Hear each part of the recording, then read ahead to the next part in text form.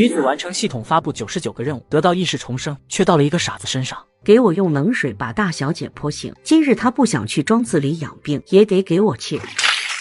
死丫头，眼神怎么这般恐怖？难道不傻了？死丫头，你敢抓我头发，反了你！救命！看到刘婉狼狈的模样，苏瑶露出满意的微笑。快扶夫人回去，给夫人找大夫。小院子一安静，苏瑶开始理自己的思绪。这里是大宋国，原主是丞相府一个刚失去母亲不久的痴傻嫡女，年方11，而方才被我收拾了的人是丞相府那刚被抬为妻子的妾室刘婉。刘婉来找原主的原因，是因为原主自小和二皇子有婚约，她想趁着丞相不在府里，将原主赶到乡下的庄子里，然后让他悄然消失，最后让自己的女儿苏玉茹顶替原主与二皇子结亲。他闭上眼睛，看到脑海里那个陪自己闯过99个世界的物资空间还在，嘴角微微上扬。呵呵，想要把我赶去庄子里，可以是可以，不过府里财物我都得带着，宠妾灭妻的渣爹还有贱妾，锁死。祝你们久久。约莫1个时辰后，刘婉带着女儿苏玉茹和一大帮人折返回来。丑八怪，你敢把我娘往水里扔？玉茹，你往后些，这丫怕是岳家疯了。娘，我看这丫头不是岳家疯了，是之前都在装疯卖傻。小贱蹄子，我劝你最好乖乖去庄子里再作妖，我让人把你扒光丢进乞丐窝。嘴巴不干净，我来帮你洗洗。玉茹，贱蹄子，你快放开我女儿！不就是想要把我赶出家门，让我去庄子里自生自灭吗？我去。苏瑶，你不傻了吗？备马车吧。刘婉看苏瑶真的上了马车，顿时松了口气。张嬷嬷，你安排的人呢？可跟着了？夫人放心，已经跟着了。这王婆子只要给她钱，她肯定帮我们死死盯着那丫头。您放心，保证她出不了庄子半步。苏瑶上了马车，看到马车里有个婆子，也没在意。苏瑶掀开车帘，看着珠光宝气的刘婉，意味深长的笑。刘婉看到苏瑶的笑，狠狠打了个寒战。这贱丫头，难不成被鬼上身了？眼神恐怖不说，还不傻了？夫人不必忧心，她不傻了又如何？仍旧翻不了身。你说的对，从此以后相府就只有玉茹一位嫡小姐，二皇子的婚事也只能是玉茹的。大小姐，老奴劝您还是好好跟我去庄子里，去了庄子您好好待着，我保准饿不着您。您要是乱跑，让老奴不好交差，我可是会对您不客气。哦，你怎么个不客气？说话竟然如此清晰明朗，根本不似一个傻子。你给我吃了什么？是中丸，若是奴才不听主子的话，或是背叛主子，便会七窍流血而亡。你想糊弄我，老婆子我才不上当。是不是糊弄你？你试试不就知道了。滚下去，你太脏。马车夫看到婆子摔了，连忙停下马车去扶人。王婆子，你这是怎么了？王婆子从地上爬起来，她怒气冲冲，想要去跟苏瑶理论一番。她突然就感觉胸口传来一阵剧痛。现在可是知道痛了，方才我都让你听话了，你把这个给他吃下去。药一下肚，那钻心的疼痛立马减少了些许。王婆子这下知道苏瑶不好惹，意识到自己的小命捏在苏瑶手里，不敢再放肆。大小姐，老奴知道错了，求您放老奴一马，往后我愿当牛做马服侍您。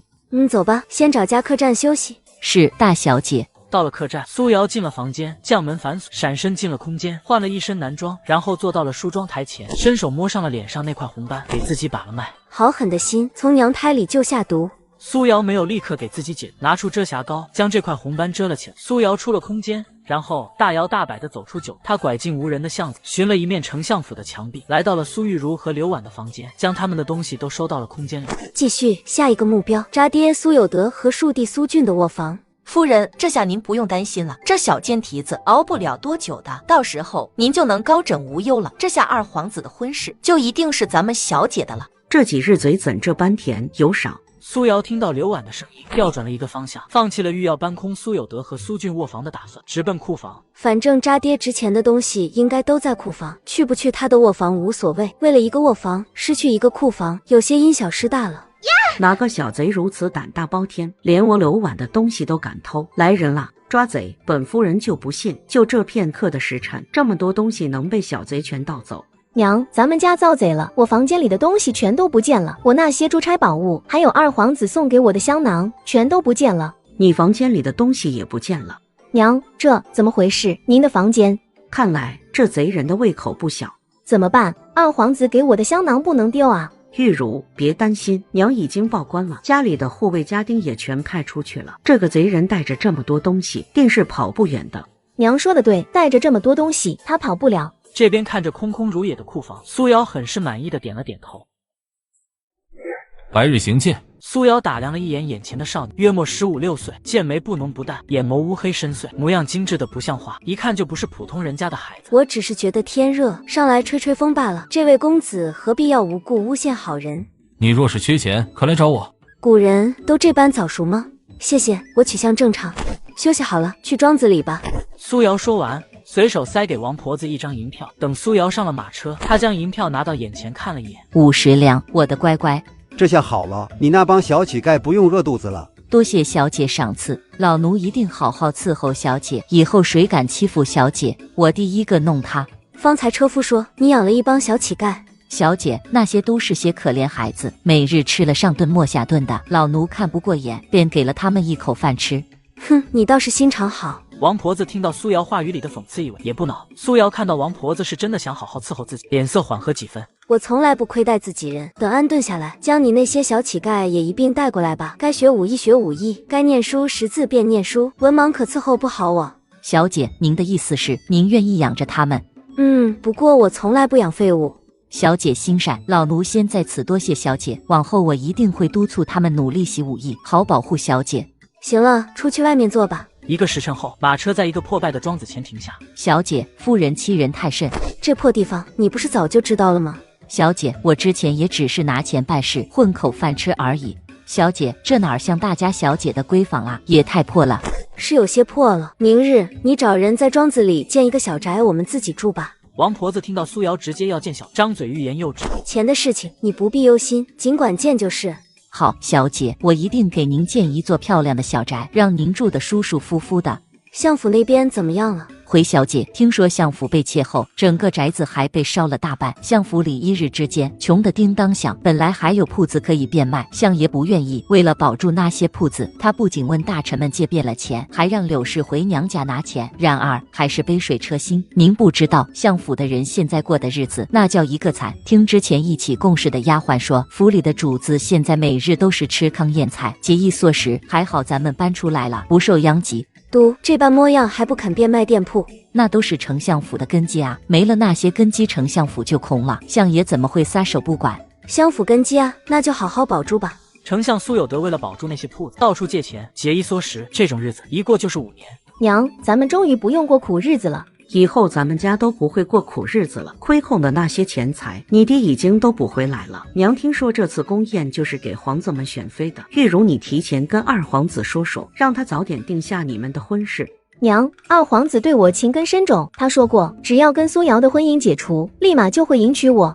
这些年忙，我倒是无暇顾及那死丫头。张嬷嬷，你去庄子里看看那丫头死了没有，没死找回来。娘，您找她回来做什么？傻丫头，不把她叫回来，如何能让她快点跟二皇子退婚？你放心，我不会让她自在几日，到时候带她去参加宫宴，随便设法让她殿前失仪，这婚就退成了。5年后的苏瑶已经16岁，出落得十分娇俏美艳。这日也收到了刘婉要请她回去的消息。王嬷嬷，你怎么看？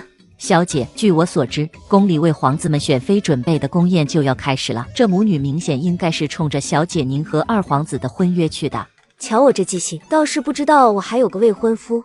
小姐，我查过了，想买咱们戏言配方的就是这皇子，这二皇子根本就是个愚蠢自大的废物，根本就配不上您。小姐，夏月说的没错，这傻帽确实配不上您。夏月，冬雪说的对，配小姐的男人自然是要这世间最好的。小姐这倾城容貌，怕是大宋第一美女，在她面前也要逊色许多啊。我们家的小姐自是最美的，不用说大宋，就是整个大陆也找不到一人容貌能有我家小姐这般倾城动人。行了，吃还堵不住你的嘴，再夸下去，你家小姐我就要觉得自己超凡脱俗了。小姐，那咱们还回京城吗？当然要去，5年了，刘婉的苦头也吃得差不多了，该给她新苦头了。我顺便也去京城见见老朋友。对了，王嬷嬷，我记得京城还有几件事没处理是吧？确实有几件事，不过就是戏言还有暗夜阁的事情，都能搪塞过去，无伤大雅。既然都要去到了，那便一起处理了吧。次日清晨，一辆奢华高调的马车缓缓往京城的方向驶去。娘，来了，是这辆破牛车吧？应该是。刘婉看到那辆破牛车，嘴角扬起的弧度越发大。母女2人来到牛车前，等着打扮寒酸苏瑶的下来。然而等了片刻，都不见有人下来。娘，怎么回事？难不成还要您请他不成？瑶儿到家了，该下车了。刘婉虽然闻着觉得恶心，但是一想到这是苏瑶牛车上散发出来的味道，她的笑容就越发的灿烂。瑶儿怎么了？快下来啊！夫人，我这是粪车，车轱辘坏了，我这才停在这儿。车夫看到这，赶紧使劲赶着粪车离开。不远处的苏瑶将这一幕都看在眼里。小姐，咱们现在过去吗？过去吧。苏瑶戴上面纱，遮住脸上提前画好的斑块。不知这位姑娘是哪家小姐？你家的。姑娘说笑了，我丞相府只有一个女儿，便是玉茹。夫人怕不是记错了，府里明明有2位小姐。张某某，这不是那个王婆子吗？夫人，她就是王婆子。奇怪，王婆子不是被您派去看着那小贱蹄子吗？怎么，你凭什么动手打我？侮辱我们家小姐，该打。你是苏瑶？呵呵，玉茹妹妹，好久不见啊！你怎么变得这般清瘦？怎么相府竟这般穷？狄小姐都送出去了，就剩你一个庶出的小姐，这都养不起。路上都是来来往往的百姓，刘婉怕女儿口不择言，赶紧拉住她。我当是哪家的小姐呢？原来是瑶儿回来了。你这从哪儿借来的马车？得赶紧还给人家才是。我没坐方才的牛车回来，倒是让你们失望了。他说着，不再理会两如正主一般，让夏月扶着自己往府里走。贱蹄子，不过坐了一辆借来的马车回来，还真当你是什么高贵人物了。娘，这丫头一来就打您的人，真是越发猖狂了。您就任由她骑在您的头上作威作福。傻丫头，跟她生什么气？若是在其他地方也就算了，进了咱们相府，还不是任由我们搓圆搓扁？娘，您可有好办法？这还不好办，待会你就看娘怎么安排。刘管家，我唤你过来是想问问你，府里哪儿比较宽松，找个院子给瑶儿住，要雅致些的。回夫人，东边的府月阁正空着呢，院子大，环境也较为雅致。哦，府月阁空着呢，那正好，瑶儿你回来的正是时候。苏瑶看着刘婉那不怀好意的笑容，挑了挑眉，她侧头看向冬雪。小姐，府月阁环境确实雅致，但是那里面死过好几个姨娘，晦气。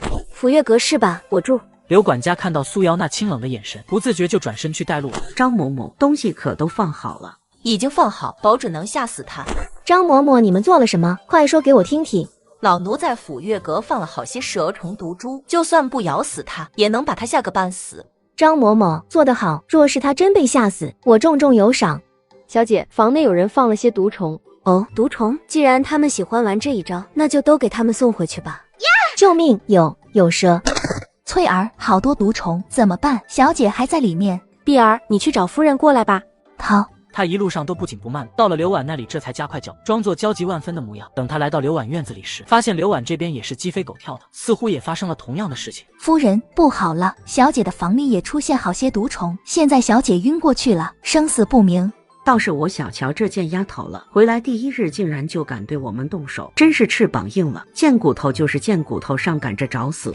张某某，你赶紧拿钱去请大夫。夫人，方才小姐房里出现好些毒虫，虽然奴婢奋力驱赶，但还是让小姐被毒蛇咬了，请您责罚。小姐被蛇咬了，你可帮她吸过毒了？翠儿听到刘婉的话，心里咯噔一声，她想了想，用力在嘴里吸着牙龈。奴婢已经帮小姐吸过毒了。刘婉看到翠儿嘴角的血迹，松了口气。翠儿，你做得好，以后我让玉茹好好待你。夫人，能否看一看这咬人之蛇在哪儿？是被银环蛇咬的。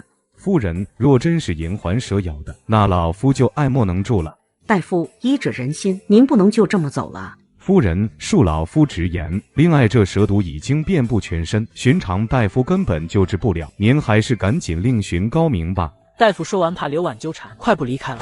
快进宫寻相爷，请个太医回来，再派人去一心阁求药。对，去一心阁求药，一心阁的药一旦愿意卖，就一定能将人治好。快去。小姐，您不知道，苏玉茹那2个丫鬟没一个向着她的，她晕在地上了，直接拖着她的脚把她拽出去，那脑袋估摸着都磕肿了。苏玉茹这丫头自小人前人后2个模样，人前温柔乖巧，人后暴虐狂躁，估计那2个丫头服侍她没少吃苦。是吃了不少苦，我瞧见了，那丫鬟手上都是青紫色的痕迹，肯定没少挨打。对了，小姐，那刘婉现在不仅派人进宫找太医了，还说要去咱们一心阁求药。哦，那就好玩了。苏瑶勾了勾唇，转头示意冬雪。冬雪会意，快步走出去。小姐，冬雪这是要去哪儿？有人求药，冬雪自然是要去派药了。啊，真要给他们药啊？不仅要给，还要给药效最好的。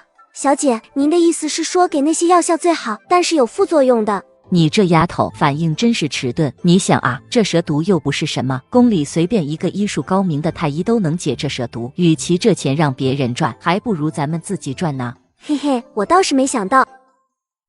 夫人，一心阁有药，但是他们开价1万两白银。什么1万两？他们想钱想疯了。账面上就剩下1万两，真有些怀疑这一心阁的人是不是故意的。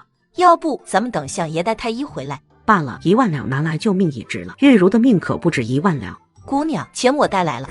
这药能救命，但是要少吃些，有点儿副作用。张嬷嬷只听到了能救命3个字，她接过药就风风火火转身往回赶。冬雪看张嬷嬷根本没听清，对着翠儿比了个虚的手势。姑娘，这是什么意思呢？让我不要说什么，不要说副作用吗？醒了醒了，小姐醒了。谁放屁？味道这么臭？是小姐身上散发出来的味道。众人闻言齐齐看向苏玉茹，苏玉茹看着众人赤裸裸的眼神，恼羞成怒。看着我做什么？都滚出去！娘，我这是怎么回事？我怎么总是控制不住我自己？玉茹，你别担心，解药已经给你吃过了，兴许是身体在排毒呢。张嬷嬷看了眼手里的盒子，突然想起自己刚才从一心阁离开时好像听到了什么话，她转头看向翠儿。翠儿，你可记得临走前一心阁那姑娘说的什么话吗？奴婢只依稀记得是说什么副作用。对，就是副作用，吃多了有副作用。瞧我这记性。张嬷嬷想到是自己疏忽导致了苏玉茹的副作用，咽了咽口水。这时候苏有德领着太医急匆匆赶回来。爹，您终于回来了，您再不回来，女儿就要被欺负死了。谁敢欺负我乖女儿？我扒了她的皮。还不是你让我接回来的那丫头，我好心好意给她安排了个雅致的院子住，不知道她从哪儿听说那院子死过人，竟然弄了些好些毒虫来报复我们。怎么可能？那丫头脑子本就不清晰，怎么可能还会害你们？怎么不可能？她小时候的痴傻都是装出来的。太医两耳不闻窗外事，默默地给苏玉茹把脉。苏丞相，从您女儿脉象看，她已经无事了。无事就好，真是劳烦李太医走这一趟了。太医，我想问问，我为何会一直出虚宫？方才苏小姐可是吃了一心阁的解毒丸了？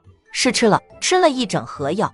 怪不得一心阁药效好的药一般都有副作用，苏小姐这是吃药后的副作用。太医，求您帮我去掉这副作用。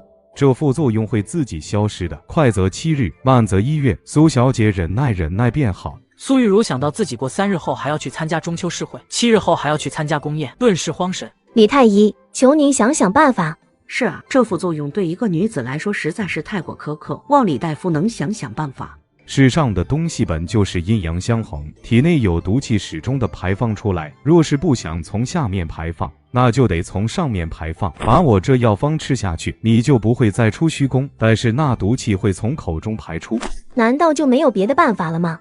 恕老夫医术浅薄，只能想到这个办法，时候不早了，告辞。李太医说完就往外走。李太医听到哭声，忙加快了脚步。爹，您快给我做主，那贱人把我害成这样，我要她不得好死。玉茹，那是你姐姐。爹爹，女儿知道那是姐姐，女儿只是差点被大姐害死，一时间气不过，口不择言而已。苏有德看到女儿又恢复往日温柔知性的模样，声音缓和几分。玉茹，你是爹爹最疼爱的女儿，任何人都不能伤害你半分。今日夜深了，你身体又尚未痊愈，先好好休息。你放心，明日爹一定会给你讨个公道。谢谢爹爹。夏月，小姐可歇下了。小姐现在已经歇下了，她让我把这封信给你。怎么样？那苏玉茹把咱们的药吃了没？吃了。既然小姐歇下，那便明日再说吧。速将这封信送进宫给那位。是。逆女，还不快给我滚出来！苏丞相莫不是瞎了不成？小姐就在您跟前站着呢。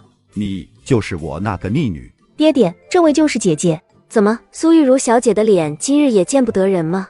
苏瑶，你到底有没有把我这个爹放在眼里？当然没有，好歹也是亲爹，那自然是要放在心里的。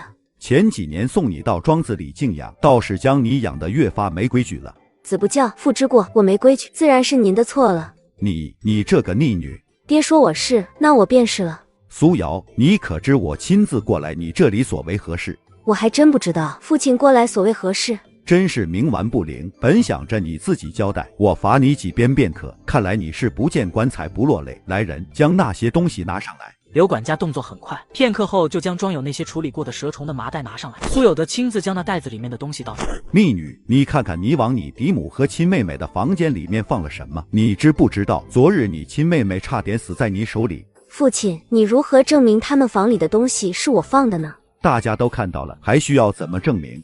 苏瑶给冬雪使了个眼色，冬雪会意，快步走了出去。没一会，他就拎着一个浑身邋遢的中年男人回来。爹，你想知道怎么回事？问问这位养蛇人就知道了。是要你自己说，还是我请你说？我自己说，我自己说。中年在屋子里扫视一圈，视线最终落到用衣袖捂着脸的张嬷嬷身上。张嬷嬷，这些蛇虫都是你从我这儿买的，还让我放到大小姐的屋子里，您来解释解释吧。你如何证明是张嬷嬷买的蛇？若是证明不了，杀人未遂的就是你呢。张嬷嬷买完我的蛇后，又在药铺买了雄黄，那伙计刚好是我隔壁家的，您若是不信，可以找他来。你胡说，这蛇明明就是这贱人买回来放在我们房里的，他想要我们被蛇咬死。妹妹这般着急跳出来做什么？雄黄这东西味道刺鼻得很，爹若是想知道是谁买的蛇，去查查是谁在院子里撒了雄黄就知道了。爹，您别听这个贱人胡说，他放蛇咬我们就算了，还想陷害我们。苏有德没有说话，黑着脸深深看了一眼苏玉茹。他招来刘管家，让刘管家去个院查看。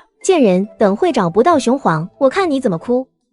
老爷，我在夫人和二小姐的院子里找到了雄黄。刘管家，你说清楚，这是在瑶儿院子里找到的吧？是在夫人和二小姐的院子里发现的。听清楚了吗？在妹妹的院子发现的呢。苏玉茹看到苏瑶眼里的戏谑，气得牙齿都差点咬碎。苏有德听到刘管家的话，失望地看了一眼刘婉。我倒是不知，我这内宅竟是这般乌烟瘴气。爹爹，不是这样的，您听女儿解释，肯定是这贱人提前找人将这东西放在了我们院子里。对，就是这样。刘婉，你教出来的好女儿。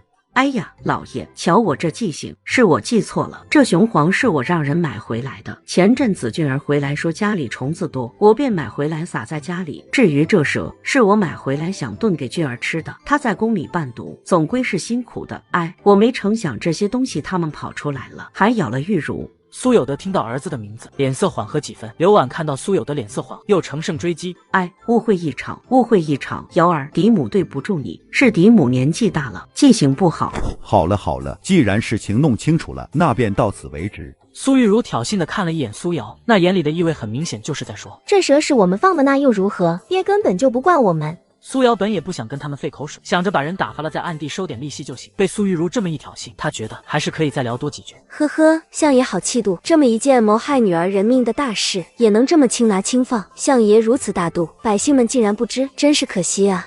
左右你也没被些东西伤着，嚷嚷什么？被咬的人是玉茹，我知道你受惊了。这样吧，我让库房给你拿些补药，你压压惊。哦，原来谋害人命之后，随便拿点补药补偿便可。那相爷，我把这补药给您，然后把您那娇艳欲滴的二女儿杀了，可以吗？放肆！苏瑶，那是你亲妹妹。怎么，我就不是她的亲姐姐了？罢了，说到底是我管教不严。说吧，你到底想如何？昨日房里出现这些蛇虫，我2个丫鬟都下病了，我的心灵也受到了创伤。我要去一心阁买药吃，给我赔1万两吧。1万两？你想钱想疯了？1万两？你可知道1万两是多少？婉儿，给他支1000两吧。残害嫡女呢？这个消息卖到茶楼，应该能卖不少钱吧？这件事宣扬出去，那些跟我敌对的大臣肯定会煽风点火，到时候我肯定会落得个宠妾灭妻的名头。若是真有了这个名头，丞相的位置肯定是到头了。婉儿，给他。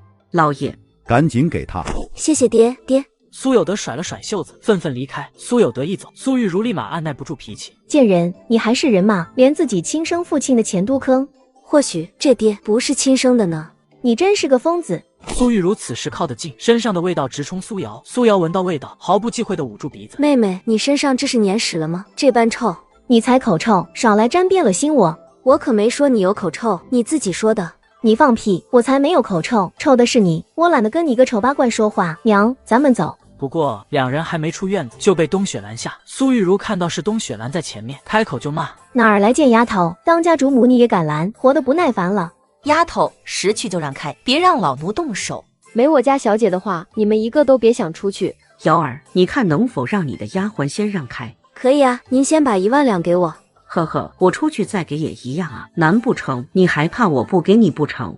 当然怕呀，那可是1万两白银，我怎么知道您会不会受不了诱惑，自己把这钱吞了？张嬷嬷，去拿我的钥匙到库房取钱。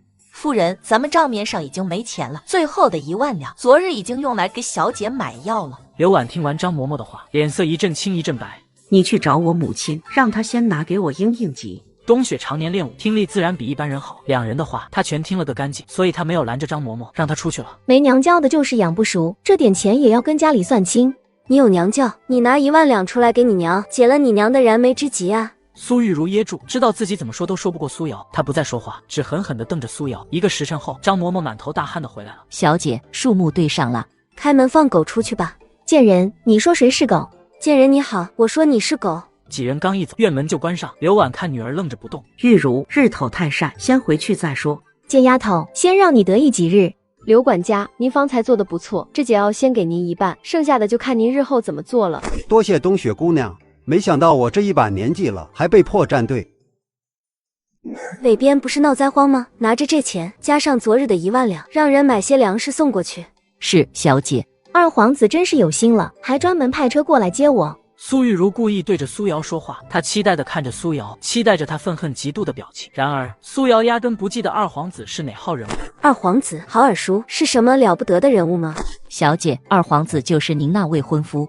哦，就是那个跟我要制作戏眼法子的蠢材啊。对，就是他。本来我还觉得中秋诗会无趣，他们也在，那就好玩了。姐姐，真的是你啊！我记得你没上过私塾吧？这里是中秋诗会，你一个没上过私塾的人来这里做什么？虽然你是我姐姐，可是这儿是中秋诗会啊，可不是什么阿猫阿狗都能掺和的。看门的侍卫听到苏瑶没上过私塾，脸沉了下来。姑娘，这儿不是玩闹的地方，请回。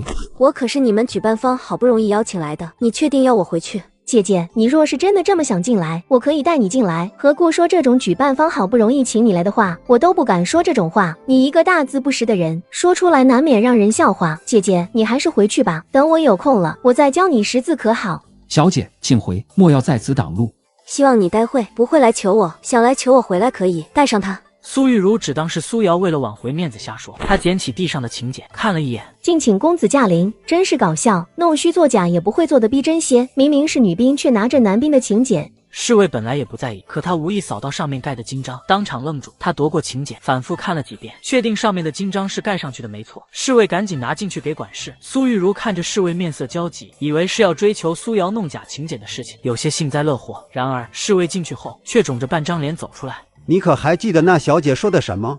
那小姐说了，要她回来，还得带上她。丞相府的二小姐是吧？方才您散播了不良言论，导致我们一位重要的客人生气走掉了。你若是还想参加这中秋诗会，还请随我一道过去将人请回来。你是说要我去请苏瑶回来？二小姐若是不想参加诗会，就请回吧。苏玉如听到管事的威胁，四处搜寻起二皇子的身影，可惜找了许久都找不见二皇子。小姐，你考虑的如何？是要随我跟那位姑娘道歉，继续留在这，还是你自行离开？我去，我跟你去道歉。姑娘请留步。哦，这位管事也是来驱赶我的。在下不敢，我是来请姑娘回去的。方才手里的侍卫和今日的客人有眼不识泰山，将姑娘拦在了门外，我特地带他们来给您道歉。哦，原来是这样啊。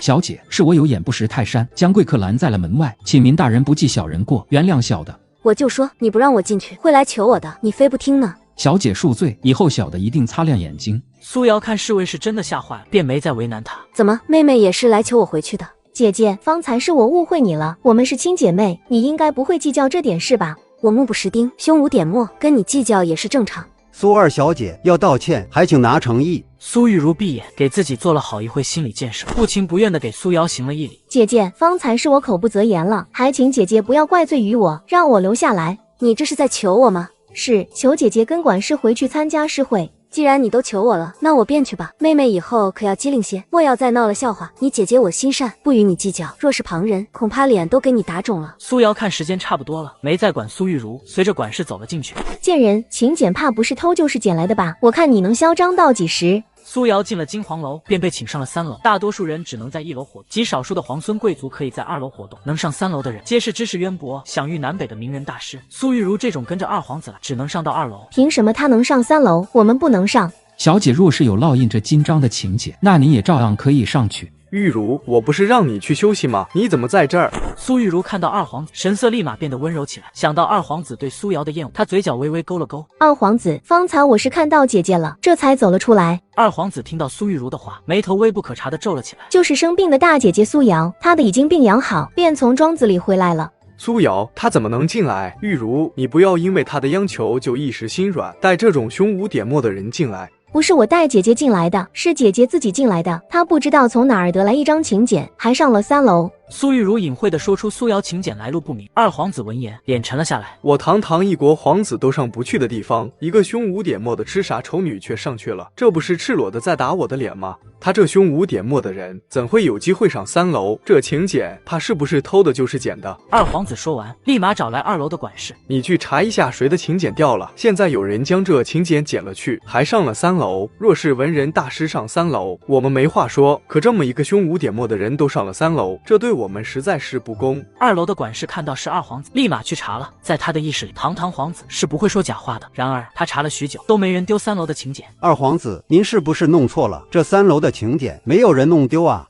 我不可能弄错，人已经混进3楼了，你上去查吧。二皇子神色坚定，2楼的管事犹豫了一下，还是上3楼去排查了。片刻后，2楼管事和方才那个侍卫一样，捂着肿起的半边脸，气呼呼地走了下来。二皇子，3楼根本没人拿了别人的请柬，请您以后莫要乱说了，白白被责罚。2楼管事不再跟二皇子纠缠下去，捂着脸委屈巴巴地走开。怎么可能？难道苏瑶的才华已经高到这种程度了？怎么可能？自小我记忆里姐姐就不具私塾，只请了个女夫子教她识字。去庄子敬仰的时候，她女戒上面的字还未识清呢。姐姐一定是用了其他办法上3楼。对了，方才我看到她身旁有个伯伯，是不是那伯伯带她上去的呢？真是恶心！为了来参加诗会，竟然这种办法都用了。苏玉如听到二皇子的话，嘴角悄悄上扬起来。苏瑶听说二皇子宋泽宇出现了，出了3楼走廊，就是跟苏玉如站在一起的那个呆瓜吗？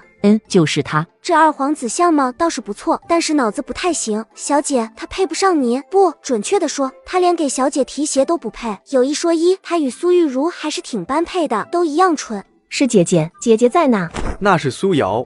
是姐姐，姐姐脸上的红斑遍布整张脸，所以她就整日戴着面纱，很好辨认。二皇子想起小时苏瑶那张满是红斑的脸，刚升起的几分好感顿时荡然无存。玉如，不管他了，诗会马上开始，我们下去看看。玉柔，你怎么也来了？我听说墨兰公子也来了，便过来看看。你是说那位3年未参加过中秋诗会的大宋第1画师墨兰公子？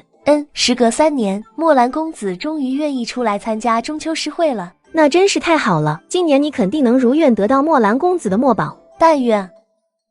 小姐，您干脆恢复女儿身算了，这般使劲裹胸，若是发育不良了，可如何是好？不可，若是被人知道是女儿身，这话便断然卖不得这般高价了。苏瑶深知女粉丝有多疯狂，为了求自己的画，无数世家贵族的小姐一掷千金。苏瑶为了营造自己清高的人设，3年来一张画都没卖过，都是以募捐的方式将自己的画放到拍卖，然后把这些钱拿去赈灾。也正因为如此，她的画和她的品格都被世人大肆颂扬。那小姐，咱们今晚的画还是募捐出去吗？不，今晚的画价高者的。玉如，你真是藏得好深啊！我只知你在诗词歌赋上颇有见得，却不曾想你在作画方面的造诣竟然高得惊人。他这破烂画怎可跟墨兰一比？墨兰的山水画乃千古绝差，他的只能算是幼儿小曲。众人听到这嘲讽的语气，齐齐循声望去。荣世子说的不无道理，玉如的山水画是不错，但是比起墨兰的还是稚嫩了些。我也觉得我的画与墨兰大师的画比不得。墨兰大师虽然才16岁，但是在作画方面的造诣却是无人能及的。可惜墨兰大师是个不入凡尘的冷谪仙，若是他愿意与我们相交就好了，我们也能得到墨兰大师的指点，学到1、2。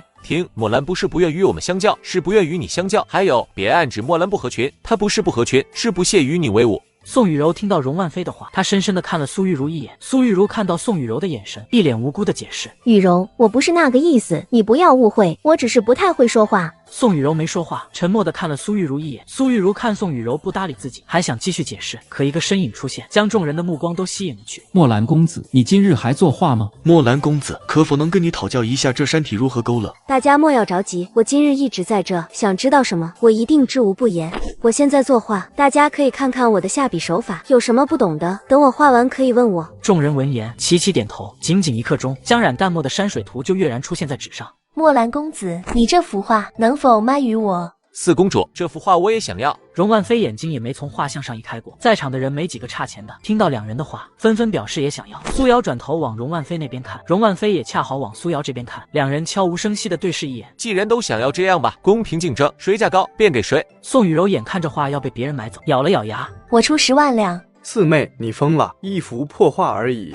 二皇哥，你说话注意些，这不是破画。你想过没有，若是父皇知晓你花10万两买了个破画，会如何？你若是寻常人家的女儿就罢了，你可是一国公主。罢了，我不买了。宋雨柔恋恋不舍地将视线从画像上一看，苏瑶看到宋雨柔眼里的不舍，知晓她是真心喜欢自己的画，多看了她一眼。最终，画被一个老者以10万两白银的价格买下。宋雨柔看着画被老者拿走，难受极了。雨柔，一幅破画而已，你别太伤心了。你懂什么？玉茹，不用理会他，我们去别的地方看看。两人并肩回了金黄楼。这一次，两人去了诗词歌赋那边。在诗词歌赋这边，苏玉茹不仅将先前在作画那边丢的面子找了回，还让二皇子又一次刮目相看。他不禁有些得意。离开的时候，苏玉茹脸上仍旧挂着意气风发的笑容。姐姐，方才我在作画和写诗词歌赋那边一直没见到你，你去哪儿了？哦，我一直在3楼喝茶。姐姐好清闲，竟然一直在喝茶。我方才又是作画又是写诗，累得晕头转向。那你很棒棒。苏玉茹看苏瑶毫不在意，咬了咬唇角。姐姐这是打算回去了吗？不回去，在这陪你们赏月吗？不是，我的意思说姐姐可以不回去那么早，这诗会的能人这般多，多认识几个，兴许有人认识那个一心阁的莫神医，能帮你引荐引荐。毕竟姐姐脸上的红斑，或许只有那莫神医才能治了。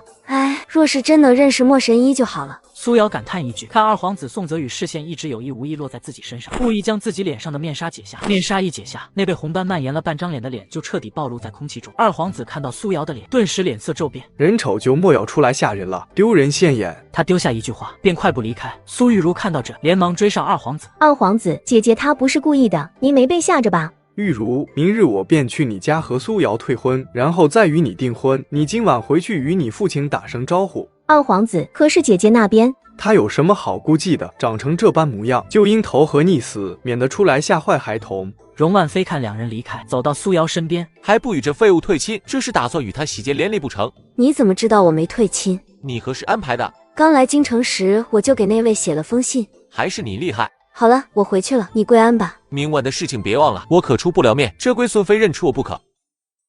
我们家小姐还在休息，有什么事等我家小姐醒了再说。冬雪姑娘是吧？二皇子就在前厅等着，麻烦你进去通报一声。冬雪纹丝不动，全当没听到张嬷嬷的话。张嬷嬷见状，只能回去复命。老爷，小姐还在休息，她的丫鬟拦在院门口，我们进不去。逆女难道还想要我亲自请她不成？老爷息怒，瑶儿可能是昨日睡得晚了一些，让妾身过去看看。坐在主位上的二皇子听到刘婉想起昨日苏玉茹说苏瑶跟着一个中年男人上了3楼，顿时想歪。良家女子怎会晚睡？莫非她昨日做了什么见不得人的事情？二皇子，姐姐不是那样的人，她不会做出那种事情的。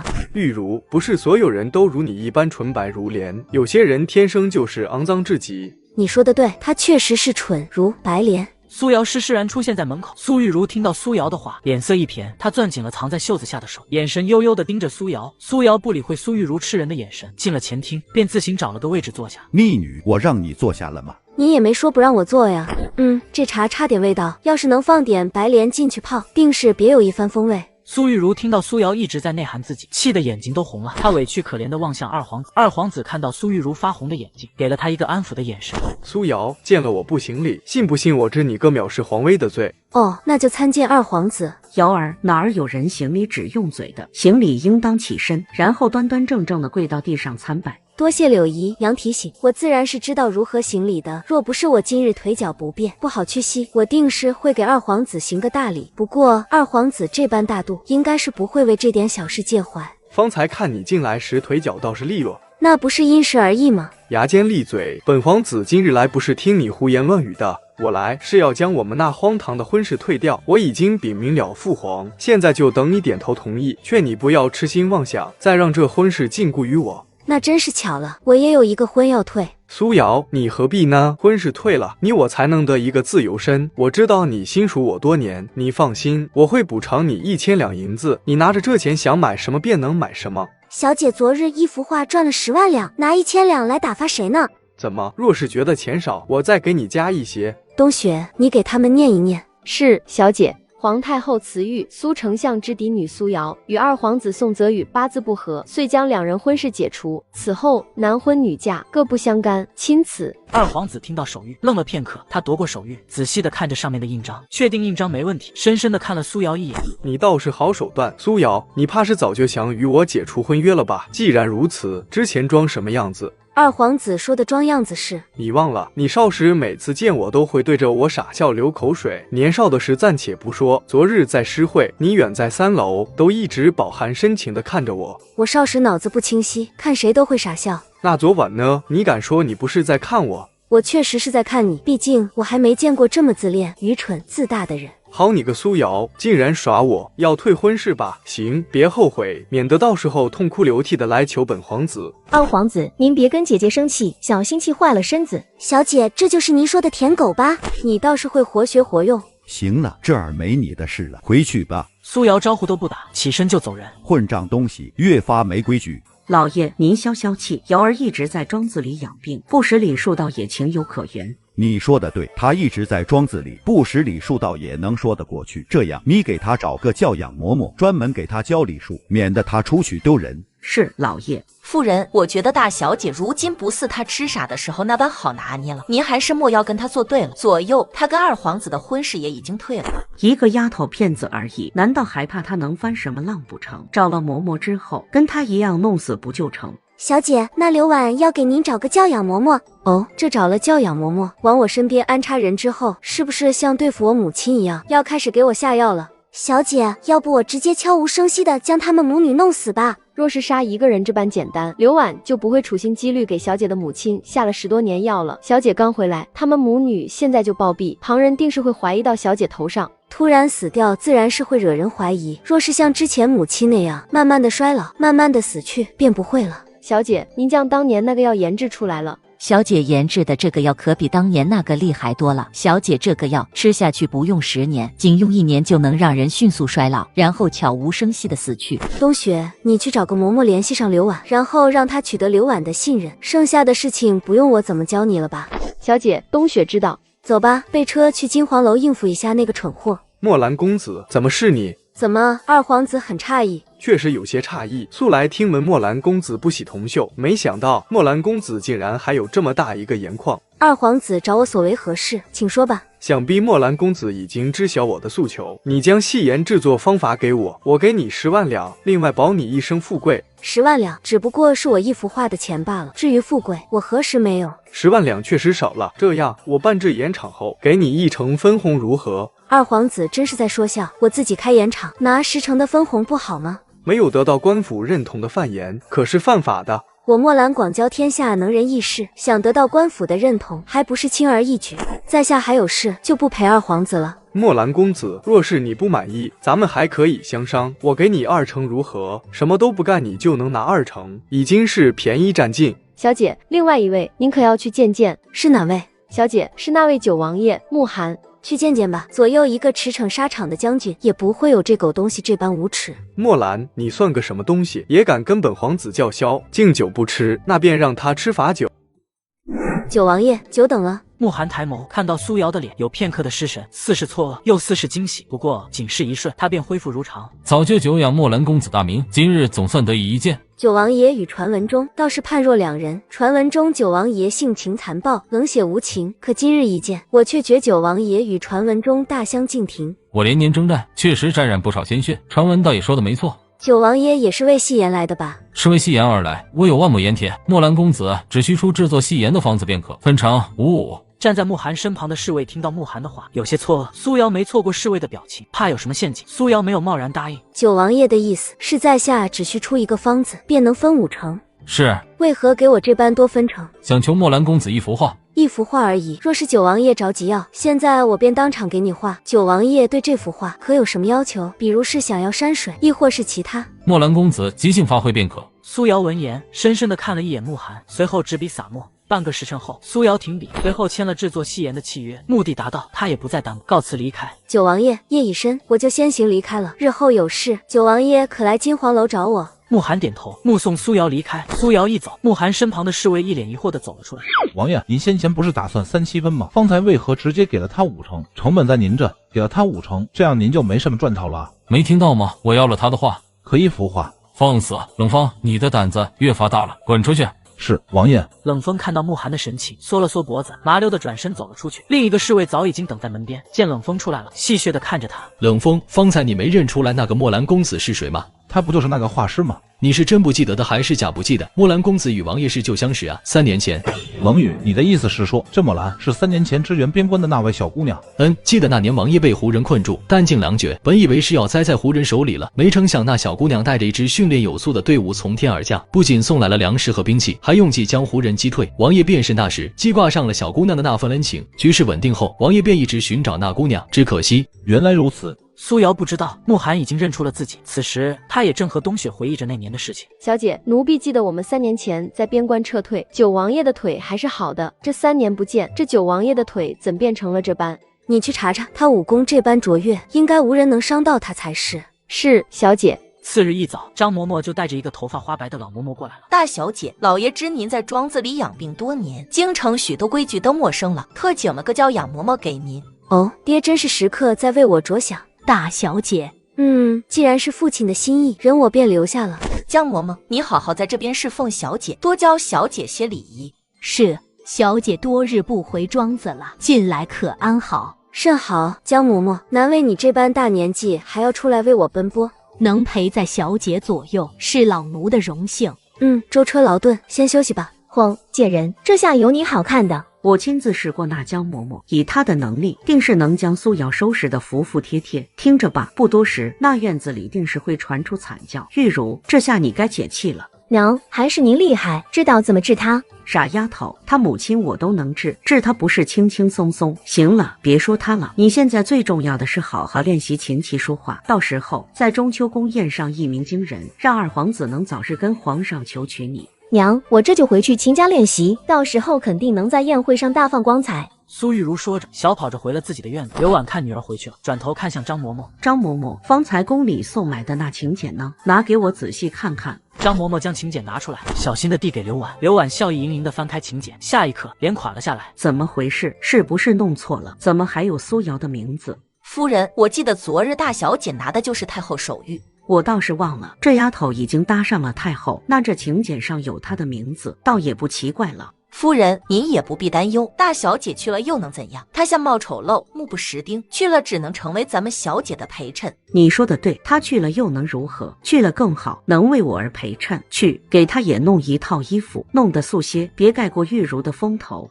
老奴晓得。小姐，查清楚了，九王爷的腿就是3年前伤的，至于是不是真的伤了，就不得而知。九王爷和皇上虽是亲兄弟，但毕竟不是一母同胞，应是皇上忌惮了。皇上这般，多少有些忘恩负义了。九王爷这些年为了大宋一直征战九州，皇上却……自古帝王多猜忌，九王爷一代战神，如今要装瘸隐忍，属实委屈。不过这也别无他法，帝王多疑，总不能直接更朝换代。皇上如今年纪也大了，听说正准备立太子，若是立的太子人善，那九王爷便不用这般委屈了。现在有几位年纪适宜的皇子？回小姐，现在年纪适宜的有大皇子宋泽明、二皇子宋泽宇、三皇子宋泽轩。大皇子宋泽明看着恪守本分，不争不抢，实则背的已经在拉帮结派。二皇子就不用说了，野心极大。三皇子一心云游四海，倒是对皇位无感。对了，小姐，二皇子还给咱曼叶阁递拜帖，应是想拉拢我们，您看该如何？谁都能坐这个位置，唯独这个二皇子不行。奴婢明白了。宫宴这天，苏瑶刚出院子，就碰到意气风发走过来的母女。姐姐，你怎么不穿娘给你准备的那件衣服？你们拿来的这衣服布料如此之差，狗都不穿。贱婢，这里轮得到你说话吗？这里是我的地盘，她是我的侍女，自然轮得到她说话。倒是你来这里乱费什么？贱人，我娘好心好意给你做了衣裳，你不穿就算了，还侮辱我们。行了，这里没别人，别装了，你们存着什么心思自己知道。苏瑶没了耐心，直接转身离开。娘，你看他。玉茹别生气，今日最重要的参加宴会，咱们回来再收拾他。诸位才子佳人，可在这良辰美景之下，谁的诗歌画作得好？朕重重有赏，不知诸位擅长作画的画师可有作画？父皇，女儿不才，画了一幅秋水灵月图，请父皇鉴赏。皇帝看到是女儿第一个出来，笑得接过话。柔丫头这山水画进步实在是大，最近可是拜师了？女儿并没有拜师，作画水平有所长进，是因为女儿最近看了墨兰大师的画，深受启发。墨兰就是那个被众人誉为天下第一画师的那位？是他。他倒是个人才，小小年纪对作画的领悟就如此透彻，未来必定有一番成就，多跟他学学吧。他作画水平确实高。皇上，臣女这画也是看了墨兰公子的画深受启发的，还请皇上帮我看看画的如何。苏家二丫头的画画得好，朕早就有所耳闻，我自己欣赏可不行，诸位一同欣赏吧。他浅笑着等待着众人的夸奖，果然众人看到他的画，纷纷夸奖起来。姐姐，我知你自小便不喜学这些，自己想画出这种山水画有些难度，我这幅价值千金的画送你吧。谢谢你的好意，不过我不需要。姐姐，怎么了？你可是嫌弃玉茹的画？嫌弃。哦，你嫌弃玉茹的画，莫非是你的画比玉茹的好？既然如此，何不让放我们开开眼？姐姐，原来你会画画，你的画作水平一定很高吧，所以才会嫌弃我这刚入门画的画。说这么多，不就是想激我作画吗？我偏不作画。方才之所以嫌弃你的画，是因为我手里有墨兰公子的价值万金的画。姐姐，你怎么可能有墨兰公子的画？墨兰公子的一幅画10万两银子都难买，可你我1月的月银就2两银子，怎么可能买得起墨兰公子的画？你就不要逗大家笑了。想出风头也不用这样吹吧，也不看看自己是谁，墨兰公子又是谁，还敢说自己有墨兰公子的画？喜欢吹是吧？看我怎么打你的脸！姐姐，你真的有墨兰公子的画，能不能拿出来给我们看看？兴许我们大家看完墨兰公子的画，画作都会有所长进呢。苏家丫头，你若是有就拿出来给大家瞧瞧吧。这画我自是不会随身携带在身上的，还请皇上给我2颗钟，让我差人回去拿。准了。苏瑶，你若是拿不出墨兰公子的画，你就先回去吧，这儿我帮你顶着。四公主为何要这么帮我？方才你毫不隐瞒地帮我解答疑惑，我理应帮你，礼尚往来，你快走吧，一会我就说你身子不舒服，先回去了。多谢四公主的好意，但是我真的有墨兰公子的画，你想帮我的话，不如这样，帮我找个房间，然后准备些笔墨。像你画的真的十分像墨兰公子画的。苏瑶，你不会是……时间快到，先过去吧。怎么可能？他怎么可能有墨兰公子的真迹？这一定是假的。刘婉听到苏玉茹的话，伸手拉了拉她的衣袖。苏玉茹意识到自己言语过激，慌忙开口：我的意思是，墨兰公子显上有画流出，最近一幅画是在中秋诗会做的，我看过那幅画，根本不是这一幅，所以我才会怀疑这幅画是假的。这不会是有人模仿兰公子的画，从而临摹的吧？姐姐，你实话与我们说，你这画从哪儿得来的啊？苏丫头，你可方便说说，你这画是哪儿得来的？一位友人送的。苏玉茹看到苏瑶脸上的面纱，她往苏瑶的方向走了2步，然后假装崴脚，猛地扑向苏瑶，眼看就要将苏瑶的面纱扯下。冬雪却突然出现在苏瑶面前，推开苏玉茹的同时，还顺带将她的面纱扯下来。哪里这么臭啊？妹妹，是你的嘴散发出来的味道，你的嘴好臭啊！妹妹，难道你每日都不洁牙吗？你血口喷人，我才没有口臭。二皇子，你别听他胡说。哦，没有吗？那你怎么一直捂着嘴啊？大姐，你莫要胡说，玉茹只是身上背了驱蚊药，这驱蚊药沾了水，这才发臭。说话的男人伸手将苏玉茹的面纱重新系上，此人正是相府唯一的男丁，也就是苏玉茹的哥哥苏俊。哥，你回来了，让皇上和诸位贵人见笑了，舍妹有些不舒服，这就先带她离开了。皇帝看着时辰已经不早，便遣散了众人。苏瑶从宫里出来，一直觉得有什么人跟着自己。冬雪，你可看到屋檐上那抹身影了？小姐，奴婢看到了，但是这人身上并没有杀意，应是宫里的暗卫。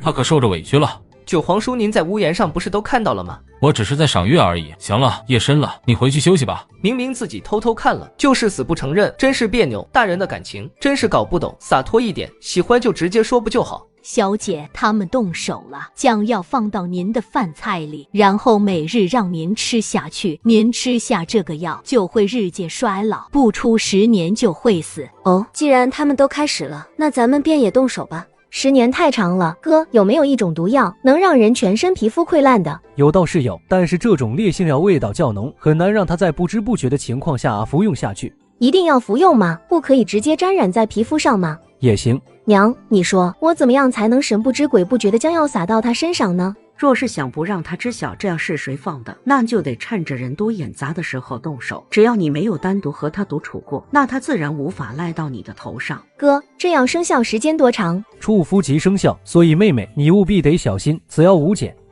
明日上书府办百花宴，邀请京城的管家小姐前去赏花，妹妹可请她一同去，届时临场发挥。可是若是他不愿意去呢？苏俊勾唇，凑到苏玉茹身旁低语几句。苏玉茹顿时眼睛亮了，嘴角慢慢上扬。姐姐，妹妹今日倒是有家教了。姐姐，先前是我多有得罪，请你看在我年纪上小的份上原谅我。哦，你是特意来跟我道歉的？姐姐，我就是来道歉的。我们是一家姐妹，亲手足，理应一致对外，怎有自己人对付自己人的道理？你说是吧？我娘只生了我一个，姐姐你就别跟我开玩笑了。无论怎么样，我们都是亲姐妹啊。以前我确实有些过分了，我跟你道歉，你原谅我吧。妹妹额头的青筋都爆出来了，是忍得多辛苦啊！行了，妹妹别装了，直接说你来找我做什么吧。姐姐，是这样的，尚书府办百花宴，我来找你是想邀你一同去参加的。哦，你凭什么觉得你邀我，我就会去？姐姐一定会去的。你跪下来求求我，我或许会去。姐姐难道就不想知道你的母亲是如何死的？姐姐若是想知道的话，那明日咱们就在尚书府见。苏玉如说完，扭着腰得意离开。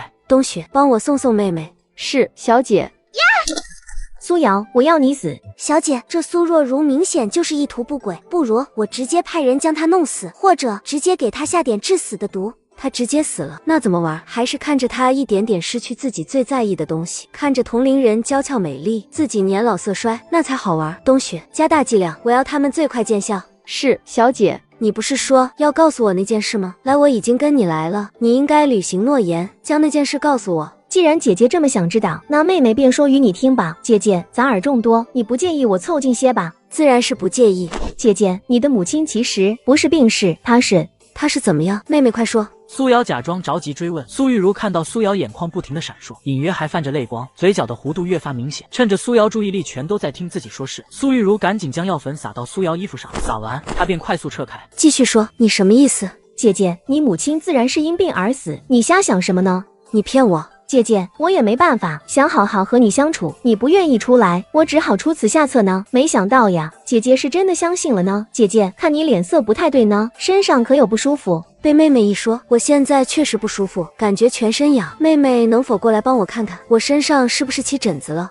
苏玉如听到苏瑶的话，心里顿时大喜。她犹豫片刻，还是决定过去看看苏瑶是不是真的中了自己。然而，她刚走2步，就感觉一阵风迎面扑来，随着风而来的还有不知名的粉末。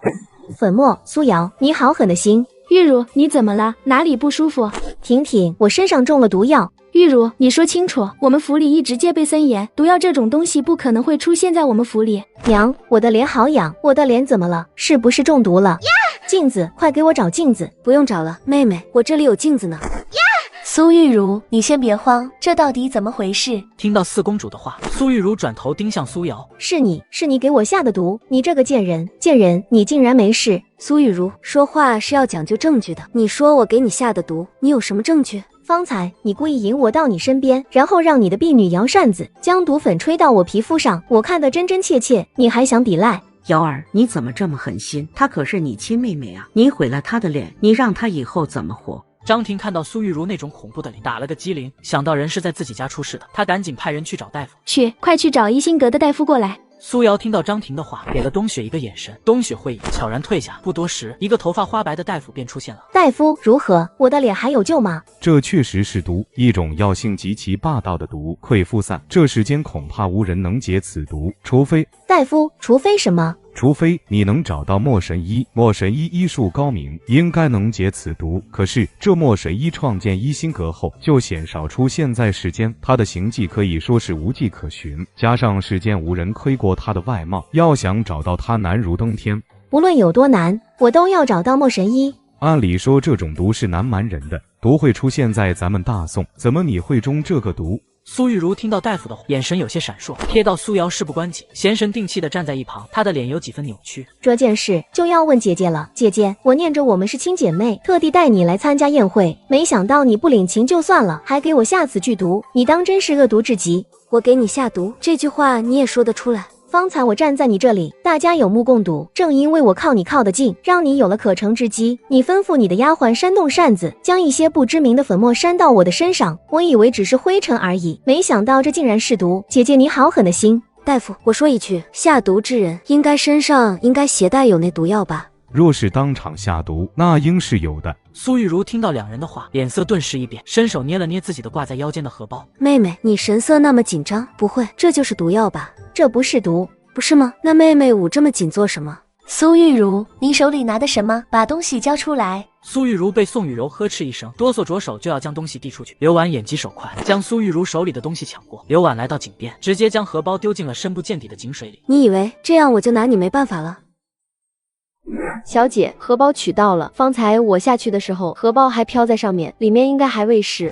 哟，这里面是一个纸包呢。纸包一打开，一团白色的粉末立马出现在下众人眼前。苏玉如猛地冲向前，用尽全力对着纸张吹了一口气，粉末如数飘到苏瑶身上。苏瑶，这次看你还能不能笑得出来。苏玉如等了片刻，看到苏瑶脸上一点变化都没有，不可置信的后退几步。不可能，你的脸怎么没有反应？哦，忘记跟妹妹说了呢，我出门时已经服下了一心阁的解毒丸，你这个毒是奈何不了我的哦。你简直阴险至极。论阴险，谁都比不过你。麻烦大夫看看这里面的粉末是何物。大夫闻言仔细检查一番，大夫眉头皱了起来。这就是纳溃夫散。不是，你胡说，你串通苏瑶想要诬陷我。若是这药是玉茹的，她怎么可能会用在自己的脸上？这药不可能是她的。对，我还没蠢到这种地步。苏瑶，明明这药是你的，我都这样了，你还要陷害我？苏瑶看到两人抵死不承认，直接转头看向张婷。张姑娘，麻烦你报官吧，让衙门来查一查。不行，不能报官。哦，为什么不能报官？刘婉看到站在女儿身旁的丫鬟翠儿，顿时计上心来。因为这药是这丫头放的。对，翠儿，你是不是见我平时看你做错事就打骂你，所以心有不甘，想要毁掉我的脸？小姐，我没有。定是你，说你从哪儿弄来的药？苏玉如指甲狠狠扎进翠儿的手臂。小姐，我没有。宋雨柔看到苏玉如竟然将锅甩给一个丫头，给自己的侍卫使了个眼色，侍卫得令，悄然出去。不多时，一队穿着官服的官差出现在尚书府。苏玉如何在？苏玉如看到官差，后退几步，转身就要跑。苏玉如跑了。我报的案，这件事就交由给你们大理寺去查了。苏瑶，让你的丫鬟留下了解案情，我们先走吧。苏瑶也不想再留下看着这对母女，便转身随宋雨柔往外走了。凭什么要了解案情也需要当事人？我姐姐是当事人，你们凭什么不抓她？没看苏姑娘被公主叫走了吗？这件案情本来你就是重大嫌疑人，只需找几个人问一下过程便可。凭什么？你们这是徇私枉法！我爹爹怎么说也是丞相，你们不能这么对我。看官差拖着自己女儿往外走，刘婉赶紧吩咐一旁的张嬷嬷：“张嬷嬷，快，你去找相爷还有大少爷。”什么？怎么被大理寺的人抓去了？张嬷嬷将事情的来龙去脉说清楚。苏俊听到自己这个蠢妹妹的所作所为，顿时气得不行。蠢货，留着把柄给人，特意找死。大少爷，现在怎么办啊？怎么办？大理寺是什么地方？通常只有重犯才会被送到那里审查，我也无能为力。老爷，现在怎么办？玉茹现在被关进大理寺了啊！怎么办？我能有什么办法？若是旁人就算了，发话的可是四公主了。爹，若不然我去找二皇子吧，只要答应以后会全力助他，我想他应该是会想办法将玉茹放出来的。如今也只能这样了。二皇子，如今只有您能救我妹妹了，请二皇子救救舍妹。若能将舍妹救下，往后我丞相府对二皇子鞠躬尽瘁，死而后已。苏俊，你我自小一同长大，你的妹妹就是我的妹妹，我自是会想尽办法救她的。苏俊不敢。哎，苏俊，你这就生分了。我与你的情分是旁人不能比的，虽说不是亲兄弟，但也胜似亲兄弟啊。二皇子有事尽管吩咐。苏俊，你武功与我不相上下，我要出去办一件事，你随我一起吧。成交。苏俊看到二皇子带着自己来到一个盐矿，有些不解。二皇子，您来这盐矿做什么？来这里拿点东西。这是那能治除夕盐的盐矿场吗？二皇子想要治夕盐的方子吗？不愧是苏丞相的儿子，脑子果然灵光。据我所知，这盐场在一个叫莫公子的商人手里，他还曾放出消息要卖这些盐方子。莫公子就是个不识抬举的家伙，既然他不吃敬酒，那便给他吃罚酒。来者何人？苏俊，这个人你可能打得过。走。小姐，那二皇子果然带人来了，并且他还带了苏俊。哦，苏俊这么快就与二皇子搅合在一起了。属下还刺了他胸口一剑，这伤没有10天半个月好不了。你做得很好，这个苏俊不用对他手下留情。小姐，这二皇子竟然想直接强制吸盐方子，真是阴险至极，可要我出手教训他？不用，你这样将这个消息透露给九王爷，若是他真有心合作，定会替咱们收拾二皇子。是，小姐。俊儿，你怎么了？怎么受伤了？我没事，娘，你去门口等着吧，一会妹妹就送回来了。刘婉有些欣喜，但是看到儿子还躺在床上，那点欣喜顿时被担忧压了下去。娘，您害怕女儿？玉茹，娘没有，你能平安回来，娘高兴还来不及，怎会怕你呢？快让娘看看伤着哪儿没有。刘婉说着，拉过苏玉茹上下检查起来，确定苏玉茹没被用刑，这才松了口气。你父亲因为你的事情到现在都没回来，你哥哥因为你。娘，大哥怎么了？俊儿他为了你去求了二皇子，出去1晚上回来就满身伤，胸口那个伤最为严重，差点就要了你哥的命。都是我不好，若不是我做事太浮躁，那贱人也不会抓到我的把柄。玉茹，这不怪你，要怪就怪那贱丫头太不识好歹。若是她好好接下这个毒，我说不准能高抬贵手放饶她一命。现在，娘，您要如何？虽然我已经让江嬷嬷给她加大了剂量，但是要她短期内死还是太过艰难，所以娘决定亲自找人动手。娘，您的意思是说找杀手？对，找暗夜阁，天下第一情报杀手组织，他们定是能将这个小贱人弄死。娘，可是女儿听说暗夜阁只杀大奸大恶之人啊。这不过是搪塞世人、好身处力士的说法罢了，我就不信有钱他们还会不给我办事。娘，您说的对，这天下还没有钱不能收买的人。眼下不是说这件事的时候，这件事我们从长计议，先回去看看你哥，然后再找大夫治好你的脸。王爷，盐场那边被二皇子的人袭了，咱们可要插手。那小丫头可有受伤？回王爷，苏瑶姑娘不在盐场，应是没有受到波及。没有受伤便好，西盐的方子已经是我们的了，他想抢我们的东西，自然要管上一管。我记得他可是有个铁矿。回王爷，二皇子的确是有个铁矿，那便把他那铁矿的位置透露给大皇子宋泽明吧，我想他一定想知道。慕寒说完，继续执笔在纸上写着什么。冷风悄悄凑近看了一眼，是一个窑字。再看，我挖了你的眼。王爷，属下先去安排了。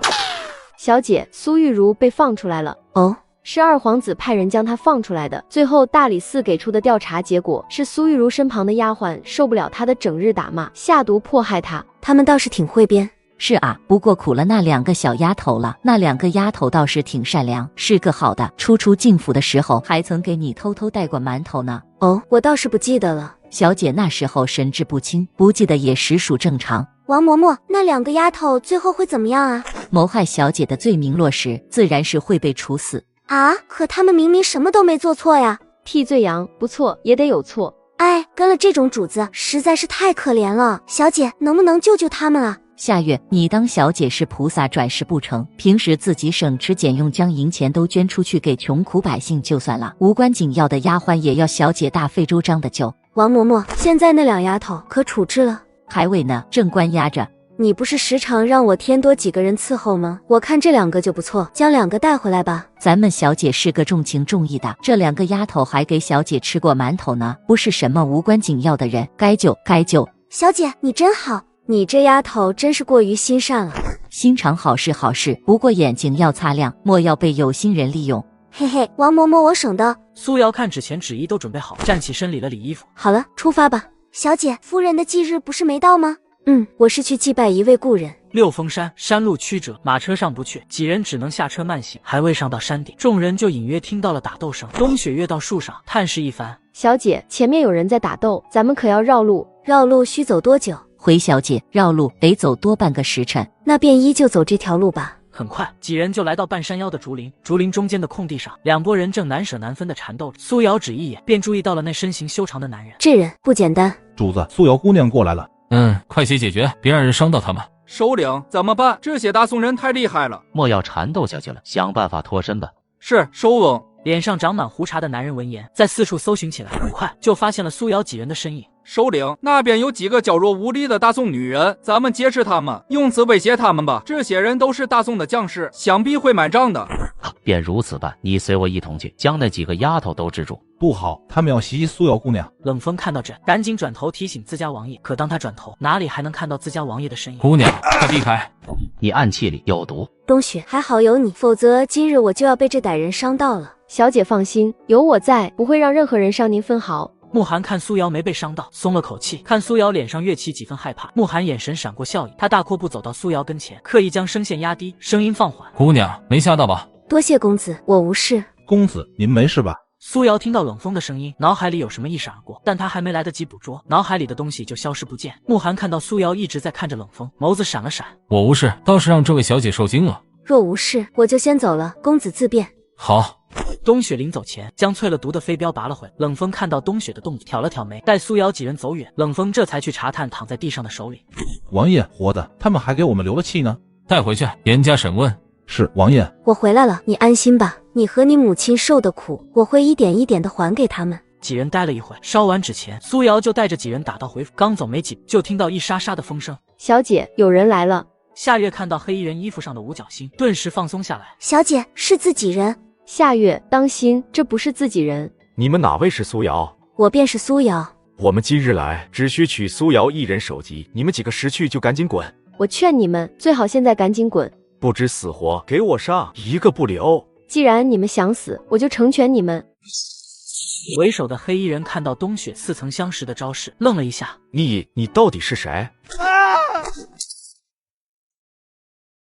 姑娘，没事吧？我没事，多谢公子了。无事，举手之劳而已。慕寒微微点了点头，理智告诉他自己该告辞离开了，可是腿却无法迈开。姑娘，可饿了？在下方才在那边烤肉，有些已经熟了，你可要过去尝尝。正好饿了，多谢公子邀请。苏瑶想多接触接触，看看能不能想起慕寒的眼睛在哪里见过，便答应了。不客气，你不觉得在下唐突便好？很快，几人就来到了慕寒所说烤肉的地。冷风看到慕寒带着苏瑶回来，愣了一下，他用询问的眼神看向慕寒，结果换来了慕寒的无情一脚。坐那边去。冷风听到自家主子冷冰冰的声音，赶紧揉着屁股挪到一边。哎，冬雪，你竟然笑了啊！冷风意识到冬雪是在笑话自己，忙板起脸，假装正经起来。主子可要我打多几只野鸡回来？慕寒轻嗯了一声，伸手烤着东西。起初苏瑶是不注意慕寒的，但夏月的眼神太过灼热，他便想伸手跟慕寒要一块肉给夏月。这一看就注意到慕寒手指上的小痣，看到痣的那一刻，苏瑶脑海里立马出现慕寒提笔作诗的画面。这个人是九王爷慕寒，慕寒是已经知道我就是墨兰，还是说他知道我就是在边带人官支援他的人？慕寒感受到苏瑶直勾勾的眼神，手里的动作有片刻的慌乱，但很快他便镇定下来。姑娘，可是有话与我说？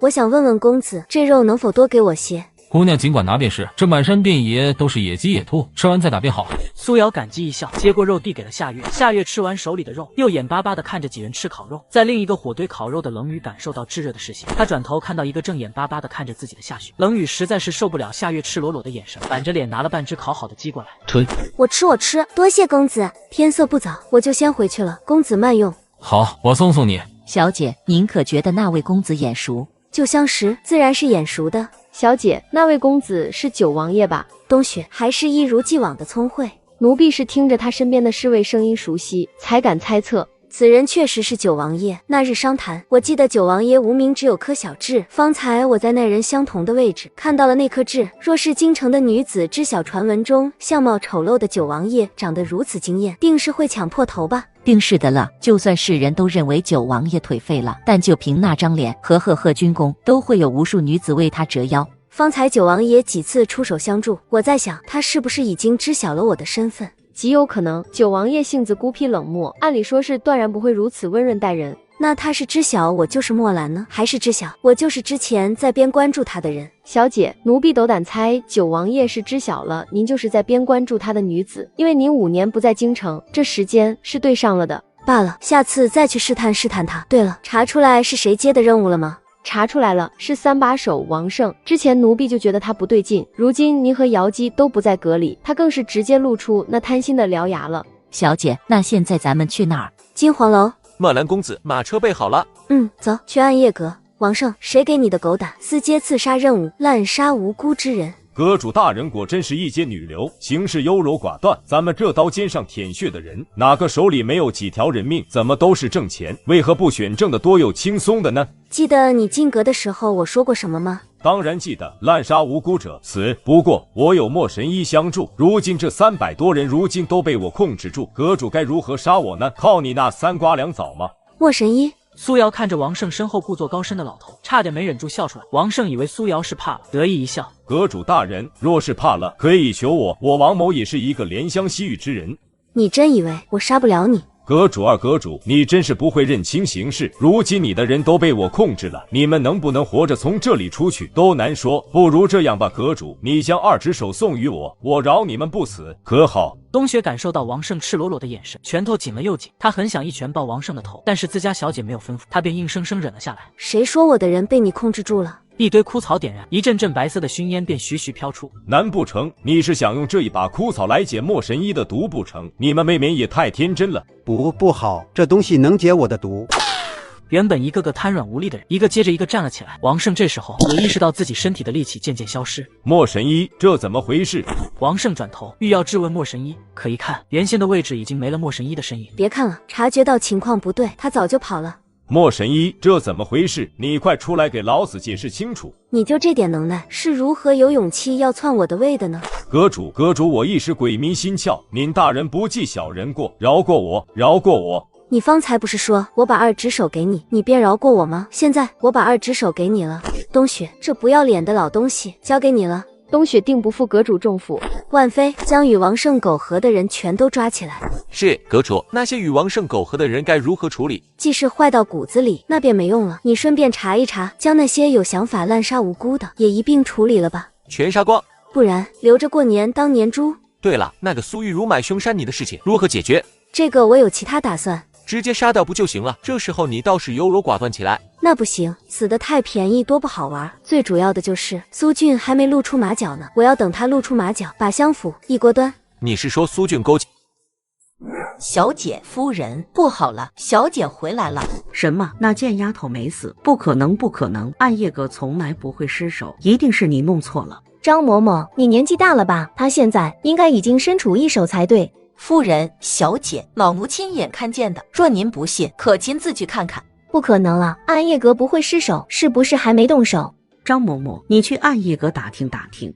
是，夫人。半个时辰后，张嬷嬷满头大汗的跑回来。夫人，不好了，那个3指手死了。死了。方才老奴去暗夜阁打听，暗夜阁的人都说这3指手突发疾病暴毙了。什么暴毙了？那我的3000两银子岂不是打水漂了？娘，这暗夜阁也太不靠谱了吧！钱拿了却不办事。对了，夫人，小姐，方才我去暗夜阁还打听到了一个消息，咱们一直想找的莫神医出现了。你说谁？小姐，我说的是莫神医，就是那个医术天下一绝，能医百骨、活死人的莫神医。真的？莫神医他在哪儿？小姐，莫神医这几日出现在了京城，咱们打听打听就知道他在哪儿了。既然如此，你快去打听，一定要将人请过来。是，夫人。张嬷嬷若是人请不回来，那你也不用回来了。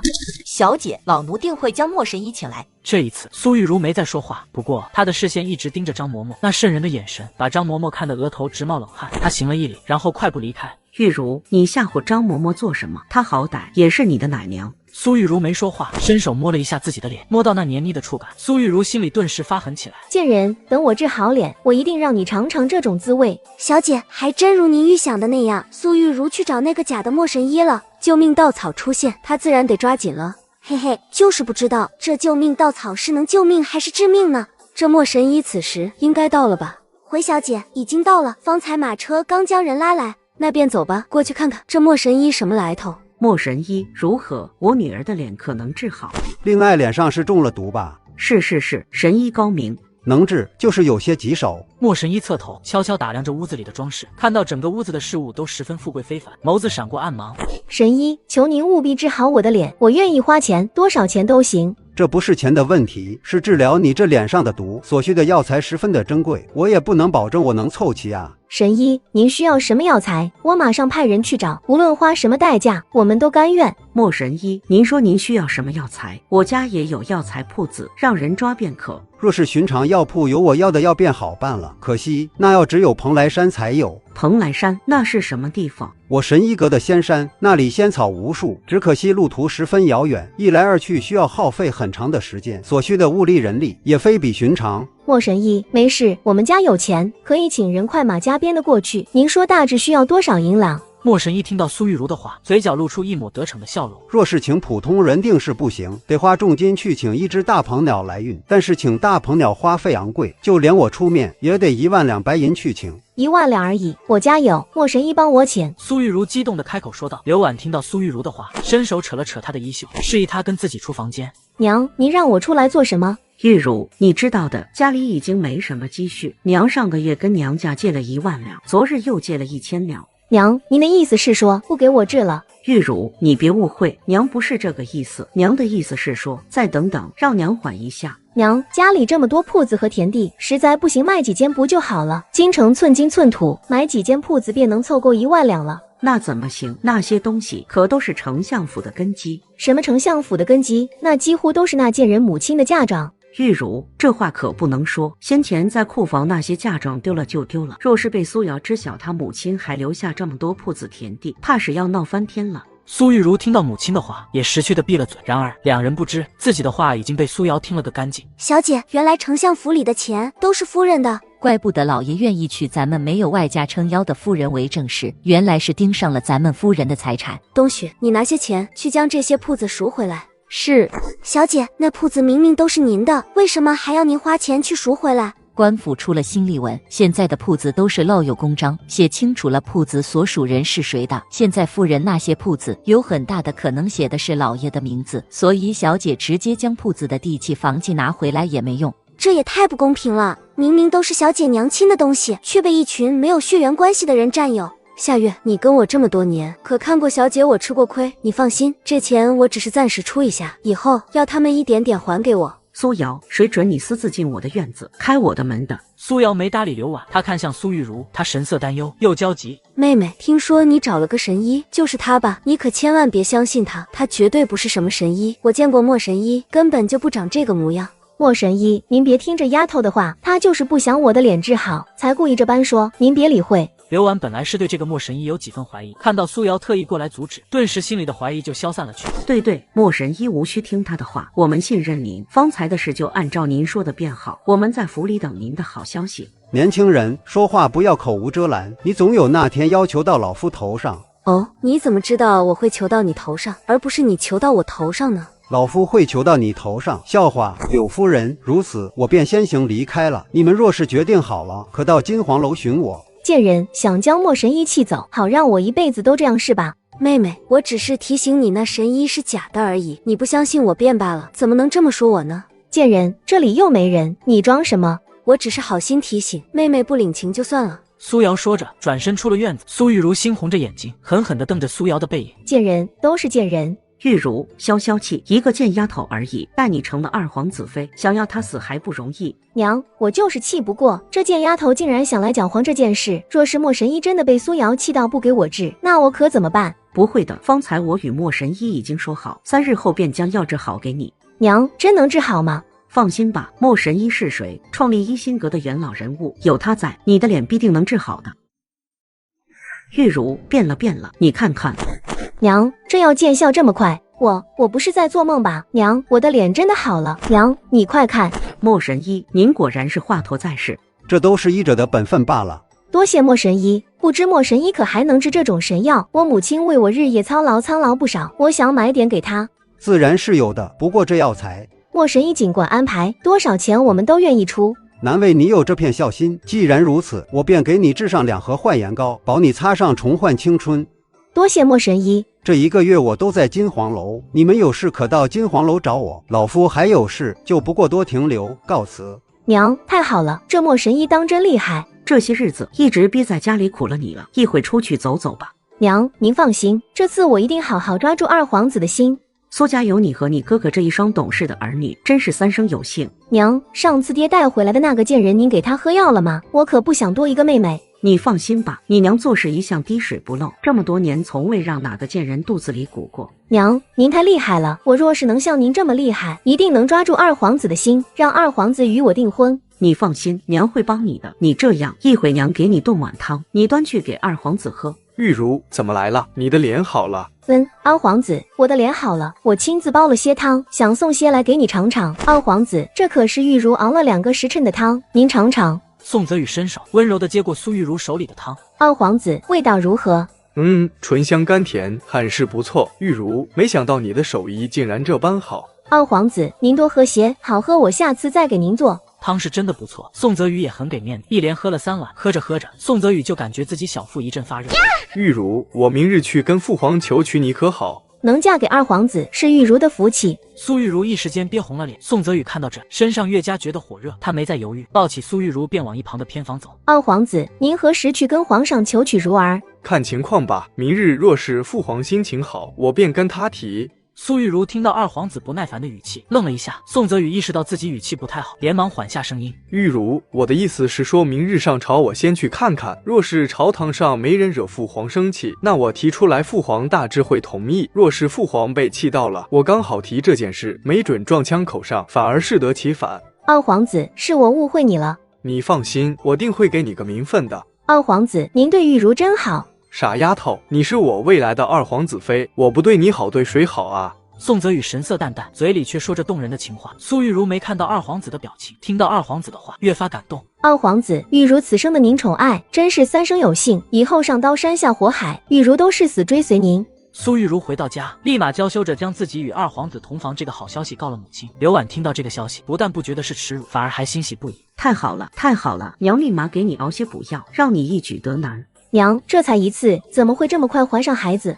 一次又怎么样？处理得当，一样怀得上。苏瑶听到苏玉如主动去二皇子府现身的消息，有些诧异，没想到她竟然如此不自爱。苏玉如大致是被上次自己容貌毁掉的事情吓怕了，我还以为她至少是会知些廉耻呢。母亲都是个不知廉耻的东西，女儿又怎么会知道廉耻呢？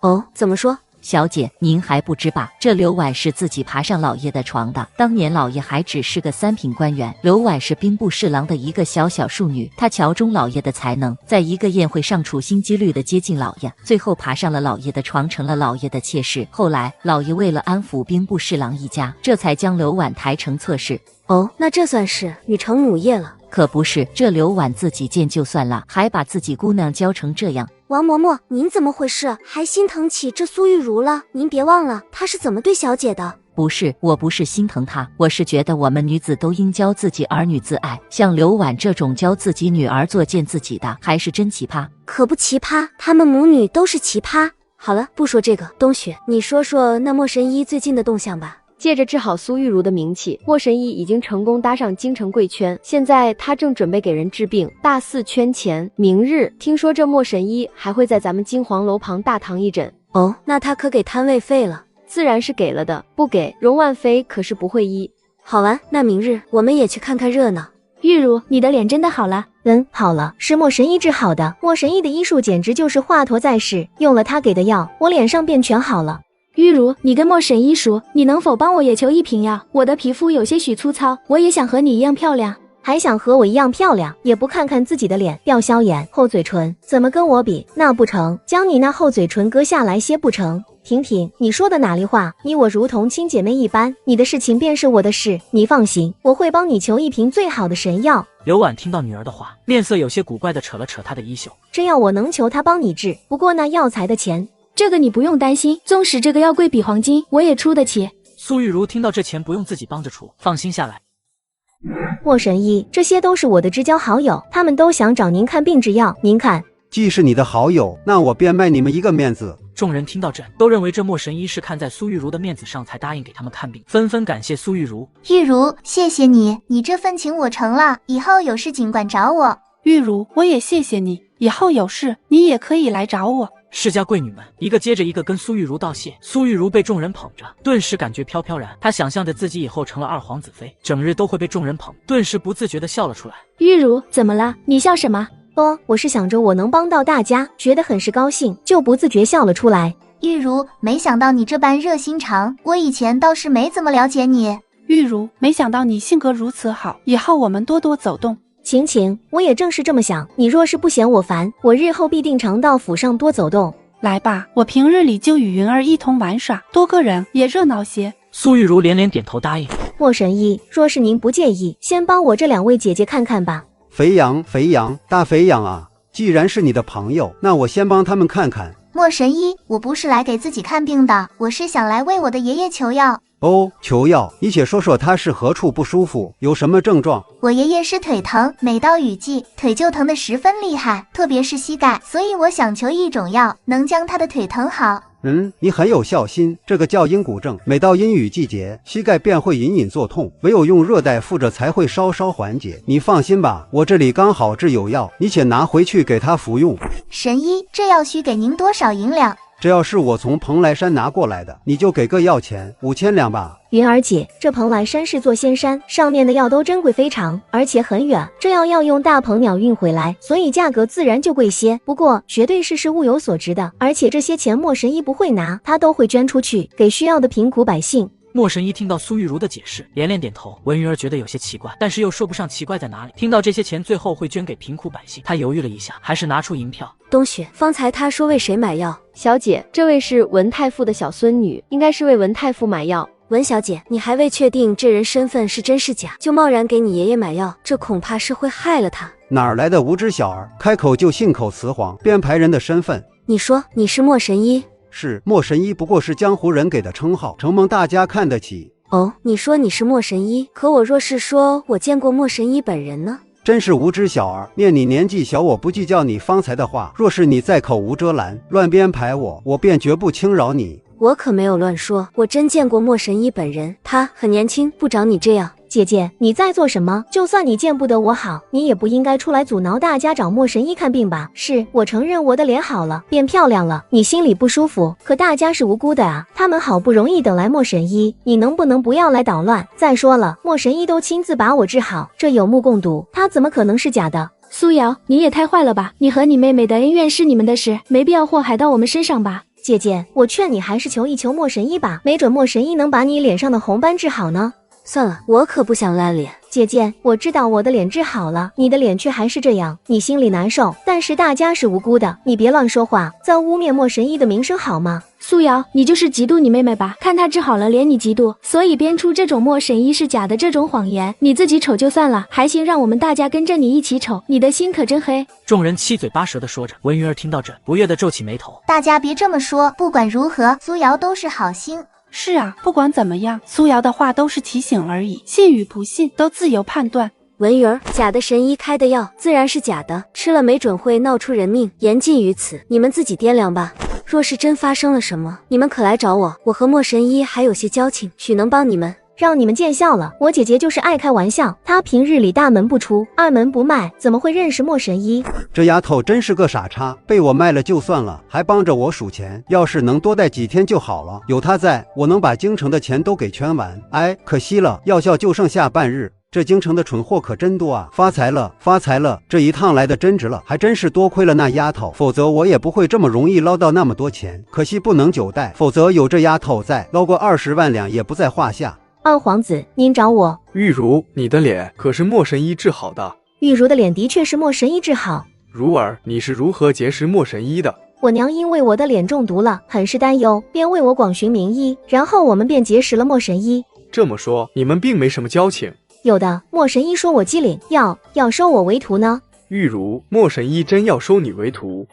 莫神医亲口说的。太好了，玉茹，没想到你这般优秀，莫神医竟然要收你为徒。二皇子，玉茹还有许多闪光点，需要您一点点去发现呢。玉茹，我找莫神医有点事，你可能带我去找他？能，当然能啊。玉茹，可是这里？苏玉茹点了点头，伸手敲了敲房门，敲了半天，仍旧无人响应。玉茹，你确定可是这儿？今日我亲自送莫神医回来的，就是这个房间，绝对没有记错。莫神医，在下二皇子宋泽宇，特来拜见神医。然而回应他的只有死一般的寂静。宋泽宇不死心，又再次开口：莫神医，在下二皇子宋泽宇，特来拜见神医，还请神医抽空见上一面。二皇子，莫神医就是在这个房间，兴许他出去了。宋泽宇没回答，吩咐手下搜房间。搜。二皇子，搜到这个。宋泽宇看着手下手里的假发，顿时明白过来是怎么回事。他转头，眼神幽深地看着苏玉茹。玉茹，这就是你说的莫神医？假发？怎么会有假发？还看不出来吗？这莫神医是假的。不可能，二皇子，我的意思是莫神医真真切切地将我的脸治好了，他不可能是假的。宋泽宇没说话，直勾勾地盯着苏玉茹的脸。你确定你的脸是真的好了？二皇子，您这是什么意思？苏玉茹伸手摸向自己的脸，这一摸就发现自己的脸不知道什么时候长了好多小凸起，那小凸起还隐隐约约有越长越大的趋势。我的脸，不可能，不可能！明明莫神医已经将我治好了。苏俊走了过来，烦躁地扫了一眼自己这个成事不足败事有余的妹妹，赶紧回家去。苏玉茹心里委屈的不行，听到自己哥哥这么跟自己说话，心里更是难受。她抽抽搭搭的，半天说不出一句话。苏俊还要抓紧时间去找莫神医，也没再理会苏玉茹，对着宋泽宇拱拱手，就快步离开。然而他还没出金黄楼，就看到一帮蒙着脸的女子快步往金黄楼走来。哎，苏俊，苏丞相家的公子，苏玉茹的哥哥，快拦住他！快上去将二小姐请下来。他还要去找莫神医，便不敢再耽搁，转身进了金黄楼，从后门离开。苏玉茹下楼看到那一个个熟悉的身影，苏玉茹转身就跑。苏玉茹，你跑什么？莫神医呢？快叫莫神医出来！你看看我们用了他的药，现在成了什么样子？赶紧让他出来，否则我砸了这金黄楼。谁要砸我的金黄楼啊？有本事砸，一砖一瓦可都得给我赔啊！荣世子，抱歉，是我言语过激了。你们要找人，大可上去找，但是别弄坏了里面的东西。苏玉茹，你愣着干什么？赶紧把骗子交出来！枉我们这么信任你，你竟然联合骗子来坑害我们！我没有坑害你们，我也是受害者。苏玉茹，当时可是你信誓旦旦的说，是那莫神医治好了你的脸，我们才去买他的药的。你说你没有跟他搅和到一起，谁信啊？你在拖延时间让那骗子逃吗？不是，我没有故意拖延时间，我带你们去找莫神医，我带你们去。当一大群人被苏玉茹带到了空空如也的房间，顿时认为苏玉茹在耍他们。玉茹，我劝你还是好好交代莫神医的行踪吧，这样我们的脸都能好起来。找不到他，你的嫌疑也洗脱不了。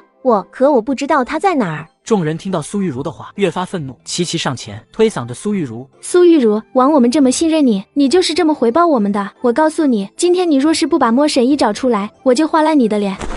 刘婉赶到，看到女儿被众人逼着从2楼楼梯滚下，先忙冲过去将女儿扶起，低头一看，女儿的手正隐隐发力，意识到女儿可能是装晕，快将小姐扶回府，找大夫给她看看。等一下，柳夫人，咱们的事情还没解决呢。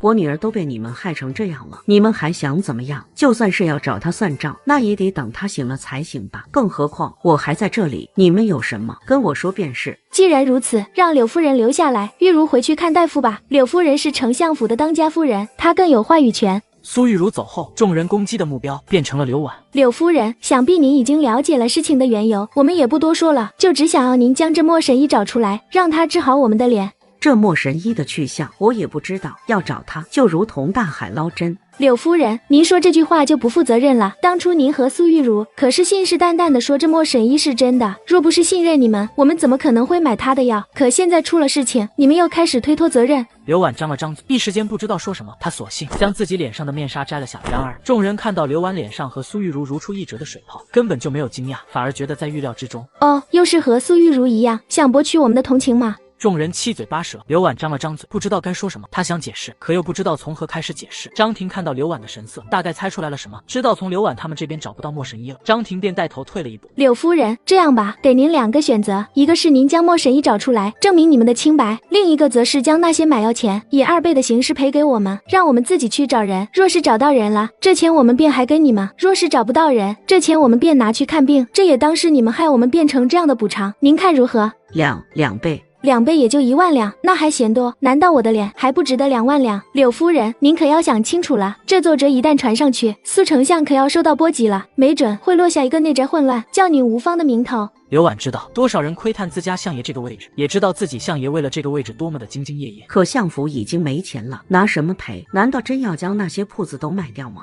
柳夫人，您可考虑好了，是将人交出来，还是赔钱？我们真跟这假神医不认识，能联系上也只是找他治玉茹的脸而已。至于跟他推荐你们，完全是因为好心。我没想到我这好心却办了坏事。不认识，你们大力推荐他给我们。刘婉发现自己越解释，众人越是愿意，也没有再解释了。 2倍，我们相府是砸锅卖铁也凑不出来，只能事先给你们那些买药的钱，等抓到了假神医，证明了我们的清白，你们再还回来。张婷也知晓相府最近在卖铺子，知道再逼下去可能什么都拿不，便点头同意。柳夫人，我个人是相信你的为人的，既然你这样说了，我们便卖你个面子。刘婉又好一阵安抚众人，答应明日将钱如数送去，这才脱了身。该死的骗子，等我抓住你，不把你那层皮剥了不可。小姐，他们反应可真慢，现在才知道这神医是假的。不是他们反应慢，是他有苏玉茹这种蠢货助攻。小姐，饶了我吧，我也只是混口饭吃而已。混口饭？你见过谁混口饭骗一麻袋银票的？小姐，这些银票都给您，求您放我一条生路吧。放你一条生路？那被你诓骗过的那些人，谁给他们生路？小姐，您在说什么？我并没有害人性命啊。冬雪，说说他的战绩吧。是，小姐。10年前，你靠着一点皮毛医术混进荤药铺当大夫，致死了3个人。5年前，你自制药丸卖给妙龄女子，害得他们尽数毁容。3年前，你又自己研制焕颜膏，结果意外发现这样能短暂2人容貌变漂亮，于是便到处行骗，害得无数人家破人亡，妻离子散。今日你更是大胆，假冒莫神医行骗，从南骗到北，圈钱无数，害人无数。你们到底是谁？连正主你都没见过，还敢假冒？假神医意识到了什么，不敢置信地看着苏瑶。你是莫神医？不可能，不可能！莫神医明明是个垂暮老者，怎么可能这么年轻？不可能！你不是莫神医，你怎么可能是莫神医？我苦心钻研多年，医术还是毫无长进。你才10几岁，最多学医10年，怎么可能是莫神医？冬雪，处理干净了。是，小姐。王嬷嬷，将这些钱分给之前那些受害者，其余的都拿去山村里创办学堂吧。是，小姐，那边来信了。苏瑶接过信，打开细细读了起来。下月吩咐荣万飞把金黄楼的房间都给我空出来，我另有他用。小姐，是你外祖父他们要来了吗？过几日太后寿辰，他们也受邀过来庆贺。苏姑娘，今日之事真是多谢你了。哦，就是今日我们找那个莫神医看病买药的事情，若不是苏姑娘提醒，怕我们也是要遭此劫难了。哦，这么说，那个神医是假的？是假的。多亏了苏小姐提醒，我们心里有了防备，这才没有将药给家人服用。我也只是随口一说，你们能听进去，那是你们自己聪明过人。苏姑娘，这是之前我爹在一个外邦人手里买下的，不是什么贵重物品。我的也不是什么贵重植物，还望苏姑娘不要嫌弃。你们有什么事直说吧。苏姑娘，我知道你认识真正的莫神医，我想你帮我引荐引荐，我爷爷的病已经不能拖了。苏姑娘，我也是这个意思。我娘旧疾复发，寻常的大夫说再没有药能治，就撑不过1年了。我确实认识莫神医。苏姑娘，能否请你帮我们引荐，诊费我愿出双倍。东西我就收下了，我会帮你们跟莫神医说一声。你们现在可回去，带着你们的亲人过来，去一心阁找他。多谢苏姑娘。快去吧。太后寿辰，苏瑶受邀进宫，一早就梳洗打扮好。片刻后，苏瑶便再出现在了大门口。刚想上马车，就看到姗姗出来的刘婉和苏玉茹。此时，两人脸上那些渗人的水泡已经消失不见，取而代之的是一张比先前还要白净的脸。柳姨娘，你脸上的皱纹怎么看着多了好些呢？娘，您别听他胡说，您年轻着呢，哪儿来的什么皱纹？苏瑶不再言语，她似笑非笑地看了几人一眼，转身上了马车。玉茹，娘也感觉这几日越加老得快了。娘，你哪儿老了？别被那贱蹄子扰乱了心智。再说了，哥请回来的神医这般厉害，若您真的担心，让他给您配些药不就好了？玉茹说的是，倒使我杞人忧天了。不过娘担忧自己年老色衰是有原因的，你爹近日都去那个小贱人那里，娘好担心。娘，那王姨娘左右不过是一个姨娘而已，只要她没有孩子，爹再宠爱她又能如何？这府里还是您最有说话权。您若是不愿意，找个游子将她打发走便好，再不济直接将她弄死也可。以前您不是一直都这般做的吗？怎么现在倒是优柔寡断了？现在不一样，自从上次那个事情出来，无数双眼睛都在盯着咱们丞相府。若是那贱人在这时候出点什么事，定是会惹人怀疑。娘，不能将他弄死，那便给他吃些避孕落子的药不就好了？娘当然知道这个，娘就是怕这贱人有防备。你爹一直觉得相府子嗣单薄，万一他有了身孕，你爹老年得子，定时会将他碰到手心里，届时咱们就岌岌可危了。哎呀，不会的娘，左右不过是一个姨娘而已，您可是正室，若是实在不想，我将他打发了便好。刘婉听到女儿言语里的不耐烦，没再继续说下去，心里独自担忧起来。如何，安胎药买回来了吗？回姨娘，安胎药买回来了，按照您的吩咐，买的是一心阁的。买回来就好，快去煎药吧，记住药渣定要都烧掉。是，王姨娘。南蛮国太子南菏泽拜见大宋国皇帝陛下。南蛮国宰相吴有达拜见大宋国皇帝陛下。禹攸国镇国侯沈镇江参见大宋皇帝陛下。禹攸国护国将军沈从礼参见大宋皇帝陛下。诸位远道而来辛苦了，这些虚礼就不必要了，快快落座。沈镇江转头看到苏瑶离自己的位置很是远，没有落座，他躬身行了一礼，这才继续开口：皇帝陛下，在下有个小小的请求，不知能否？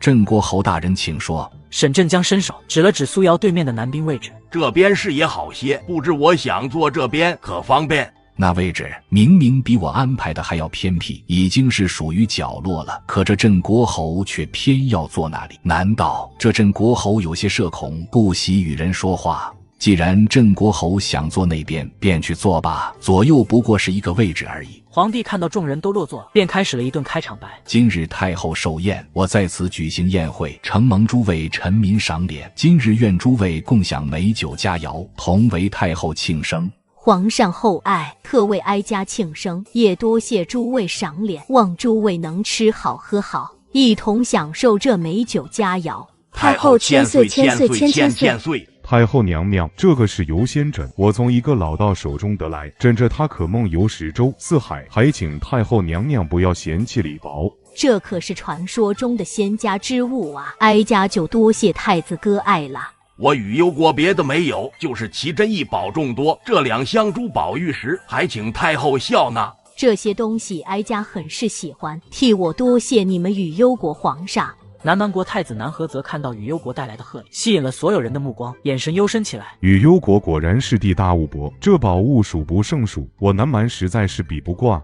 南蛮太子客气，这游仙枕可不是一般人能拿到手的，恐怕太子为了弄到这游仙枕送过来，花了不少心思。那倒是。苏瑶一直有意无意地注意着己，看到南河泽眼里的流光，挑了挑眉。南河泽注意到有人盯着自己，偏头去看，看到是一个戴着面纱的柔美女子在看自己，自信地回以一笑：“小姐，他们南蛮的审美怎么这样啊？满头的辫子就算了，还穿着又暗又沉的衣服，这些都能忍，关键是还留着这3斤的大胡茬，没眼看，实在是没眼看。”苏瑶没有接话，视线又在南蛮太子那满是胡茬的脸上扫了一眼。南蛮太子察觉到苏瑶又在看自己，看越发自信。早就听说大宋能人异士众多，我这有疑惑，不知大宋能否有能人异士帮我解一解？哦，太子不妨细说。太子说的是那些外海人吧？怎么还未找到与他们沟通的方法吗？哦，外海人。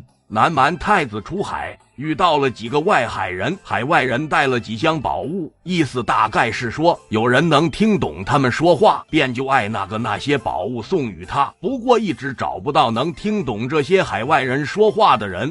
多谢镇国侯帮我说出来。我想着大宋地大物博，人才济济，定是不会像我们南蛮这般一个能听懂的海外人说话的人才都没有，所以这才将人也一并请过来。南蛮太子看到皇帝犹豫，笑着开口：“怎么？莫非皇帝陛下是不敢，怕折了面子？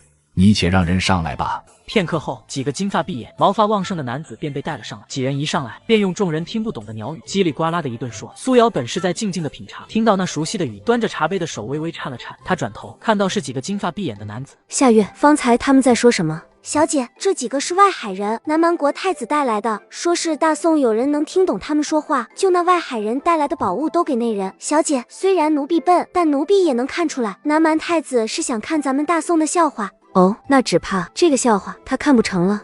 为什么呀？苏瑶没说话，神秘一笑。此时那几个金发碧眼的海外人已经叽里呱啦地说了一大堆。皇帝陛下，不知这人才济济的大宋，可有能听懂这海外有人说的话？皇帝看到臣子们全都一脸茫然，眉头微不可察地皱了皱。诸位爱卿和诸位才子佳人，若有人能听懂这海外人说话，朕重重有赏。众人闻言面面相觑，相视良久，皆是摇了摇头。皇帝看到这，脸色沉了几分。南蛮太子看到这，嘴角的笑容越发的肆意。皇帝陛下，看来这地大物博的大宋养出来的大宋人，也与我们南蛮人没什么两样啊。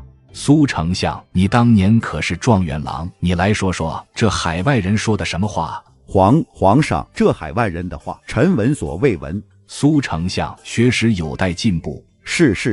泽宇，你历来最有主意，你来说说。父皇，儿臣似乎是在什么地方听过这些语言，但是细想却是想不起来了。皇帝听到二皇子的话，脸色越加难看。就在他以为要将这大宋颜面丢尽的时候，一个小太监急匆匆地走了过来，壮着胆子凑到皇帝身旁，用只有2个人能听到的声音低语：“左右不过是些小玩意，你去告诉他，朕应允了。”皇帝陛下，看来你们大宋人也和我们南蛮一样，见识薄浅。谁说我们大宋人见识薄浅？众人闻言齐齐循声看去，看到是苏瑶开的口，大臣们顿时纷纷皱眉。苏有德听到自己同僚的话，看向苏瑶的眼神顿时多了几分嫌恶。想邀功装能耐也不看看场合，这次丢的是大宋的脸，看皇上怎么饶你。不听这位姑娘的意思，你是能找出能听得懂这海外人说话的人了。苏瑶没搭理南蛮太子，转头径直走到那金发碧眼的几个海外人身旁。 Hello, where are you from? Great, finally someone can understand us. That nigger is so annoying every day. Hello, girl, we are from the Western country. The name of our country is Great Britain. Girl, you are so awesome. You not only listen to us, but also speak so fluently. I learned your language by chance. Welcome to the Song Dynasty. Girl, we do what we say, since you can understand us and talk to us in our language. Our treasure will be given to you. Yes, I can't give it to anyone. I can only give it to you. However, girl, I have given you this thing. I hope you can send us back to our country. When we go back, we will officially send a caravan to make friends with you. Don't worry, when you come to the Song Dynasty, I will send someone to send you back safely. 怎么可能有人真的能听懂这些人说话？南蛮太子，看来咱们大宋还是人才济济呀。皇帝陛下说的是，大宋果然人才众多，这小小的不起眼女子竟然带给我们这么大的惊喜。确实，朕也是没想到啊。看你们大宋这位姑娘跟海外人相谈甚欢，不知是在聊什么呢？苏家丫头，你来说说，你跟这几位海外人聊了什么？回皇上，臣女方才在和这几位大不列颠国的人聊他们带来的宝物归属问题。哦，大不列颠国的人。是的，大不列颠国在我国西方，航海1月方可到达。苏瑶将自己问到的信息粗略地说了一部分。南蛮太子听到苏瑶的话，越听脸越黑。苏瑶看着南蛮太子的脸变黑了，嘴角勾起浅浅的笑意。南蛮太子看起来神色不好，是因为大不列颠国人宝物的事情吗？当然不是，那宝物说好的，谁能跟海外人对得上话，就是谁的。南蛮太子果然大方，本来还想跟太子分一半的，如今看到太子这般大方，我便决定不送了。我南蛮还不至于差这点东西，说是给你，我们便不会拿。南蛮人真是大方。对了，方才几位大不列颠国人说从我们这边回他们的国家近，想要从我们这边回国，太子想必会尊重几位的想法吧？他们既是从我们那边来的，岂有从你们这边回去的道理？我们大宋离他们那边近，那有何不可？怎么，太子莫非是想把人抓回去？苏瑶勾勾唇，转头对着几人低语几句。几个大不列颠国的人听到苏瑶的话，顿时怒瞪南蛮太子。看到几人的眼神越发不善，南蛮太子看向苏瑶，什么意思？他们这是说的什么意思？他们说你无权决定他们要从哪儿回家，他们是自由的。你若是硬要扣押他们，他们就……后面的话苏瑶没继续说下去，但是南蛮太子自然听懂了那意。他深深地看了苏瑶一眼，岔开话题。我倒是不知这大宋有如此学识渊博的姑娘，不知姑娘是在何处识的这外海人画的？看古籍，随便学的罢了。姑娘倒是个好学之人。不止我一人好学，大宋人都好学，如何？南蛮太子对这几个大不列颠的友人的想法没意见吧？南蛮太子刚想拒绝，手下凑到其耳边低语几句。既是他们的想法，那便随了他们的愿。左右我也听不懂他们说话。南蛮太子果然大气。皇帝陛下，你们这位姑娘既聪慧又知书达理，我很是喜欢，请将她赐给我当太子妃。我愿割沿北城作为聘礼送与大宋。南蛮太子，多谢你慧眼识人，看上于我，不过我相貌丑陋，实在是无法与您相配。苏瑶说着，解开脸上的面纱，露出那一大块红斑。南蛮太子看到这，眼里闪过嫌恶，他硬着头皮开口：无妨，本太子也不是以貌取人之人。南蛮太子，老臣乃是。停，苏有德，我知道你的打算，你别想，也别惦记，我不会嫁去南蛮。瑶儿，爹知道你女儿家羞怯不好意思，但是好夫婿不是一直有的。这南蛮太子这般有诚意，你没有理由不答应。谁说没理由？我早就有了中意之人，所以断然不会嫁给南蛮太子。哦，不知道姑娘的意中人是谁？她的意中人是我。哦，我当时谁敢跟我抢人？原来是百战百胜的九王爷。可惜了，王爷以前确实是百战百胜，现在不是，打你们南蛮用不到腿。南蛮太子听到慕寒这嚣张的话，顿时心里生出一股郁气。他深吸一口气，克制了一下自己的脾气。几年不见，九王爷还是仍旧这般爱说笑。我从不说笑，只说事实。南蛮太子看到慕寒的眼神，立马想起他在战场上厮杀的场景，顿时脚底升起一股凉意。他忙转移话题：九王爷，方才你的话是什么意思？你和这丞相府的丫头？我的意思，他的意思是心悦于我，我也心悦于他。苏瑶这时候断定慕寒是知晓自己的身份的，想着慕寒可能是惦念着3年前的情分，所以才帮着他说话。于是苏瑶便顺着慕寒的话说了下去，打算先将这南蛮太子应付过去再说。慕寒听到苏瑶的话，面具下的嘴角不可控地扬了起来。你瞧瞧，主子这是在干什么？人家只是说了一句话而已，他就笑得跟花似的。滚！一天天胡诌八扯。我倒是不知九王爷竟然心有所属了。你不知的事多了。既然如此，那我就不夺人所爱了。九王爷何时成亲？不知我能否有幸留下来讨杯酒？快了哦，怕是还没赐婚吧？九王爷若是对这姑娘是真心实意，那择日不如撞日，跟皇帝陛下求娶这位姑娘。南蛮太子说的是，皇上，臣与苏瑶两心相悦，特请皇上赐婚，以正真心。老九，你可清楚你在说什么？皇上，臣女年纪尚小，婚姻大事过2年再盘算为好。苏有德，你大女儿今年可满16了。回皇上，瑶儿今年17。16便及笄，17亦亲正好。既然年纪合适，那这一段家缘，朕便允了。皇上，臣女与九王爷虽两情相悦，但还未到能喜结连理的地步，还请皇上收回成命。皇帝眉头微蹙，转头看向慕寒。慕寒此时正垂着眸子，一言不发地看着苏瑶。苏瑶对上慕寒那带着几分忧郁的目光，心里一慌。你们大宋人真有意思，两情相悦，却不愿意喜结连理，这真第一次见，让我疑惑不已啊！莫非苏瑶你是不想嫁与我，才故意说的托词？当然。好啊，我诚心实意想要求娶你，甚至拿出了一座城，你竟然如此不给面子，用这种方式羞辱我。太子，等我说完。我想说的是，当然不是，我与九王爷的确是真心相爱。若是太子愿意赏脸，那不妨留下来吃酒。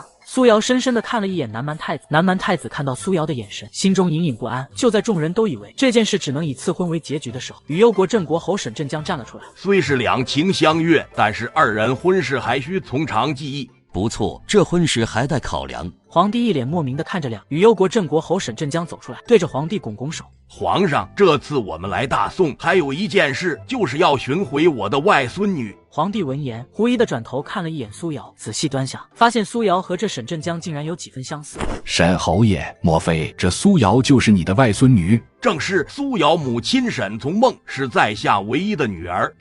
原来您是岳父大人。苏有德脸上出现几分火热，他激动地走到沈镇江跟前。从梦一直未跟我提起岳父大人，我这才没有去拜见，望岳父大人恕罪。沈镇江漆黑的眸子里闪过狠辣，他一句话都不愿与苏有德说，转头走到苏瑶身旁。丫头，这些年苦了你了。外祖父真是稀奇啊，相认的时候没看到你红过眼睛，现在倒是见到了。你这丫头还是这般没礼数。但年不见，你这丫头出落得越发亭亭玉立了。长的倒也还算尚可。好了，我的亲舅，先帮我把婚事退了，咱们等会再叙旧。皇帝陛下，苏瑶是我外甥女，她的婚事我们还想从长计议，还请皇帝陛下允许。真没想到，这孩子竟然还是你们外孙女。罢了，既然你们都不着急，那便迟些时候再说吧。苏小姐可有空？苏瑶正好也有话要跟慕寒说，便点了点头。慕寒邀请苏瑶上了马车，苏瑶看着慕寒在马车里还坐着轮椅，没忍住轻声开口：总是坐着这个东西，不累吗？苏小姐是如何得知我的腿没事的？3年前你的腿还是我接的，以我的医术不会将你的腿治坏。苏姑娘，3年前多亏了你，我大宋将士才能成功击溃南蛮，我也才能捡回一条命。一直想当面谢你，今日总算有机会。九王爷言重，天下兴亡，匹夫有责。我也只是尽我绵薄之力罢了。天下兴亡，匹夫有责。苏姑娘，若是大宋人人有你这等觉悟，怕是再无一国能侵犯到我大宋。若是人人能读书识字，明理懂事，定是都懂得保家卫国的。人人能读书识字。慕寒暗暗将这句话记在心里。马车很快停了下来。苏姑娘到金黄楼了，可要去进去坐坐？自己外祖父已经安顿在这儿。苏瑶本就没打算回襄府，于是便点了点头。刚推门走进去，苏瑶就看到了满桌子饭菜。苏姑娘，方才我看你在宴上仅仅吃了几口糕点，若是不介意，便陪我再吃些吧。多谢王爷，如此我便不客气了。苏瑶也有些饿，便没再客气。两人没再说话，静静的各自用饭。很快，苏瑶就吃完了。王爷，饭菜很好吃，多谢款待。你吃得惯便好。若是九王爷无事，我就先去见一见我外祖父了。你为何不愿嫁我？我只嫁心意相通之人。苏瑶说完便走了出去。心意相通之人，主子，我看着苏姑娘也不排斥您，您主动些，多邀请她一同去玩，相处久了，自然不就心意相通了。冷风，记你一功。外祖母和舅母他们可还好？好着呢，就是时常惦念着你，盼着你去看看他们。按我说，这儿也没什么好留恋的，干脆收拾东西，跟我们回与忧国算了。从理说的不错，在与忧国有我们护着，定是无人能让你受委屈。我的产业，我的人脉都在大宋，大宋自然就是我的家。沈镇江叹了口气，没再继续劝下去。三人又聊了一会，这才各自去休息。苏瑶没回乡，直接在金黄楼歇下。苏有德一直在丞相府等着苏瑶，想跟他联系感情，维护一下父女之情。结果等到半夜都等不到人，心中燃起无名之火。刘婉看到苏有德情绪不对，立马上前火上浇油。老爷，这丫头夜不归宿，这是去哪儿了？亏您还关心她的安危，苦等一夜。一个女儿家夜不归宿，成何体统？爹爹别生气，姐姐没回家，一定有她的道理。对了，姐姐不是与那九王爷两情相悦，兴许她是去找九王爷了呢。没教养的丫头，看我明日怎么收拾她！丢下一句话，苏有德便大阔步离开。刘婉和苏玉茹看到苏有德怒气冲冲的脸，相视一笑。娘，这下那丫头明天有苦头吃了。放心吧，你爹最讨厌不守妇道的女子，他一定会严惩苏瑶的。我当是谁如此不知礼数？大庭广众之下喧哗，原来爹不知您这是在做什么？密女昨夜一日未归，你这是去哪了？怎么，爹这是不知道我外祖父和舅舅来了吗？外祖父来了，我岂有自己缩在家的道理？自然是要在其左右侍奉，尽一片孝心。你昨夜不是去九王爷府里了？苏瑶深深地看了一眼苏玉茹和刘婉，看来是有人把爹当成猴耍呢。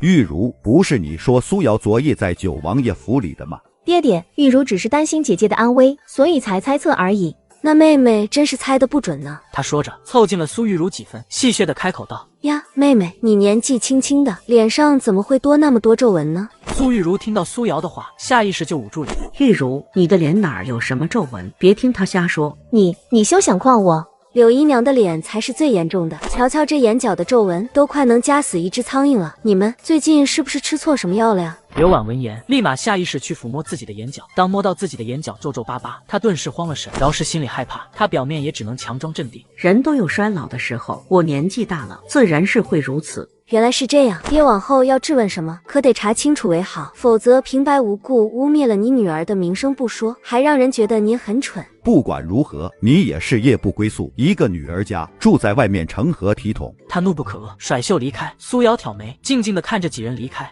苏姑娘，我们家太子有请。孤男寡女共处一室，实属不合礼数，劳烦替我转告你们太子，有话可到这大厅聊。南蛮太子听到禀报，脸上闪过怒气。好，拒绝我是吧？我让你后悔，将他想办法给我绑来。太子，这样不好吧？若是被人知晓，被人知晓更好，被人知道他与我共处一室，这样我就不用大费周章的拉拢他了。小姐，刘婉开始想方设法要回那些铺子了。哦，他是凭什么觉得人人都会给他这个丞相府夫人三份薄面呢？兴许是之前身份用习惯了，觉得百姓都会给他薄面。走，去让他知道这些铺子是拿不回来了。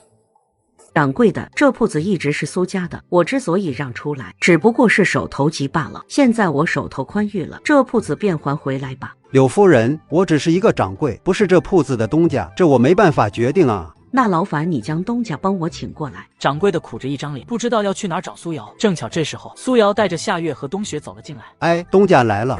你说东家是谁？东家是这位小姐，柳夫人，你有什么事跟这位小姐说吧。掌柜的说完，朝着苏瑶点了点头，然后回到柜台处理事务。苏瑶，是你，这些事情是你搞的鬼，你想要拿回这些铺子。柳姨娘也不算笨嘛，这么快就猜出来了。娘，你们在说什么？他是什么意思？这铺子是成了他的吗？这铺子本就是我母亲的嫁妆，自然是我的。你们以为站了这么久就成了你们的了？娘，怎么回事？这贱丫头是知道她母亲嫁妆的事情了吗？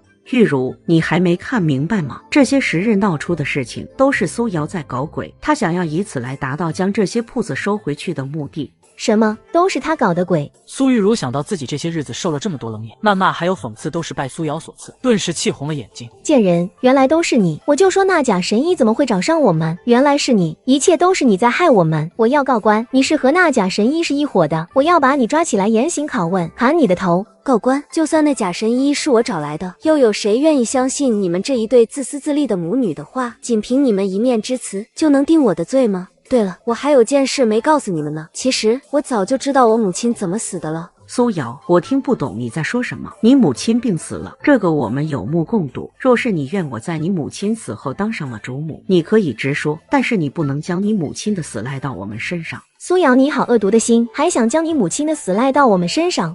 没有呢，我没有想赖到你们身上，因为我母亲本就是你害死的。刘婉看到苏瑶的笑，顿时脑海里浮现出沈从梦那张惨白的脸，脸色白了几分。柳姨娘不会以为下的是让人慢慢衰老的药，就能神不知鬼不觉吧？你在说什么？我听不懂你在胡言乱语什么。他说着，拉着苏玉茹快步往门口走。柳姨娘放心，您对我母亲这么好，我也会对您很好的哦。好到我母亲享了哪些福，你也要想一想。呵呵，小姐，这刘婉回去怕是要吓得整夜都睡不着了。睡不着更好，老得快，死得也快。刘婉扯着苏玉茹穿过好几条街，回到襄府门口，这才松了口气。娘，您怕他做什么？他又没证据，知道了又能怎样？玉茹说的对，方才娘只顾着慌神了。娘，您放心吧，这件事情已经过去这么久了，再怎么样他也拿您没办法。方才他这么说，自是想要我们不再去打那铺子的主意罢了。铺子落在他手里又怎么样？我一样能像之前一样，从沈从梦手里拿过来。娘，您最厉害了，这贱人定是斗不过您的，不能让他蹦跶下去了。吩咐江嬷嬷加大药量。江嬷嬷收到消息，立马转头告诉了苏瑶。哦，既然他这么想死，那便加大药量吧。是，小姐。第二日，刘婉一早起来，便发现自己的眼角又多了几条皱纹，眼皮还耷拉下来，甚至出现了很多白头发。她想起苏瑶的话，心中隐隐不安。张嬷嬷，你看我的脸，感觉又老了些许。夫人，您的眼皮怎么掉下来了？张嬷嬷，你也发现了是吧？是那贱人，一定是那贱人搞的鬼。她觉得沈从梦是被我这样弄死的，她也想这样弄死我。俊儿，你快救救娘！那贱丫头想要娘的命啊！刘婉将事情的前因后果都说了出来。苏俊听到苏瑶已经知晓他的母亲是被自己母亲害死，眉头微微拧起。娘，你以后不要去跟他接触了，我会想办法让那位神医给你们把脉，看看是不是中了毒。好，娘以后不去惹他了。两人刚商谈好，苏玉茹就哭着跑了过来。苏玉茹看到母亲，更加委屈。娘，您快看我的脸，我的脸怎么突然多了这么多细纹？刘婉听到女儿的话，顿时更加断定自己是中了苏瑶的。看到女儿慌得不成样子，刘婉赶紧安慰她：玉茹，别怕，娘已经让你哥哥找治好咱们脸的那个神医了，没事的，没事的。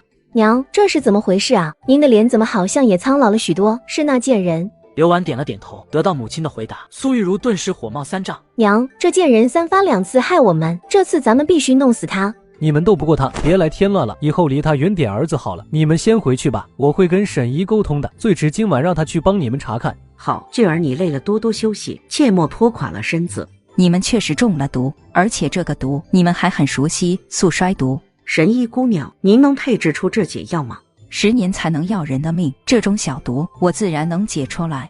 太好了，娘，咱们有救了！还好哥认识这神医姑娘，否则咱们就栽在苏瑶手里了。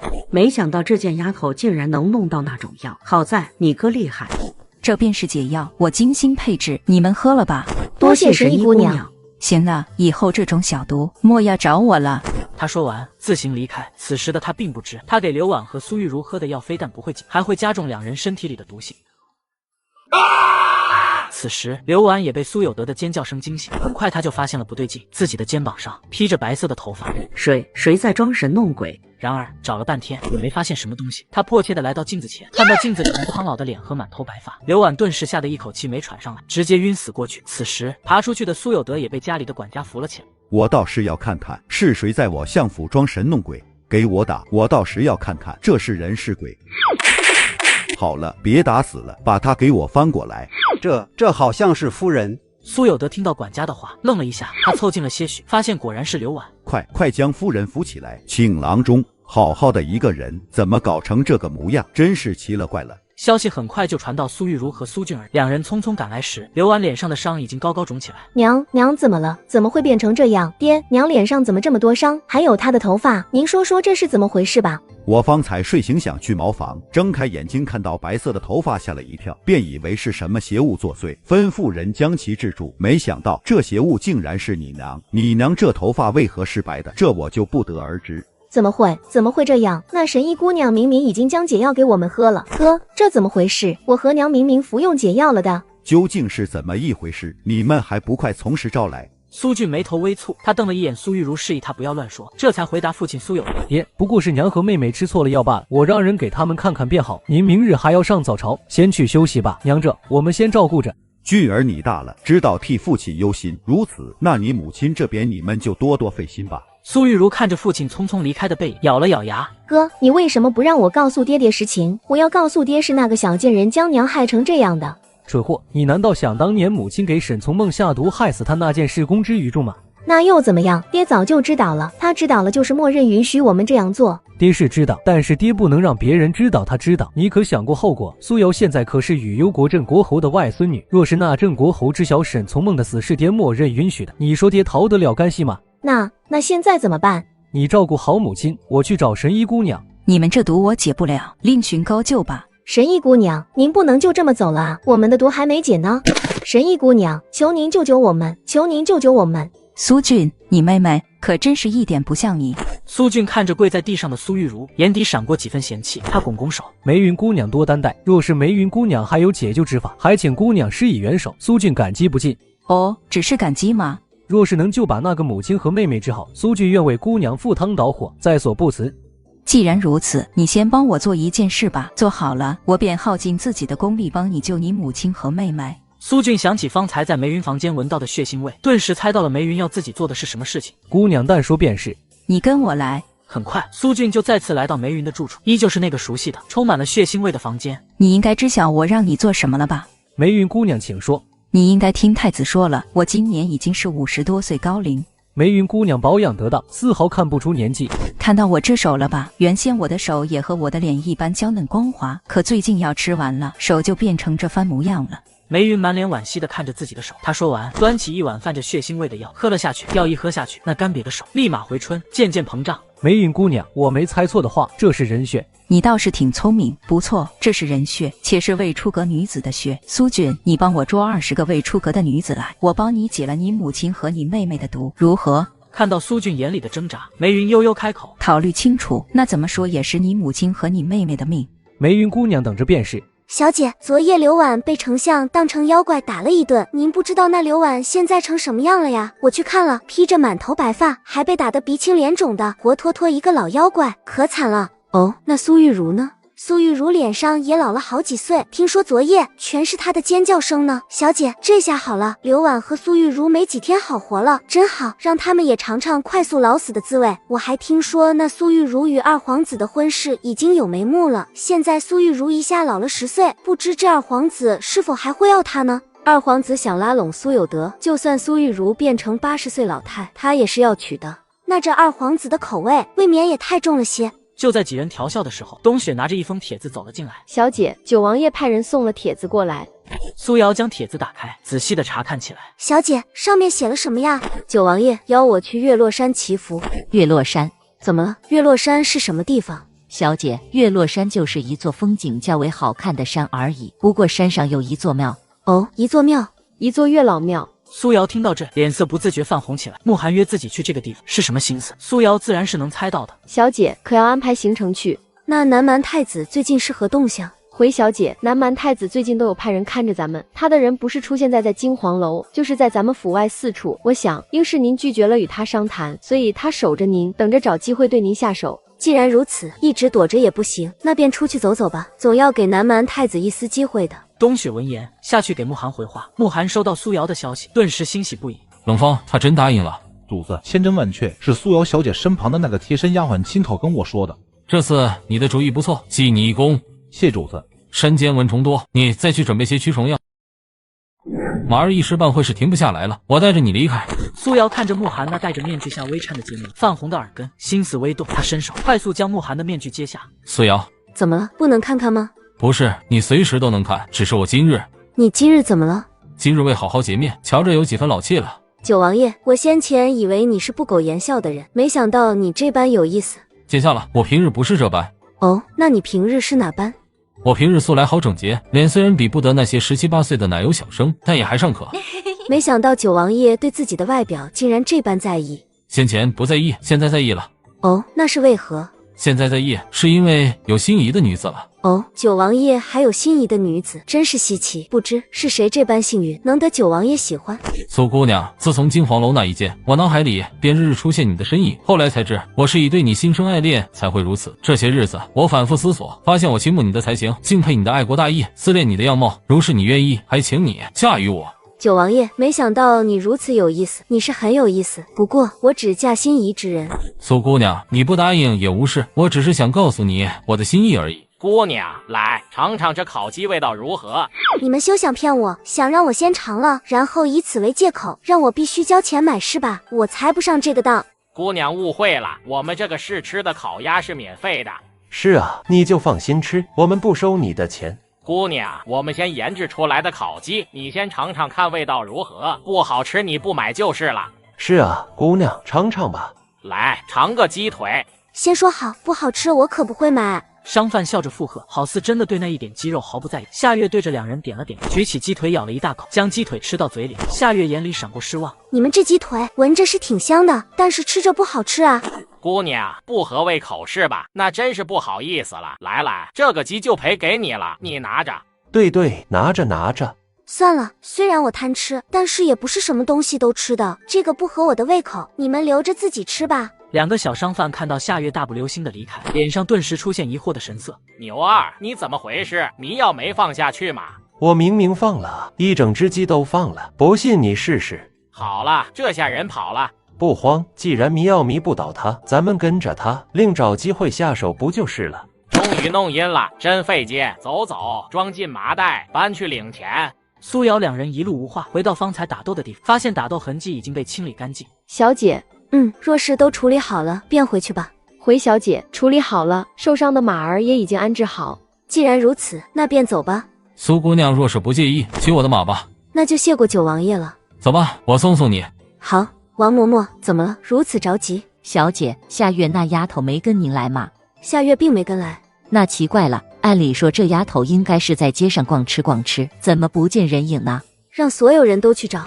冷风，你也带人下去找找。冷风还没回答，冷雨就拱手应下：“是主子。”废物，怎么把他给我抓来了？都想死是吗？主子，是手下的人抓来了，我们也不知道他是谁啊。若是知道他是那人的丫鬟，我们怎么都会先请示您再进行下一步。喂，不管你们是谁，有何目的，我告诉你们，最好把我们放出去，否则等我家小姐来了，将你们的狗头摘下来当球踢，踢够了挂城墙上去。主子，手下的人是在巷子里抓的他，应该没人知道，而且将他们绑起来前，他们身上的首饰挂件都被我们摘掉了。换句话说，他们现在怎么都逃不出去，是死是活，不会有人知道。若是现在将他放出去，那咱们就危险了。将人交给梅云吧。是，主子。男人深深地看了牢房一眼，转身离开。我劝你们把我们放了，否则我主子过来把你们都杀了。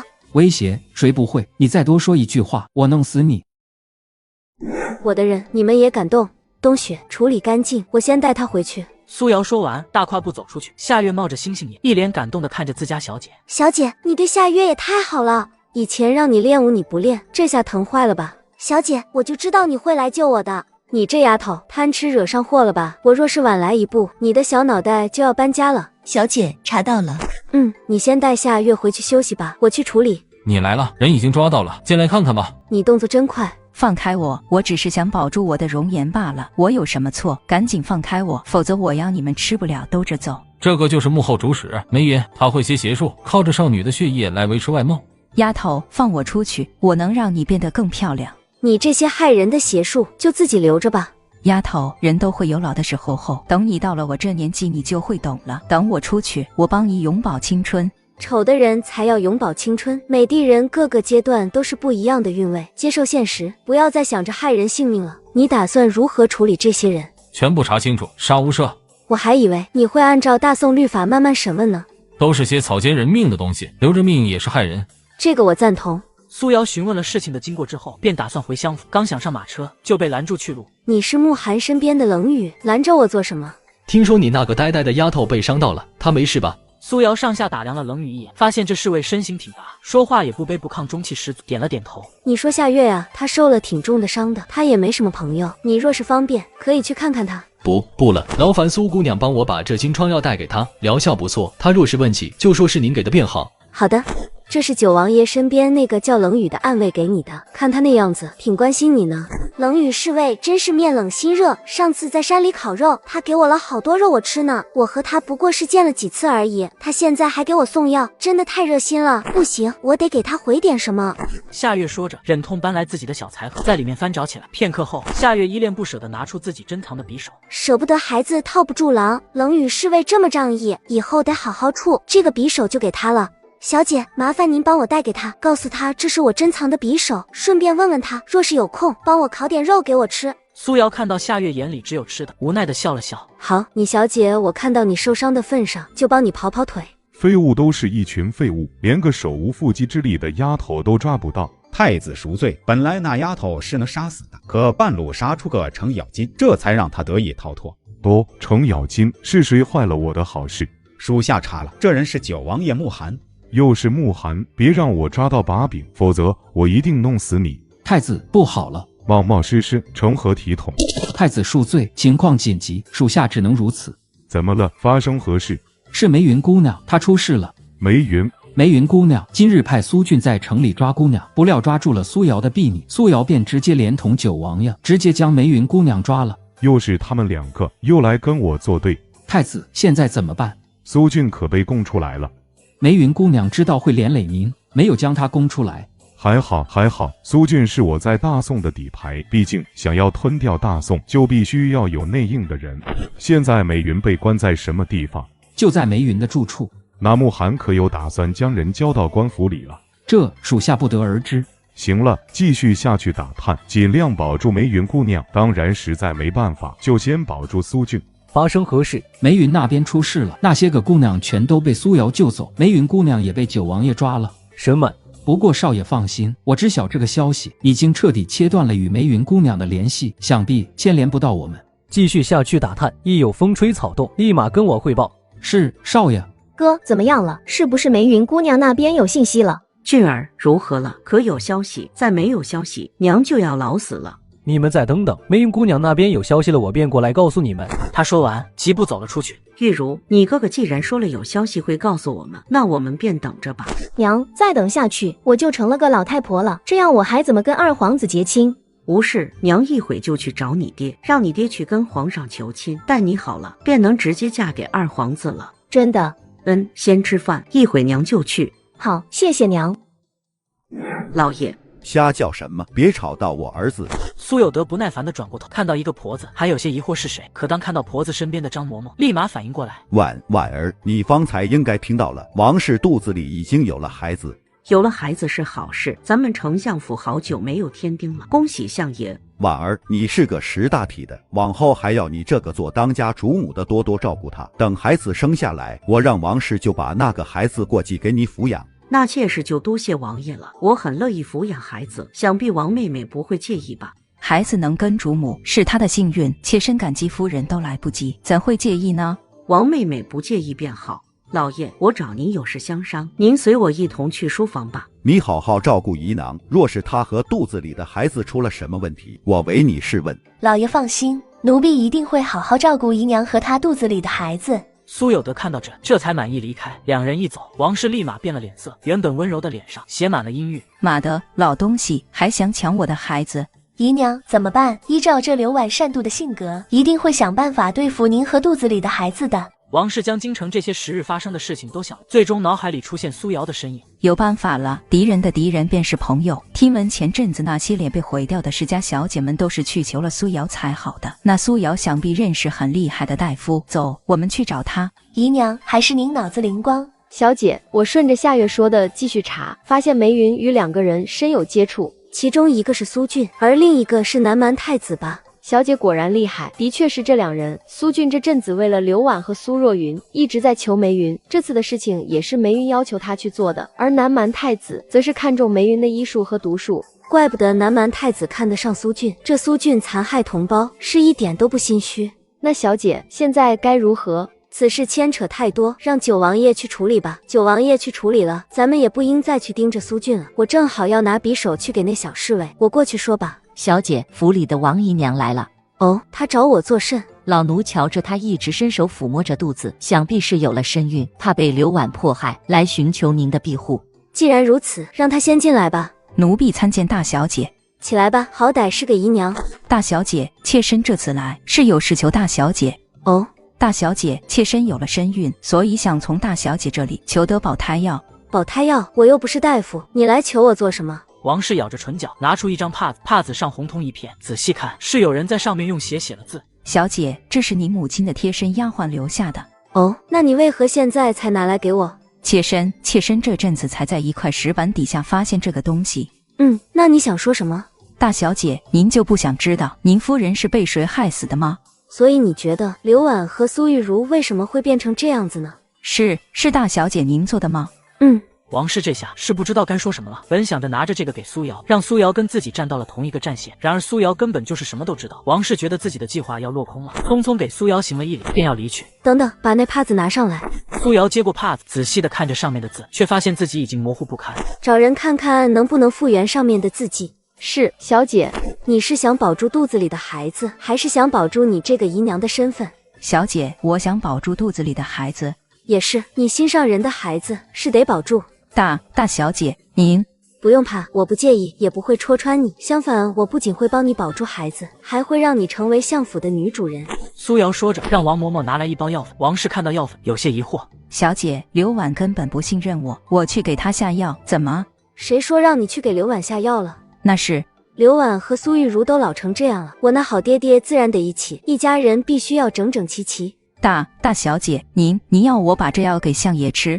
你看着办吧。回去后，王氏便一直思考着苏瑶的用意。小桃，你说大小姐是要我对付老爷，还是对付苏俊呢？姨娘，依奴婢之见，大小姐是要您对付老爷，毕竟苏俊您根本经不了他的身，所以自然是无法对付他。而老爷现在夜夜宿在您这儿，自是不一样。小桃，你说的在理，但老爷怎么说也是大小姐的父亲啊。父亲又如何？老爷可从来没尽到过父亲的责任。大小姐11岁便被扔去庄子里自生自灭，岳老爷也实属应该。小桃是被自己父亲卖到苏家的，所以对苏有德对苏瑶丢去庄子里不闻不问的行为也是看不惯的，因此他十分能理解苏瑶的做法。王氏闻言皱着眉头思考起来。姨娘，您进府里本来就是为了富贵，如今有大小姐相助，您还犹豫什么？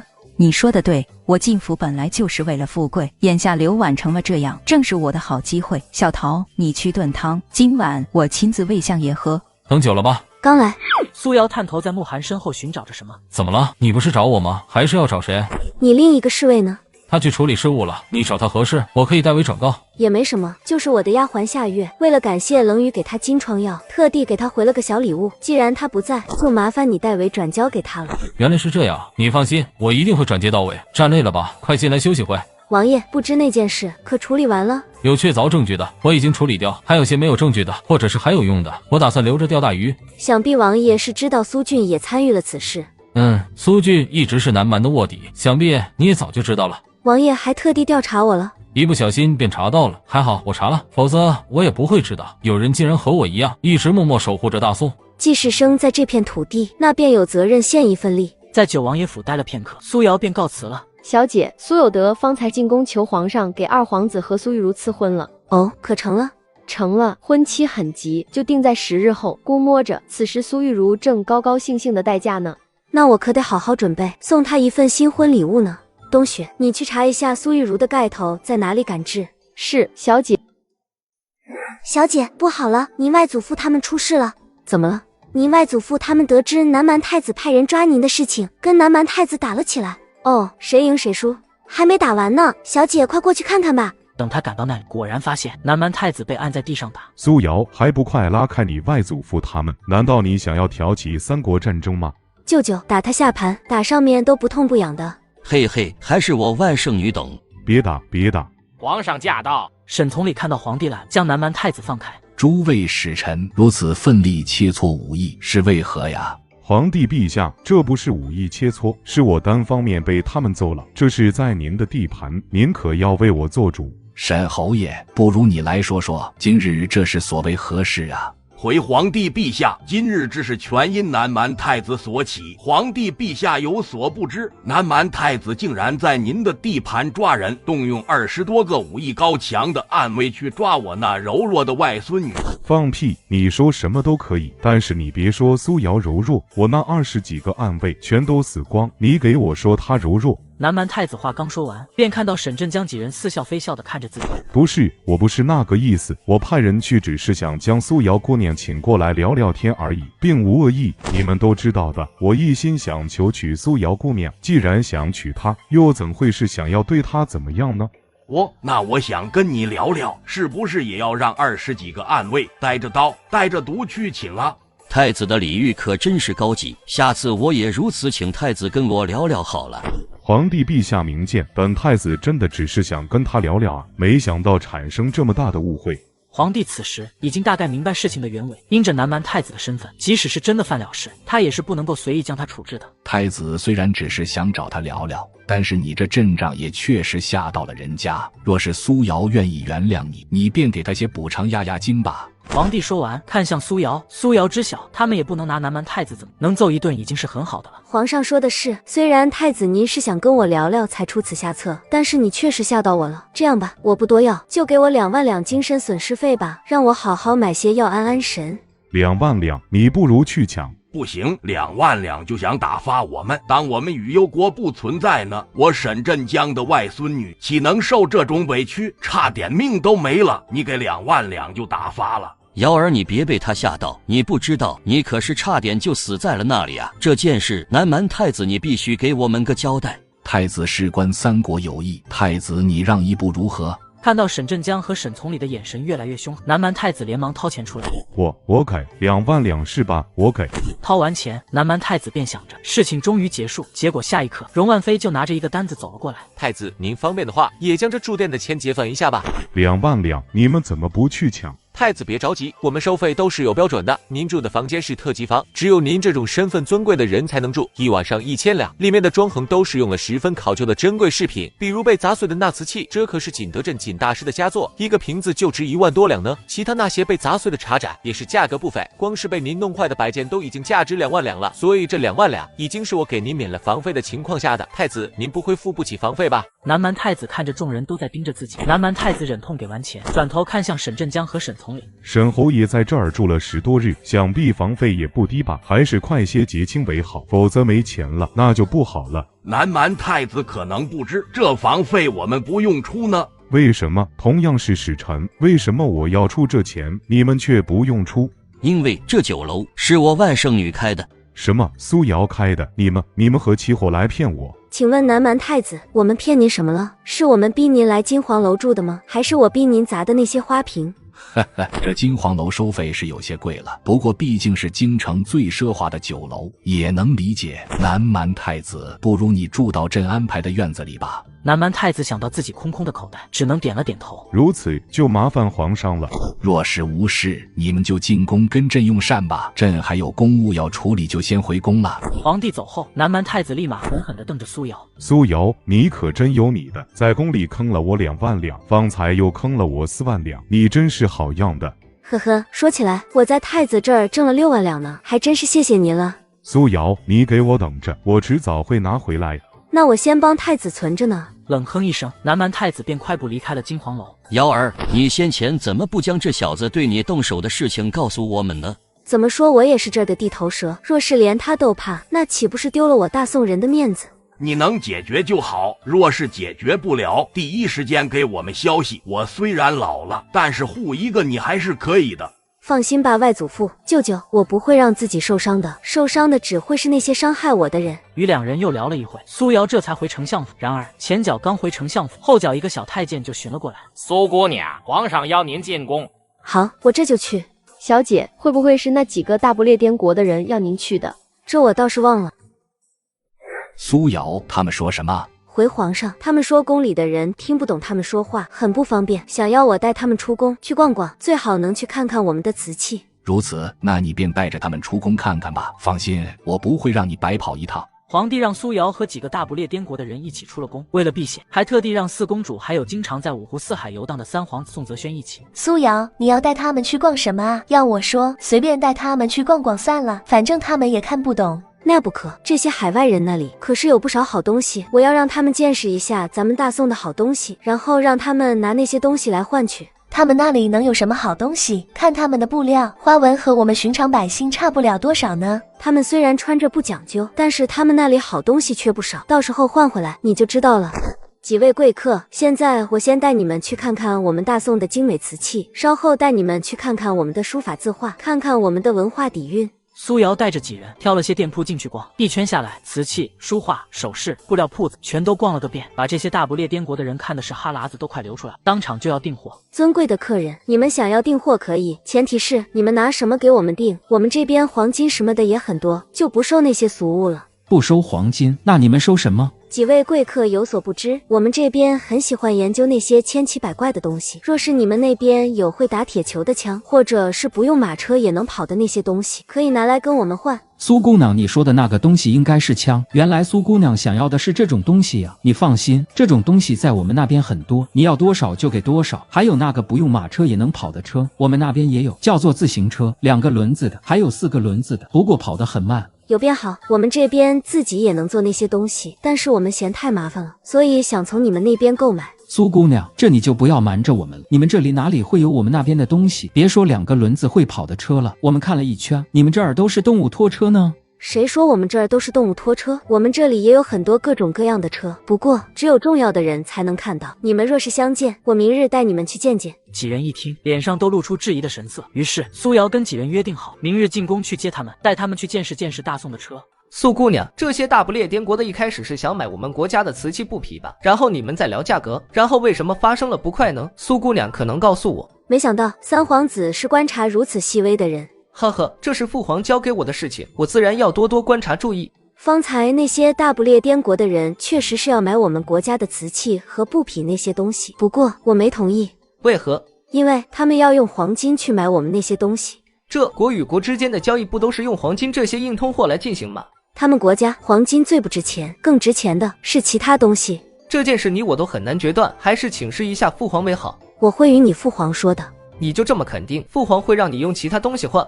他会的。自古帝王最是多疑，只要说出大不列颠国有比自己国家先进的武器的事情，那他就一定会激动。苏瑶从宫里出来，立马去了自己手里一个度假的庄子里，去空间里拿出了自行车、电动车、摩托车、跑车、飞机。为了避免这些东西被人看到，苏瑶拿了些红布，将这些东西都盖上，做好这些，这才回去休息。第二日，苏瑶早早就进了宫。听说你拒绝了那些大不列颠国的人，不让他们拿黄金来购买我们这些瓷器。回皇上，臣女确实是拒绝了，因为臣女在与这些大不列颠国人攀谈的时候，了解到了他们国家有比我们先进的武器，于是我便擅自主张要了这些东西。你说这大不列颠国有比我们先进的武器？对，所以我想着为了以后能自保，必须从他们那里引进武器，然后将我们国家的武器也慢慢更新换代。好，这件事你做得不错。那皇上，一会我可以与他们商议这交易的价格了。这价格您看要定在多少为好？皇帝闻言认真思索起来，片刻后他这才慎重的开口：2个玉壶，1把兵器。皇上，咱们这些瓷器可是贵得很啊，有些大师之手的可是价值千金。那1个瓷瓶，1把兵器。既然如此，那臣女便将这个价格作为兜底，与他们商谈，谈得了多少，就看实际情况吧。好，你是个聪慧的，相信你能办好这件事。明日依旧让雨柔和老三跟你去吧。他们去做不了什么，若是皇上真想找个人看着我，便找九王爷吧，好歹他熟悉兵器，能说得上话。皇帝一想也是如此，便答应了，派人去请慕寒。慕寒来到宫门口的时候，苏瑶刚好带着几个大不列颠国的人出来。九王爷，有1日不见了。九王爷，我先要带他们去一个地方，然后再回金黄楼去谈具体事宜。您看你是去金黄楼等着我们，还是……我跟着你。苏瑶满头黑线，意识到自己言论有些不当，慕寒慌忙改口：我的意思是，我与你们一起去，然后再一同回金黄楼。好，那你一会就得在庄子外等我们一会了。好。苏姑娘，我没想到你们大宋国的车竟然比我们大不列颠国的还要先进。既然如此，为何还要从我们那边购买呢？我们自然有我们的理由。苏姑娘，你们这个车卖不卖？我们愿意出很多钱。这个不卖，我们只卖那些瓷器、布匹，还有那些茶叶之类的东西。几人看到苏瑶态度坚决，没有再强求。既然如此，我们谈一下这些瓷器的价格吧。好，我们到金黄楼一起喝着茶水来谈。半个时辰后，众人来到金黄楼，四公主和三皇子宋泽轩已经等候多时。苏瑶，事情谈得怎么样了？现在就差商定价格了。我先给几位介绍一下这些东西在我们大宋的价值，然后你们再依着这价值去估价，然后再说出你们理想的价格，这样如何？好，那么就请苏姑娘为我们介绍一下吧。几位贵客看看，这个是我们大宋的花瓶，是高雅之物。这种花纹俏丽的，一般是贵族才能用得起的，一般售价在100两以上，也就是说1万个包子那样贵的花瓶，一个能卖到几万两。苏姑娘，那这些茶叶呢？是何价格？这些茶叶都是名贵之茶，不仅闻着有高雅的淡香，喝起来还十分清爽，回味很是甘甜，不仅好喝，还具有许多功效，比如说美容养颜、提神静气、消食去油。这消食去油对你们大不列颠国的人很是合适，毕竟你们食谱里几乎都是肉与油炸食品，用茶去油再好不过。那这个价格？价格倒是没有那花瓶这般贵，普通茶叶几十两一斤，贵的茶叶也就几百两而已。等所有的东西都介绍完了，苏瑶便让他们自己估价。好了，这些东西我都给几位贵客介绍完了，接下来你们出价吧。苏姑娘，请容许我们商量一下。你们自便。几个大不列颠国的人闻言，走到了隔间，凑在一起，低声商量起来。宋雨柔搞不清这是什么状况，低声询问苏瑶：苏瑶，现在是什么情况呀？他们怎么去隔间了？他们这是去商谈价格了。1刻钟后，几个大不列颠国的人再次回到长桌上。苏姑娘，我们商议好了，我们这边按照你说的以1把武器为单位来买你们的东西，这一个花瓶就按照10把武器的价格来，你看如何？既然方才我已经带你们看过我们大宋的先进东西，那我不妨就直接问了。苏姑娘，请问，不知现在你们国家都有什么样的武器？据我所知，现在有手持的能打5、6发子弹的小手枪，还有能打10几发子弹的冲锋枪。那就以这些为主要吧，其他你们那些脚踏车之类的工业品则作为补充。好，我们的手枪在你们这约莫能兑换3000个包子，也就是说能抵你们的3两银子，冲锋枪则能抵10两银子，这样几个大不列颠国人还故意将枪支价格抬高了一些，殊不知苏瑶一开始说出的价格就悄悄翻了几倍。你们这个枪的价格有些贵啊，毕竟你们枪支是人人都可拥有，而我们这些东西可都是贵族才能享用到的东西。苏瑶皱着眉头，假装有些不满的开口。几个大不列颠国人闻言，又交头接耳的商量起来。最终，他们给出了新的价格。苏姑娘，手枪的价格为2两银子，冲锋枪的价格为8两银子。我们买你们国家的东西，就以你们实际价格去以物换物，你看如何？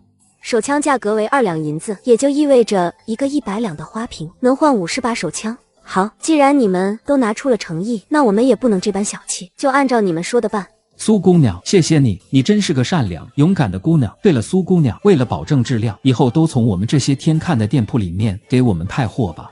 没问题。谈得如何了？苏瑶将在金黄楼跟几个大不列颠国的人商谈好的价格说了出来。你确定你说的是50把兵器，而不是5把？我确定，起草的合约已经列出来，皇上若是不信，可亲自看看。皇帝急切地接过合约纸，当看到上面写的果然和苏瑶说的一样，顿时欣喜不已。一个花瓶换50把兵器，苏瑶，我还真是小看你了。在皇帝看来，那些个花瓶就是些不值钱的东西，能换1把兵器已经是很不容易，可却卖出了那样的高价。一瞬间，皇帝觉得苏瑶是坑骗了那些大不列颠国的人。苏丫头，你不会是坑骗了海外友人吧？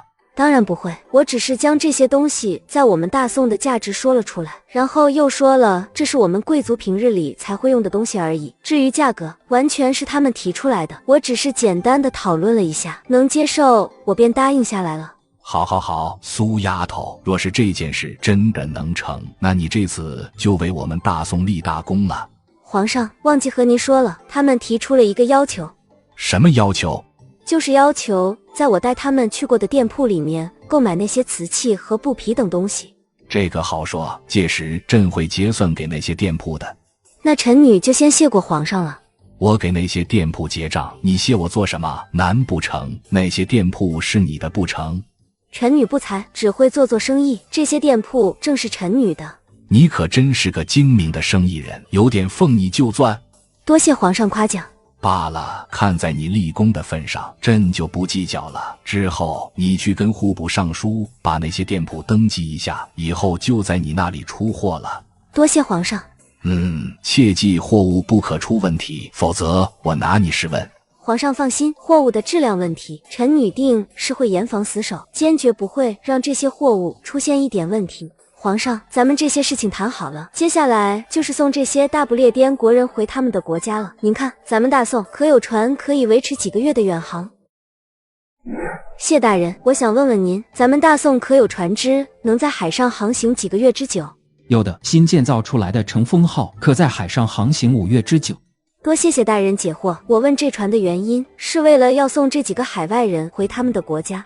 谢远洋听到苏瑶还给自己解释，对他多了分好印象。皇上，既然咱们有船送他们回去，那我便去与他们商定一下，什么时候送他们回去。你们几个去吧。几位贵客，我们皇帝陛下已经答应了送你们回去，你们看何时返程？若是这样的话，时间便定在半月之后吧。届时还劳烦苏姑娘送我们回去，也好去我们那里商议一下运什么货物回来。好，我会和皇上说送你们回去的。几个大不列颠国人一听，纷纷感谢苏瑶，又聊了几句。苏瑶这才折返回御书房，将大不列颠国人的决定告诉皇帝。那你便跟着去吧，回来我多多嘉赏你。谢皇上。苏瑶行礼告退。宋雨柔听到苏瑶竟然要跟着大不列颠国的人回去，顿时忧心不已。苏瑶，出海险境颇多，你若不然还是别去了吧。放心吧，我既然要去，就会做好万全准备，无论遇到什么，我都有应对的方法。可是属水性之人下海都可能会淹死，你都不属水性，去的话更加危险啊。谁说我不会水性？我水性好得很，放心吧。苏瑶又安抚了宋雨柔几句。宋雨柔看苏瑶是铁了心要去，也没再说什么。慕寒在一旁静静地听着两人说话，等宋雨柔回自己的寝殿，这才柔声开口：我跟你一起去。你确定？这可是会九死一生的。你去哪儿，我便去哪儿。苏瑶看着慕寒认真的眸子，心口一怔，他鬼使神差地走到慕寒跟前，用自己的额头贴了贴慕寒的额头。慕寒感受到那柔弱的肌肤，浑身僵住，随即整个人都发起烫来。慕寒，你的脸好红啊。苏瑶，慕寒，你是不是真的喜欢我？是我慕寒心悦苏瑶。慕寒，你知道被我缠上会是什么代价吗？我慕寒出得起任何代价。苏瑶犹豫片刻，朝着薄唇啄了一口，亲完，苏瑶转身提着裙摆迅速往宫外走。慕寒愣愣的转头看着苏瑶离开的背影，他亲了我。主子真是没有耐力啊！瞧瞧苏姑娘这才做了点什么，她的脸就跟熟透的苹果似的。卧槽，冷雨你的脸怎么那么红？冷雨听到冷风的声音，忙挥去脑海里那个身影。热的，这都入秋这么久了还热。苏瑶回到厢府，苏瑶发现到处都在张灯结彩。小姐，月末是在为苏玉茹准备出嫁事宜了，动作还挺快。当初定下说是10日后，现在还有7日。哦，那我岂不是要抓紧时间给苏玉茹准备一份礼物？冬雪，咱们店里不是出了一套昂贵的胭脂吗？你去想办法让苏玉茹买到一套。是，小姐。大小姐，您回来了。有着身子呢，怎么不先进去坐？多谢大小姐体恤，妾身想着您也快回来了，便没有贸然叨扰。大小姐，您给我的药我已经给老爷喝下了。你速度很快。大小姐吩咐的事情，我自然是会第一时间去做好。那接下来呢？继续喂吗？自然是继续喂。等他发现自己身体不正常后，你就暗暗将这个锅甩给刘婉。王氏将苏瑶吩咐的事情记下来，两人又闲聊几句，王氏便告辞离开了。苏瑶看正好到用膳的时间，便去金黄楼陪着外祖父他们吃了晚饭。外祖父，你有什么直接跟我说吧，不必一直盯着我。瑶儿，舅舅就想问你，真对那个二皇子没感觉了？听说他7日后就要与你那个庶妹成婚了。当然没感觉，不仅没感觉，反而我还很厌恶他。不然您觉得我为何要自己去退婚？那便好，那便好。原先我们想着，若是真喜欢他，我们干脆就求皇上赐婚，压着他，让他把你娶了。现在得知你不喜欢他，真是好极了。哼，那狗东西算哪根葱，一点都配不上我的外孙女。要身板没身板，要智商没智商，要武力没武力，纯就是个没用的东西。亏你之前还看上他，真是瞎了眼。外祖父，您听谁说的我看上他了呀？你们这大宋人都是这么说的。外祖父，外面的人都是听风就是雨的，这你也信？就凭那二皇子歪瓜裂枣的模样，我能看上吗？有眼光，不愧是我沈振江的外孙女儿。要喜欢，那也应该喜欢像那个慕寒一样光明磊落、能文能武的汉子。外祖父，您这么喜欢慕寒啊？那干脆我跟他假戏真做好了。不，那可不行。现在的慕寒已经跟年轻时不一样了。若是在他年轻时，他的腿还没有伤到，还有护你之力，那我定是会中意这小子。但现在他连保护自己的能力都没有了，你跟了他，岂不是要委屈自己一生？你还是跟我回雨幽国吧。你们大宋这些个皇子皇孙，是一个都配不上你。外祖父，若是那慕寒的腿没断呢？沈振江听到这，立马意识到了什么。慕寒的腿根本就没断吧？他这样是为了让帝王放心，也是掩人耳目。外祖父果然什么都瞒不过您。老夫踩过的坑比你们吃过的盐都多，这种计谋见怪不怪。瑶儿，你的意思是你心悦这个慕寒？我心悦他，一定要挑个人在一块的话，我选他。沈振江和沈从礼对视一，两人眼里都闪过不明意味。等苏瑶离开后，两父子凑在一起商量起来。这小子虽然打仗很厉害，但是不知道脾气的探他。爹，不仅脾气不知道，其他也不了解不知道呀。比如说他平日的为人，在府里的表现，是否是花心萝卜，会不会对自己的夫人忠诚等等。你说的对，这些我们都不知道，是要想办法去了解了解。爹，还了解什么？咱们直接把他叫过来问就好了。若是他看中咱们瑶儿，我们叫他来，他肯定会屁颠颠过来。若是他对我们遥望无感，那自然也不会对我们恭敬有加。你说的对。九王爷应该是知晓我找你来做什么吧？知道。沈将军和沈侯爷有什么问题，尽管问。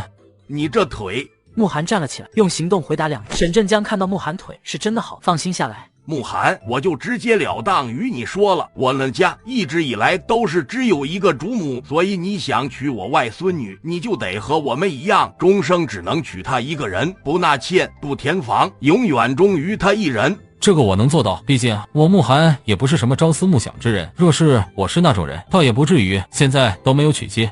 妻倒是没娶，不过这同房的丫鬟就不知道有没有了。沈侯爷和沈将军可以去打听一下，我九王爷府历来就有一个和尚庙的名头，至于为何别人会将九王爷府叫做和尚庙，原因是什么？两位可以猜猜。这我倒是听说一些，但是传闻终究是传闻，我们只能道听途说，但是具体的原因到底是什么，我们也不得而知。既然如此，那就请二位瞧好，看看我慕寒是否是那种朝思暮想、三心二意之人。夜深了，你先回去休息吧。慕寒回去后，他便一直思索着怎么样才能让沈振江和沈从礼相信自己不是见异思迁之人。冷风看自家主子实在是没办法，便在一旁帮着出主意。主子，他们不就是怕你辜负了苏姑娘另娶他人吗？这好办，您直接进宫，让皇上给你作证，今生只娶苏姑娘一个人，跟皇上求一道圣旨，这不就行了？冷风，看来你这个脑子没白长。慕寒说完，立马马不停蹄的就要进宫。主子，这个时辰，怕是皇上早就歇下了。歇下来又不是死了，不能起吗？好像是这么回事。此时皇帝正在熟睡，突然就听到一阵急促的敲门声。皇上，急报！发生何事？回皇上，是九王爷，他说有急报，正在御书房等您。皇帝听到是九王爷，以为真有什么急事，也不敢耽搁，快步去了御书房。结果到了御书房，发现慕寒闲神定气地坐在轮椅上。不是说有急事？对我来说是急事，对您来说是不是那就不知道了。你小子最好给我有事，否则我把你另一条腿也打断。说吧，什么事？皇上，微臣想向您求娶苏瑶。求娶苏瑶？你大半夜的，就是为了谈情说爱，白日不能求娶是吗？非要等到这大半夜的时候？白日虽然能，但是太过清醒，不敢。这时候思念正浓，人也有勇气些。慕寒说的振振有词，皇帝虽然不想承认，但是慕寒确实说的有几分道理。行了行了，你要求娶她，她可是同意。皇上，那日太后寿辰宴会，您是听到的。苏瑶也说了与我是两情相悦，所以我求娶她，她自然是会答应的。别以为朕不知道那日是什么情况，朕只是懒得管而已。求皇上成全。罢了，你年纪也不小了，好不容易有个中意的，朕也不能拆散你。多谢皇上成全。皇帝提笔在圣旨上写了几行字，写完合起来，一把丢给慕寒。拿去，赶紧滚。微臣还有一事想求皇上。还有什么事？能不能一起说了？大晚上的扰人清梦，朕最烦你这种人。微臣还想跟皇上求一道圣旨。求，这皇帝你来当算了。回皇上，若是微臣想要这位置，微臣就不会改姓了。皇帝听到慕寒改姓这件事，脸色缓和几分。慕寒原本叫宋寒，之所以改了姓，是因为他在百姓中的威望太高，怕皇帝心里不舒服，觉得自己有威胁。大宋历来注重血脉传承，只有宋姓子孙才能继承皇位。慕寒改了姓，就相当于永世不要这个皇位。朕知道这件事你挺受委屈的，可你知道的，功高震主，你在民间威信太高，这对朕很不利。行了，你还想求什么？一并说了吧。微臣想要跟皇上求一道圣旨，今生今世只许苏瑶一个妻子，不纳妾，不收通房，说是违背，即被处以极刑。你疯了？皇上，微臣是认真的，请皇上成全。皇帝皱着眉头，直勾勾地盯着慕寒，想从他的眼睛里看出一点犹豫。然而慕寒始终目光坚定。我倒是不知，我宋家竟然出了个情种。罢了，你自己别后悔就行。请皇上放心，微臣定是不会后悔。若是微臣做了对不起苏瑶的事情，纳了妾或是找了通房，还请皇上莫要手软。放心吧，到那时候我可不会帮你开罪。皇帝提笔又拟了一张圣旨，将圣旨丢给慕寒。你好自为之。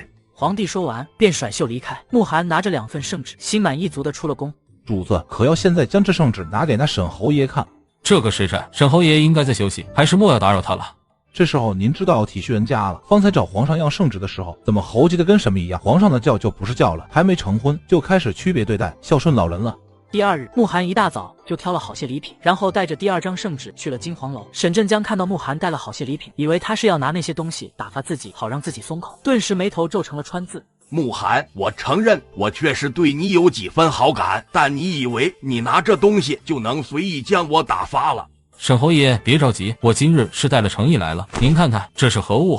沈振江看到圣旨愣了一下，他疑惑地翻开，看到里面的内容，沈振江整个人都愣住。你沈振江拟了半天都没能说出个所以然来。沈从礼看到这，接过父亲手里的圣旨，当沈从礼看到圣旨上的内容，顿时有些诧异。慕寒，你来真的。我慕寒从来不说虚话，既然我对苏瑶是真心实意，那必定是会对她一心一意。有了这圣旨，以后我但凡是纳妾，或者是收了同房，都会被处以极刑。这下你们知晓我的心意了吧？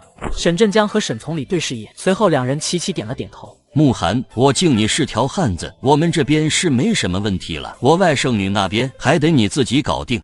我会好好表现。宋泽宇与苏玉如婚宴这日，二皇子府挤满，正要夫妻对拜的时候，新娘子突然扭曲着身子抽动起来。怎么回事？怎么这么痒？我这是怎么了？快停下！你做什么？诸位宾客都看着呢。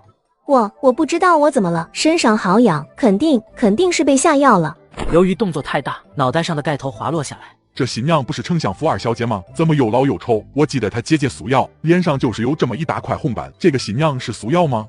她就是苏玉茹，我记得她的眉眼。宋泽宇听到众人的窃窃私语，转头看向苏玉茹，这一看，整个人都吓懵了。怎么回事？这是怎么回事？这是怎么回事？你是何人？皇上，臣女就是苏丞相之女苏玉茹啊。放肆！苏玉茹不过16岁，而你看起来30、40岁，你说你是苏玉茹？苏玉茹听到皇帝的话，养衣都不记得顾了。这不是我怎么变成了这样？苏玉茹无意间看到人群中的苏瑶，一个箭步冲了过去。贱人，是不是你害的我？是不是你给我下毒了？你是谁？你为什么会出现在这里？我的好妹妹可不长这样。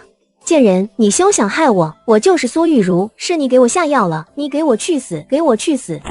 苏瑶，你脸上的血斑怎么不见了？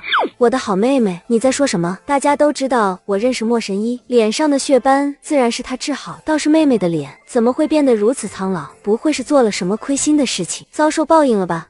你是苏瑶？怎么，二皇子不认识我了？你脸上的血斑怎么不见了？你让莫神医治好了。苏瑶，你怎么能骗我？你若是提早告诉我你的脸能治好，我们不会走散的。二皇子这是做什么？您的新婚妻子可是你在这儿看着你呢。宋泽宇听到苏瑶的话，终于想起了苏玉茹。看到苏玉茹那张苍老恐怖的脸，二皇子只感觉胃里一阵翻涌。这不是苏玉茹，来人，将她给我拖下去。二皇子，我就是玉茹，我就是玉茹，我能证明我就是玉茹。皇上，臣女就是苏玉茹，臣女只是中毒了啊，求皇上明鉴。你说你就是苏玉茹，你如何证明？苏瑶，你快给我出来证明，我就是苏玉茹。这位大婶，您别开玩笑了，我妹妹才16岁，而您都有40了吧？想假扮我妹妹，你也得年轻的时候来啊！你，二皇子，我就是苏玉茹，您还记得吗？您腰间有颗黑痣，你说只有我和您的母妃知晓的。你记错人了，我儿腰间没有黑痣。要是承认的话，就等于直接承认儿子在与苏玉茹还未成婚之前就搞在一起了，儿子还要争太子之位，自然不能有这种污点。皇上，我真的是苏玉茹，您去找我爹娘来，他们一定会能。苏玉茹话还没说完，就被人堵住嘴，拖了下去。二皇子妃恐怕是遇险了，让诸位宾客见笑了。苏瑶，你早点说你的脸治好了，我们就不会错过了。不过没关系，我们还可以重新开始。我相信以我们自小的情谊，一定能从头再来。二皇子，您怕是脑子有些许不舒服吧？我与您历来不对付，更没有情谊可言。苏瑶，你这是生我的气了。我承认，之前我确实对你不好，还费尽心思退了跟你的婚约。但是我现在已经发现你的好了，我明白我们年少的情谊是最珍贵的。你可以生气，但是你不能忽略你的内心。二皇子，有件事麻烦您搞清楚，这婚是我要退的。皇上，臣女还有事，先告退了。老二，人都走了，还看什么？愣着干什么？还不快去找你的未婚妻苏玉茹！二皇子，您终于来了，您查清楚了吗？您查清楚了吗？我就是苏玉茹，若是您查不清楚，您可以去找我爹娘来。二皇子，我是玉茹啊，您真的不认得我了？我怎么会不认得？若不是你勾引我，我也不会跟苏瑶退亲。你就是个祸害，将她丢回丞相府，让丞相给我个解释。二皇子，您这是好狠的心呀，亲生的骨肉都不要了。你怀孕了。二皇子，咱们这孩子已经1个月了呢，您默默，兴许他已经会动了呢。既然怀孕了，那就……苏玉茹以为二皇子改变主意了，顿时欣喜不已。二皇子，我的脸只是中毒了，会好的，以后我会好好伺候您。苏玉茹的话还没说完，就看到侍卫拿着一包药朝着自己走过来。你干什么？我可是怀了二皇子的孩子。有没有可能是二皇子不要这个孩子呢？失去的就自己吃药，不要让我管。这是堕胎药，你们竟然会随身携带堕胎药？现在你明白了吧？二皇子根本就不缺子嗣，寻常人根本没资格怀上他的孩子。侍卫说着，捏住苏玉茹的下巴，将药给她灌了下去。侍卫喂完药，便将苏玉茹放到了丞相府门口。玉茹，我的玉茹啊，这接亲的时候还好好的，怎么会变成这样啊？张嬷嬷，快把玉茹送回去，请大夫。夫人，这人是小姐吗？废话，我的女儿你都认不出来，亏你跟了我几10年。到底是谁？是谁将我女儿害成这样啊？刚出门的时候，她的脸还白白净净的，这还没有多久啊。夫人，这是另外受了些皮外伤，还有就是喝了堕胎药小产了。怎么就小产了？看这几项是服用了堕胎药所致，我只能给他开些伤药，还有温养身子的药，其他的恕老夫无能。天杀的，这二皇子竟然连自己的亲生骨肉都不顾，将老爷寻来，我要给玉如寻一个公道。这是怎么回事？老爷，您怎么头发也全白了？不知道怎么了，在书房睡了一会就成了这样。老爷，这一定是苏瑶搞的鬼，是他怨我们害死他母亲，所以才报复我们。苏有德听到刘婉的话，也沉思起来。来人，将苏瑶带过来。这是要找我去问罪了。小姐，奴婢认为现在他们已经渐渐在崩溃了，可以让他们更崩溃一点。冬雪，那大理寺卿证明不是一直想让我去帮他母亲看看腿吗？这样，你去一趟大理寺，以莫神医的身份将那大理寺卿请过来。是，小姐。冬雪听到这，知晓苏瑶是要彻底解决这些人，快步走了出去。很快，冬雪就领着一个中年男人回来。中年男人看到苏瑶，微微有些诧异。原来这医术天下一绝的莫神医，竟然这般年轻。郑大人，喊我苏瑶便可。这次我请您过来，是有一事要麻烦您的。苏姑娘，请说。我想告柳氏和苏有德谋害我母亲。你是说你母亲是被柳氏还有苏大人谋害死的？不是说她是身体有病，慢慢衰老致死的吗？想让一个人慢慢老死的办法有很多种啊，您不知道吧？这刘婉和苏有德现在也是一夜之间变老了呢。苏姑娘，您说吧，让我如何做？我直接判刑肯定是不可能的。苏有德贵为一国宰相，怎么样都要拿出实际性的证据，才能将他判入狱。证据我已经准备好了，您跟随我一起去听便好。密女，你还敢过来？不是您喊我过来的吗？怎么？难道有谁假传您的命令？密女，你可知我现在这样是拜谁所赐？哎，父亲的头发怎么变得如此白？难不成是做了什么亏心事？密女，连你亲爹都敢谋害，我怎么会生了你这么个恶毒的东西？看什么？还不速速将解药拿出来！父亲莫不是真老糊涂了？您是我父亲，我害您做什么？我有什么动机？密女，我知你对你母亲的死有怨言，可再怎么样，这件事也不是我和你柳姨娘的错。还有玉茹，她更是无辜。你可知道，玉茹现在奄奄一息的躺在床上，这都是拜你所赐。我跟他们无冤无仇的，为何要害他们？苏瑶，你别装了，你不就是觉得是我们害死了你母亲，所以你才费尽心思的给我们找来这些毒药吗？现在你报仇的目的达到了，也该收手了吧？老爷可是你亲爹，难不成你亲爹都要杀不成？柳姨娘，你怕不是得了妄想症不成？我母亲是病死的，怎么会是被毒死的？苏瑶，你给我们解药，我给你事无巨细说清楚，你母亲是怎么死的？不就是病死的吗？这我知道，不用你们说。刘婉看到苏瑶还不承认下了，有些着急。苏瑶，我承认你母亲确实是我下毒害死的，我给她下的毒和你现在给我下的一样，不过我确实足足用了10年时间才让她慢慢老死，而你确实短短几日就让我老成这番模样。现在我和我女儿还有你爹都成了这副样子，你也应该解气了，就算不顾及我，也应该顾及你年迈的父亲。老爷继续老下去肯定是撑不住了，苏瑶就当是我求你把解药给我们吧。你说你们下药害死了我母亲，你和我母亲无冤无仇，为什么要下药害我母亲？父亲又为何不拦着？对，的确是我下药害的你的母亲。至于我为什么要给她下药，这个就得怪你母亲了。我和老爷真心相爱，可你母亲却对我们万般阻挠，不愿意让老爷将我抬为平妻。我拼死累活才让老爷纳我为妾，这一切都是他咎由自取。若不是他不肯让老爷将我抬为平妻，我也不会这般狠心毒死他。哦，那柳姨娘，我问你，你与我爹真心相爱的时候，我父亲可是和我母亲结亲了？结亲了那又怎么样？这天下的男人哪个不是3妻4妾？是他自己特立独行，招来祸端，也是他咎由自取。就因为这个，你便一直给我母亲下毒，导致我出生就痴傻，脸上长满血斑，而我母亲更是年纪轻轻就衰老致死。刘婉，你好狠的心啊！这怎么能怪我？一切都是他咎由自取。所以父亲对这一切都是知情的。对，老爷都是知情的，不过这也不怪老爷不阻止我，实在是沈从梦太清高了。自从老爷纳我为妾，他便不再让老爷碰。即使沈从梦和老爷有再深的情谊，也日渐消耗殆尽。还有沈从梦一直将自己那些铺子捏在手里，老爷要花钱还得跟他要，这谁能受得了？所以我给沈从梦下毒的时候，老爷选择了睁一只闭一只眼。原来是这样，苏有德，你真是个没用的废物啊！靠着妻子的银子打点，成功混到了丞相之位，转头任由自己的贱妾谋害自己的发妻。你这种男人和恶心的寄生虫有什么区别？密女，你懂什么？她一个妇人，屡次不把我这个当家主的放在眼里，让我颜面扫地。我只是教训她罢了。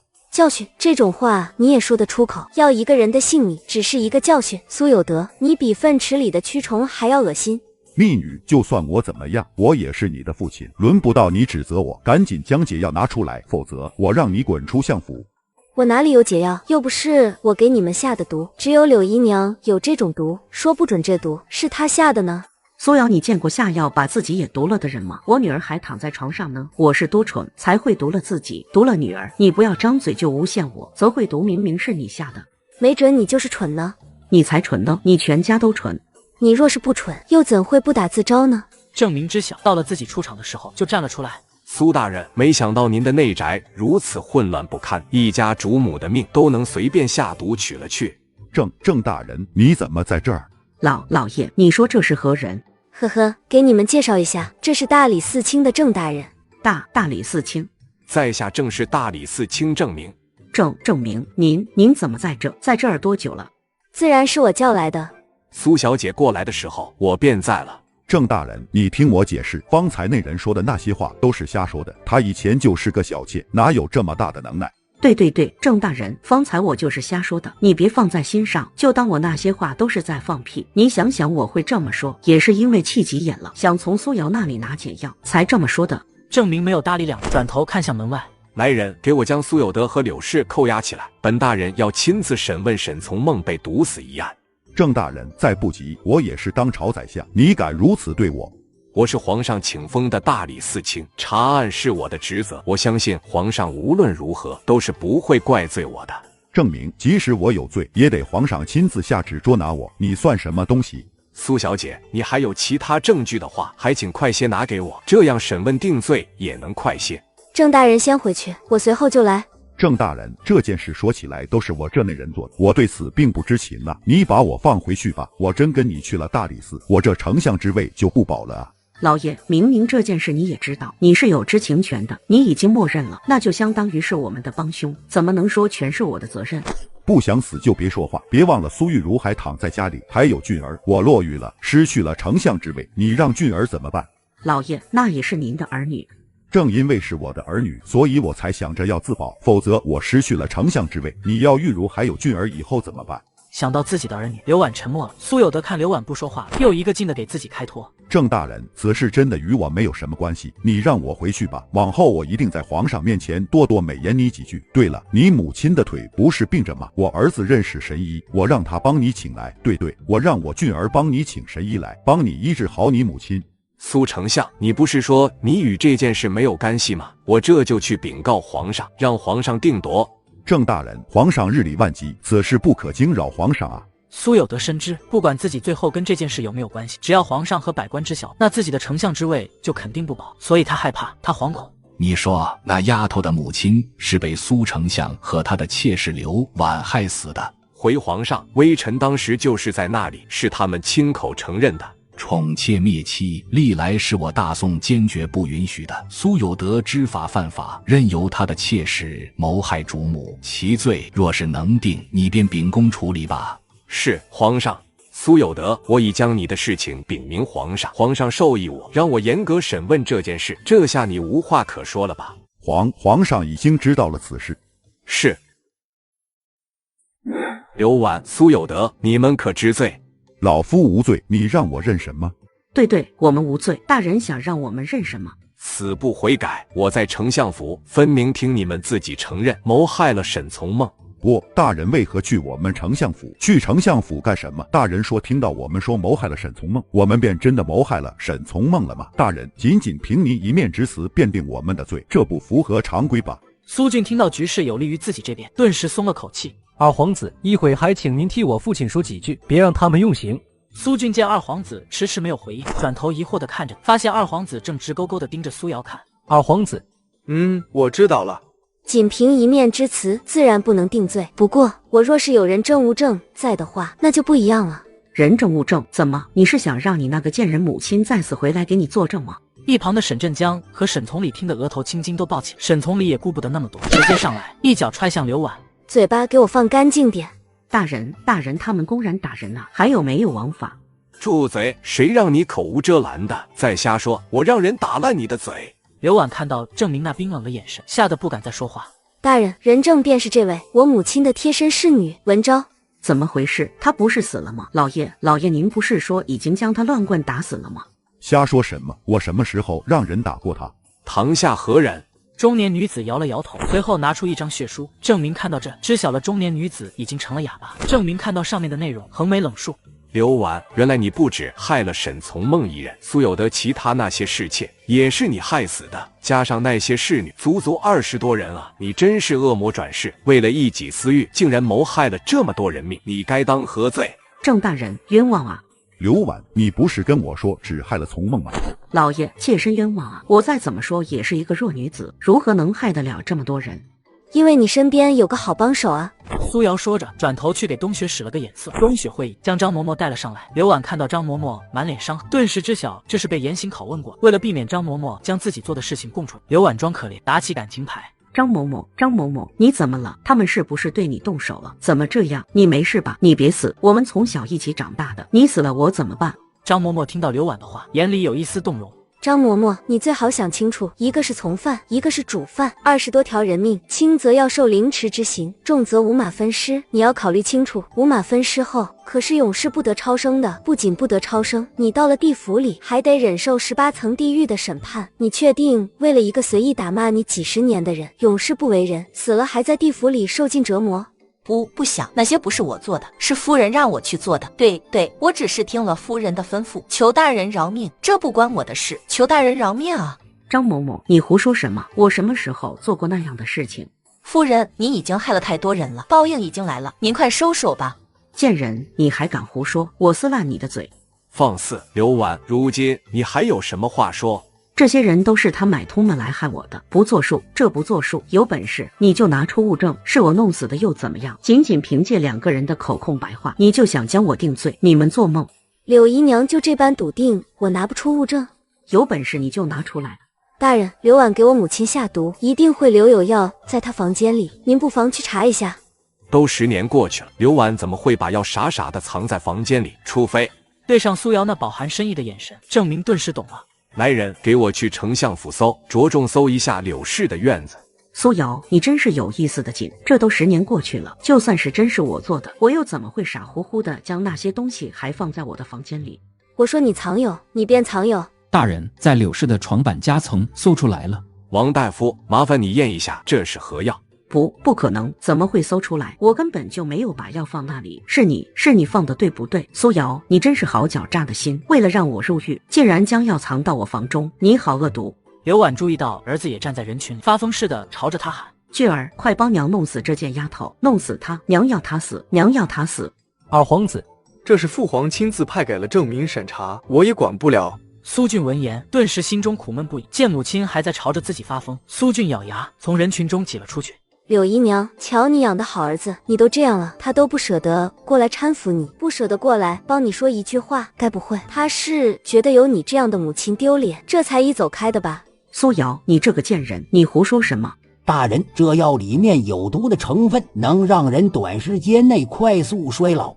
刘婉，你蓄意下毒，害死沈从梦，其心可诛。苏有德，你作为家主，非但不阻拦，还默认了刘婉心凶，视为从犯。按照我大宋律法，谋财害命乃是死罪。刘婉，你不仅谋害了1人，还是谋害了20多人。现本官判刘婉凌迟斩首，苏有德乃从犯，乃同罪，判杖责30，刑拘10年。张嬷嬷数年跟着刘婉迫害多人，乃从犯，判择日斩首。10年，不行，我好不容易当上宰相，我不能坐牢，我不能坐牢。苏有德不停地重复着一句话，整个人都疯疯癫癫起来。郑明看到这，让衙役也将人带了下去。苏瑶，本官会彻查所有与此事有联系之人，你可以安心回去了。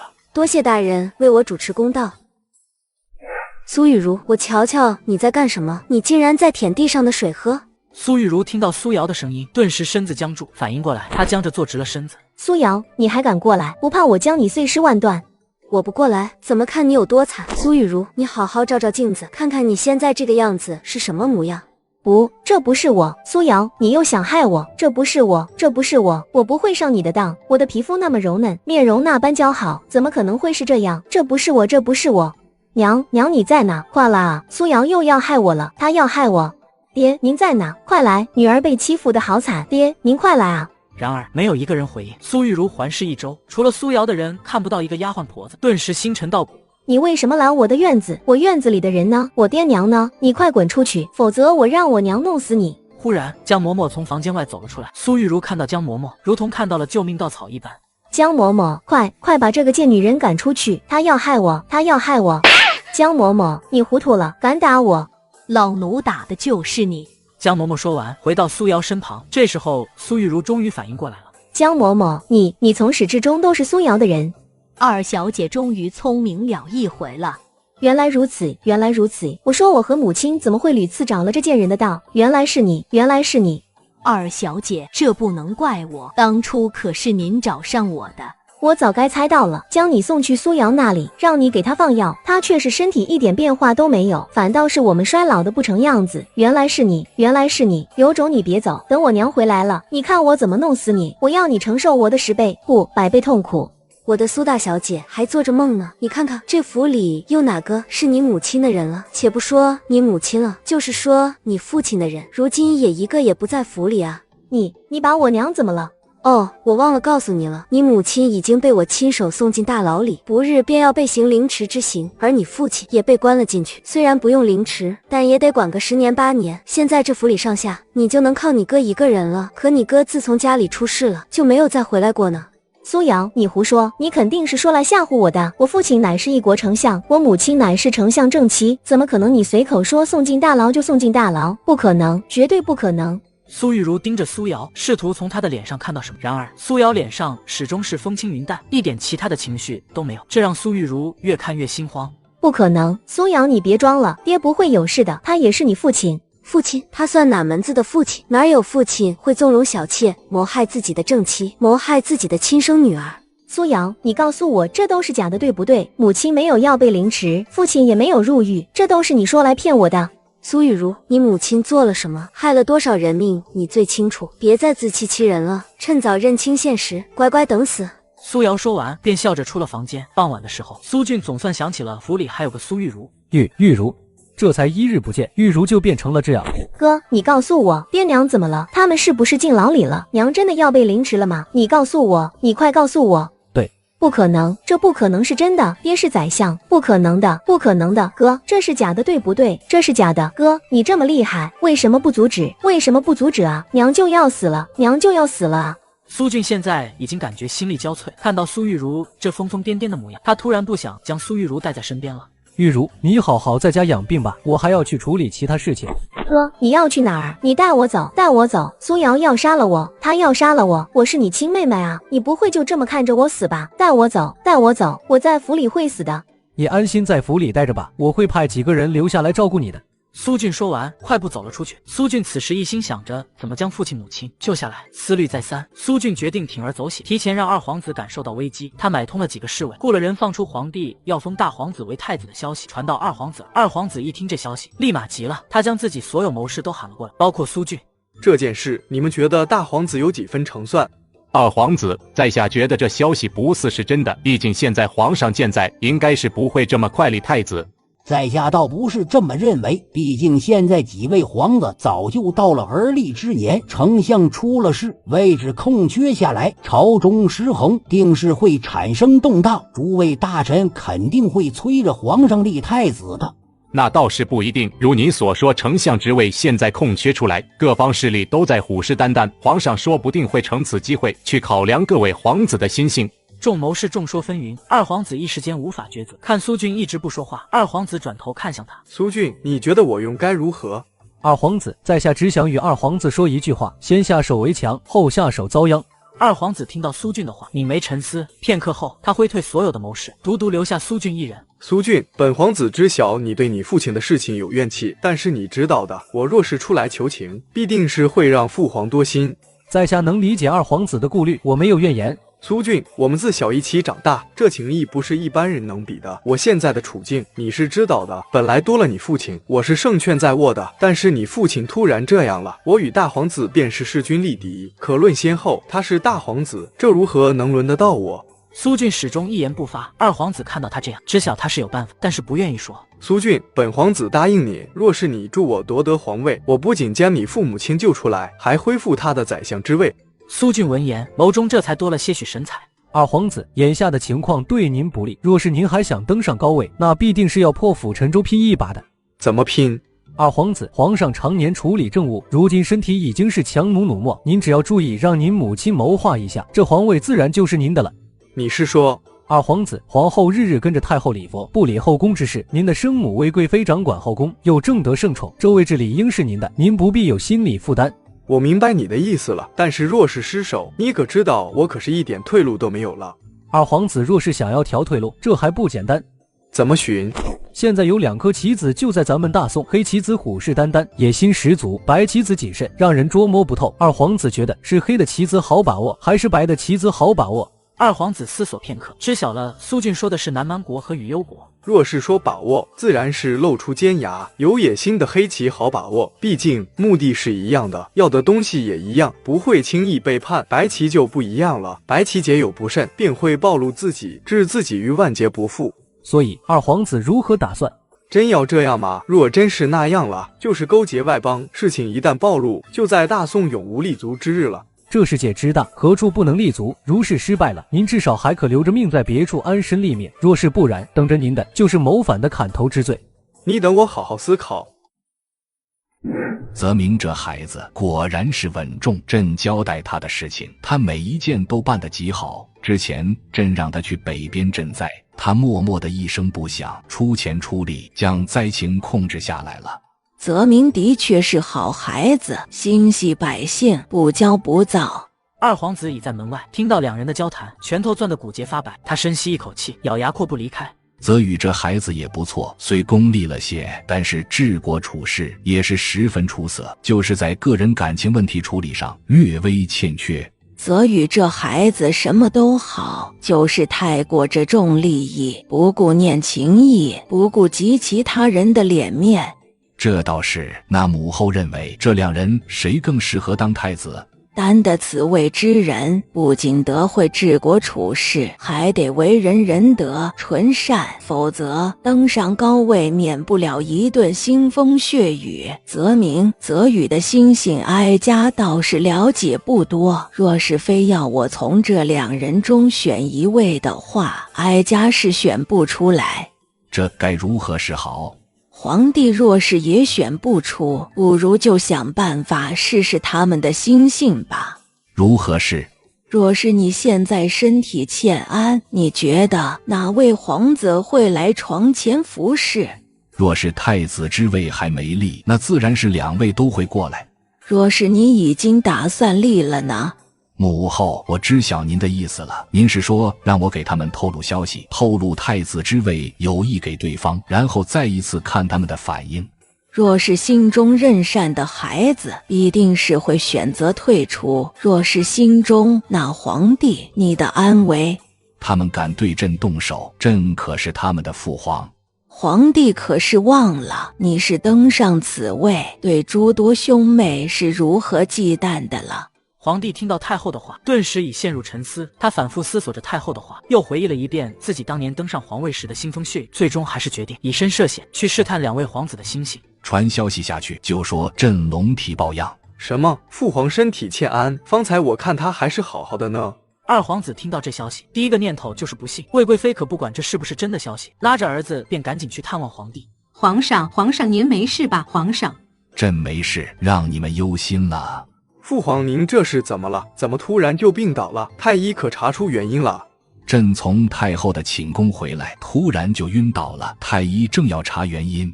皇上，您身体这是亏空的太厉害了。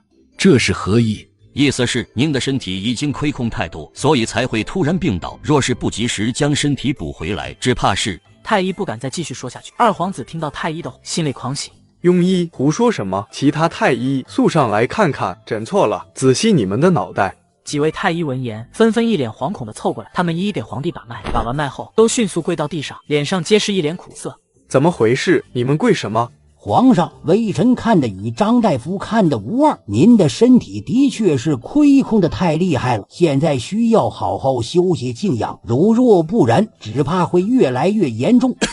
这魏贵妃顿时慌神，大皇子宋泽明赶来的时候，刚好看到皇帝惨白着脸咳血的那一幕。父皇，您没事吧？朕没事，静养一段时间便好。怎么没事？皇上，您都咳血了，太医快给皇上开最好的药。皇上是金龙之体，喝了药定能马上好起来。行了，别跪着了，该开药开药，该熬药熬药，朕身体还熬得住。皇帝挥手，让众太医都退下。皇帝看到围在身边，神色担忧的几人，脸上的神色越加痛苦。朕无事，你们都退下吧。父皇，您今日是有些劳累了，听太医的话，好好休息几日吧，身体为重。是啊，皇上，龙体为重，您好好休息休息吧。朕无事，你们都退下吧，该干什么干什么去。将人打发后，皇帝便从床上坐了起来。如此看来，这2位皇子都是关心朕的。1、2日是看不出什么的，若是皇上真想看看哪位皇子宅心仁厚，可再观察几日。皇帝一想也是这个道理，便打算再装几日。三哥怎么办？父皇那样子当真病得不轻。怕什么？不是有太医吗？太医能将他看好。我找太医打探过了，太医说父皇的病的确一时半会好不了，需要静养。若是养不好的话，很可能……太医当真这么说的？千真万确。我找了好几位太医，都是这般说的。我就说当皇帝不好吧，瞧这老头把自己折腾成什么样了。三哥，现在怎么办？咱们去找那个莫神医去给父皇看看吧。莫神医，我知道该找谁了。苏瑶，父皇突然病倒了，太医查了说是身体过度劳累。我跟太医打探，发现父皇的情况不容乐观。我记得你认识莫神医，若是可以的话，麻烦你帮我引荐一下吧。你父皇病倒了？皇帝那中气十足的模样，一看就不像是会容易生病的，突然病倒。事发突然，我也不知道怎么回事，我不忍看着父皇难受，所以便过来问问你。既然如此，那走吧，我随你进宫一趟。就我们2人吗？不然你还想要谁？莫神医呢？你觉得我不像是会医术的？你的意思是说，你就是莫神医？怪不得，原来你就是莫神医。苏瑶，你怎么过来了？是来看我的吗？这是皇上请功，你觉得我是来干什么的？你提这箱子做什么？有些重，我来帮你提吧。无事献殷勤，非奸即盗。瑶儿，之前的事情是我识人不清，这才将你误会啊。现在我已经看清苏玉茹是什么样的人了，也知晓你对我的心意，你别冷着脸对我好不好？二皇子，您还是好好说话吧，这么说话当真是让人很是反胃。苏瑶，你别敬酒不吃，吃罚酒。我敬酒不吃，罚酒自然我不会吃。二皇子以后莫要在我跟前晃悠了，碍眼不说，还让人恶心的紧。苏瑶说完，便提着药箱走到宋雨柔身旁。一旁的大皇子宋泽明听到苏瑶这话，似笑非笑地看着宋泽宇。二弟，看来这苏姑娘对你毫无意思啊。我们之间的确是有些矛盾，但是这不关大哥的事。是苏家丫头来了呀。是四公主让我来的，她担心您担心的紧，便让我来看看。哦，你还会看病？略会一点。苏瑶，你胡闹什么？父皇是金龙之体，岂是你这三脚猫医术能随便看的？若是用错了药，你担待得起吗？父皇是儿臣看管不力，日后我必定好好看着这丫头，不让她妄自托大。泽宇，你不是与这丫头解除了婚约了？怎么又……父皇，儿臣之前年轻，识人不清，是受人挑唆，这才会想要退了跟苏瑶的亲事。现在我看清自己的内心了，我心悦的是苏瑶，所以父皇收回成命，让我和苏瑶还能再续前缘。放肆！你说退亲就退，你说收回就收回，当真的话是放屁不成？父皇息怒，儿臣只是不想错过对的人，而且这亲也不是儿臣退的。放肆！你真是越来越无法无天了。蠢货！要是之前他好好的跟苏瑶在一块，那我就不用给苏瑶和那小子赐婚了。现在婚都赐了，这逆子又来求个什么劲？父皇，儿臣本无意退婚，历来没有女方退婚的说法，所以这婚事不算是退了。你的意思是说，哀家说的话都不作数了？哀家老了，说的话你们就当成屁一般放了是吧？皇祖母，孙儿不是这个意思。那你是什么意思？皇祖母，孙儿一时口不择言，求皇祖母责罚。看你教出来的好儿子。太后息怒，泽宇他只是被人迷了心智。魏贵妃，您是说这些话是我让二皇子说的？太后，臣妾不是这个意思，臣妾只是说泽宇年纪还小，在感情这方面看的还不够透彻，所以才会做出这种举动。你说的对，泽宇确实小，做事与泽明比起来确实是不够稳妥。太后则与只是在这方面比较薄弱，在事务处理这方面也很娴熟，与泽明也是不相上下的。行了，带她回去吧，以后莫要再缠着这丫头。这婚事可是我亲自解除的，你还想要恢复这门婚事，就是在打哀家的脸。臣妾不敢。魏贵妃看太后依旧冷着脸，连忙带着二皇子灰溜溜的离开了。你们也回去吧。是，皇祖母。苏丫头，让你受委屈了。太后言重了。母后，你们。这丫头便是那神医，先前多亏了她一直帮我看病，我这条老命这才得以捡回来。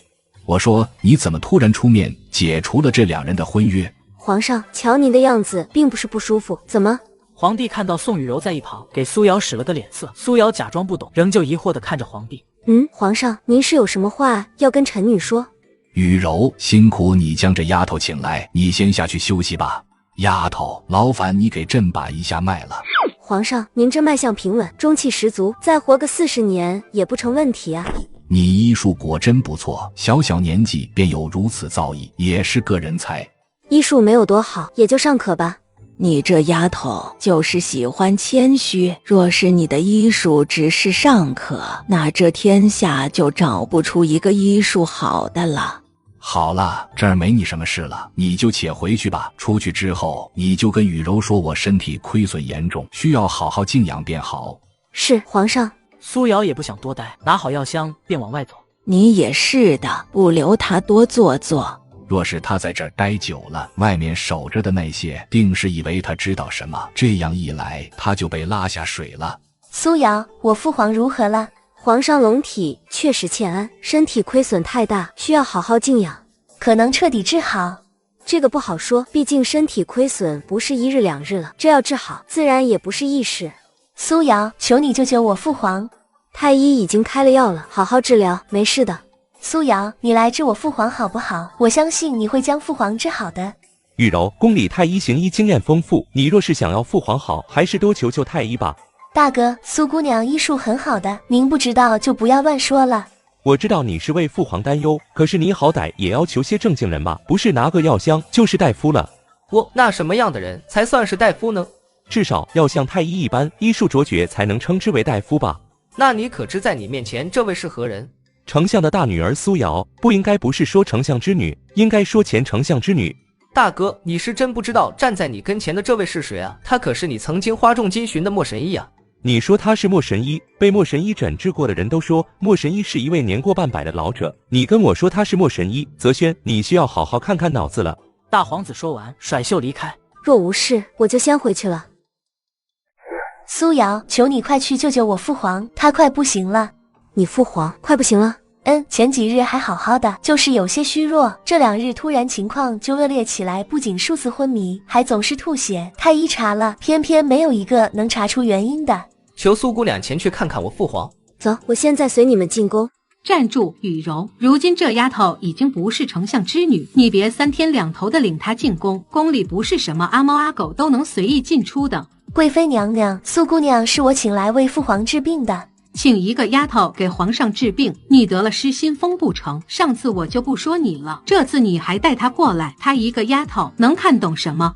魏贵妃不悦地皱起眉头，站在苏瑶跟前，死死拦住她的去路。雨柔，你别多乱想，我也是为了皇上的安危好。皇上现在龙体欠安，还是不要带血不相干的人进去看他，否则若是放了有心人进去，皇上的安危出现问题，你担待得起吗？哀家担待得起。魏贵妃，你当真是越来越嚣张跋扈了，连哀家请的人都敢拦。臣妾不敢。不敢，我看你是什么都敢。太后息怒，臣妾不知苏姑娘是您请来的，臣妾也只是为了皇上的安危着想。下去吧，日后看到苏瑶，别再给我把人堵在这里，耽误了我的事情，你这贵妃之位也别想要了。死老太婆，我看你还能厉害几日？都喜欢护着这丫头是吧？我让你们护。苏丫头，劳烦你帮皇上看看。太后眼里满是担忧，苏瑶给了太后一个放心的眼神。皇帝此时面无血色地躺在床上，双目紧闭，气息微弱。雨柔、泽轩，你们俩先到殿外等候吧。怎么样，皇帝没事吧？太后娘娘，您仔细跟我说说，皇上这种情况是什么时候出现的？一开始又是什么症状？皇上龙体本来是十分健朗的，可不知怎的，从前几日起忽然骤转急下，身体是一日不如一日，今日还出现咳血症状。太医们一个个都查了，皆是查不出原因，哀家没办法，便让雨柔去请你了。事发前可吃了什么人的东西？太后娘娘，那几日奴才一直守在皇上左右，并未让皇上吃过什么东西。吃太医的药缸，更是用银针试过毒。那近日有谁来探望过？近日宫里各位贵人都有过来，来的最勤快的便是魏贵妃，她时常在皇上寝殿陪着皇上，一待就是好几个时辰。这魏贵妃这几日是越来越无法无天了，嚣张跋扈不说，将哀家都不放在眼里了。魏贵妃一般来都做些什么？贵妃一般来皇上寝宫，都是静静的守在皇上身侧。若是说有什么不寻常的话，就是魏贵妃一直爱给皇上喂水。这水可用银针探过？送进来的水都是查过的，不过奴才不知，经过魏贵妃之手后的茶水。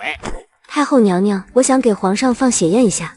苏丫头，你看看怎么看方便就怎么看，只要不割喉便无关紧要。太后放心，只是取一点血验一下。这血看起来怎么比吐出来的还要红？可是中毒了。刚放出来的鲜血，自然是要比吐出来的淤血红的。那皇上不是中毒？是中毒。苏瑶随手拿起桌上的水，往盆子里倒了一点水，水接触到鲜血的那一刻，血立马变成紫黑色。这是什么情况？皇上这是中毒了，我就说好端端的，怎么会突然变成这样？怎么样，这毒难不难解？这毒名为无根毒，无色无味，寻常银针根本就查探不出来。要将这毒引发出来，很简单，就是让这毒接触水。所以魏贵妃，我先帮皇上解毒，这些事情还需太后自己亲自查。苏瑶说着，拿出749枚银针。医治半小时后，皇帝猛地吐出几口黑血，整个人悠悠转醒。皇儿，你终于醒了。皇帝环视一周，看到苏瑶强撑地坐了起来。本想着演戏的，没想到竟然被迫假戏真做了。想必是有人按耐不住了。丫头，我这命还能不能保得住？皇上，您这毒让我很是为难，恐怕……无事，人各有命，朕不怪你。皇上还请等我说完，我的意思是很为难，但是能解。你这丫头还逗弄起我来了。您女可不敢逗弄皇上，还等着将皇上治好，让皇上赐我些什么新奇玩意儿呢？苏丫头，等皇上好了，想让什么，让他带你司苦挑便是。母后说的是，朕不会差你这点东西。那民女就先谢过皇上。好了，你和朕说说具体中了什么毒吧，朕好彻查是谁敢谋害天子。这毒名为无根毒，无色无味，寻常银针根本就查探不出来。要将这毒引发出来，很简单，就是让这毒接触水，也就是说，让您不停地喝水的人有重大的嫌疑。皇上便往这个方向查吧。这些药一日服用1颗，可避抗毒。这3日内还请皇上莫要喝水，再渴也忍着。3日后毒素解清再喝水。朕记下了。还有几日你就要去大不列颠国了吧？唯恐有变故，你就再推迟半月再去吧。如此，民女便先告退了。辛苦你了，回去吧。皇儿，你中毒之事还是先不说吧，以免打草惊蛇。母后，儿臣正有此意，这几日就劳烦母后替我打发一下众人，对外就说我越发病重，太医在诊治便好。好。你们父皇的病越发重了，这些日子太医要好好诊治，你们就先别过来了。宋雨柔方才在苏瑶那里也没问出什么，于是便信了太后的话。宋泽轩虽然疑惑，但是看到人躺在那里，地上又有几滩血，神色就只剩下担忧。两人走后，魏贵妃和二皇子宋泽宇又过来了。太后让臣妾留下来照顾皇上吧。你若是想留便留，哀家又不会拦着你。是，太后。他走到皇帝床前，如往常一样细心地照顾着皇上。太后坐在一旁，不动声色地打量着魏贵妃。二皇子宋泽宇看到这，眼眸闪过伎俩。皇祖母，御花园的花开得正好，我陪您去看看吧。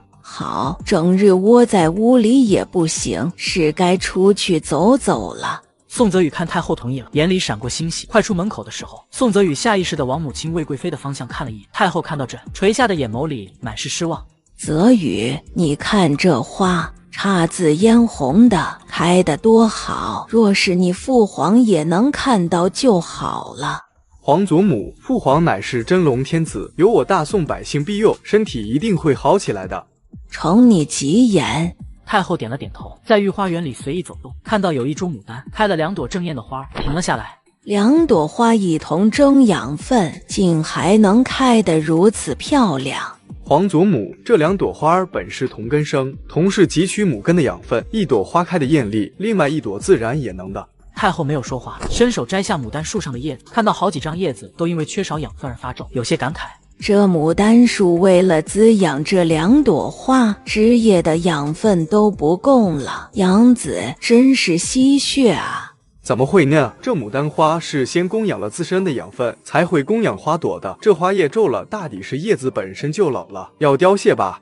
花开花谢，叶生叶落，一代接着一代是自然的规则。叶子老了，自然要败落归根。是啊，叶子老了，自然要败落归根。你父皇也老了啊。皇祖母，父皇正值中年，怎么能算是老呢？你们一个个都这般大了，你父皇自然是老了，人老了，脑子就糊涂了。这江山社稷，自然也是要换人做了。皇祖母说的是哪里话？父皇这般年轻，我们这些子女自然是能一直被他庇佑着。哀家乏了，回去吧。皇祖母，那边的牡丹也正开得正艳呢，咱们不如去那边看看吧。太后没有再搭理宋泽宇，径直往御花园外走。贵妃娘娘，皇上刚喝过水，怎么照顾皇上我不知道吗？用你说，下去。魏贵妃，太后娘娘让我寸步不离地守着皇上。你是要听本贵妃的，还是听太后的？本妃让你出去。臣妾拜见太后。魏贵妃，我看你这贵妃之位是坐久了吧？对皇上身边的人都敢大呼小叫，随意使唤。你可知张公公代表的是皇上的脸面？太后息怒，臣妾只是想帮皇上擦拭一下龙体，所以这才想要张公公出去的。你擦拭龙体的东西在哪？魏贵妃愣了一下，宋泽宇及时让人送了过来。在这儿，方才贵妃娘娘吩咐奴婢去打水了。太后看着那陌生的宫女，并不是跟在魏贵妃左右，心里有了计量，往皇帝那边看了一眼。既然魏贵妃有心，那便在此照顾皇上吧。哀家老了，走几步就累，就先回去休息了。魏贵妃看到太后走，顿时松了口气。她转头看了一眼，发现太监总管不知什么时候也出了寝殿，顿时眼里划过暗芒。皇上这么久没润过嗓，您定是渴了吧？父皇，我扶您起来喝些水。宋泽宇和魏贵妃看到水位进去，脸上皆闪过不明的情绪。这时候门外响起了说话声：“张公公，是谁在里面？”回大皇子，是魏贵妃和2皇子在里面。魏贵妃，你也来看你父皇，有心了，快过来与你父皇说说话吧，说不定你父皇听到你们的声音，记挂你们就好起来了。大皇子走到皇帝身旁，陪了好一会儿皇帝。魏贵妃看待的差不多了，与2皇子出了寝殿。大皇子看大殿，只剩下自己，从衣袖里拿出一张绣着金龙布，又拿出一枚装着红色印泥的。皇帝感受到大皇子动作，悄然睁开眼睛，看到那张明黄色的布，顿时一口气差点背过去。宋泽明此时心里慌张的不行，将所有东西收好，又将皇帝的手擦拭干净后，宋泽明这才松了口气。张公公看大皇子宋泽明走，这才开门进来。张公公，朕发现朕何其失败，2个儿子，一个给朕下毒，一个偷偷伪造遗诏。皇上，方才暗卫传来消息，说2皇子想办法支开了暗卫，潜进了御书房。事后暗卫去查，发现什么？发现传国玉玺被动过了。让九王爷将他那破轮椅丢了，过来处理吧，朕累了。是皇上。老九啊，朕顿感身心俱疲呀。自古帝王家更朝换代，历来需面对这些，皇上请节哀。怪不得你不想要这皇位，原来坐上这位置，寻常人的子孙围绕膝下之乐就无法体会罢了。入戏心性，担不得大任，你帮我看着处理吧，日后莫要再出现在我面前了。谨遵皇上吩咐。苏俊，这次多亏你的主意，你父母亲我已经用理由将他们暂扣下来，事成之后，我便能让你父亲恢复丞相之位。多谢二皇子。看到苏有德和刘婉的那一刻，苏俊整个人都吓了一跳。怎么会这样？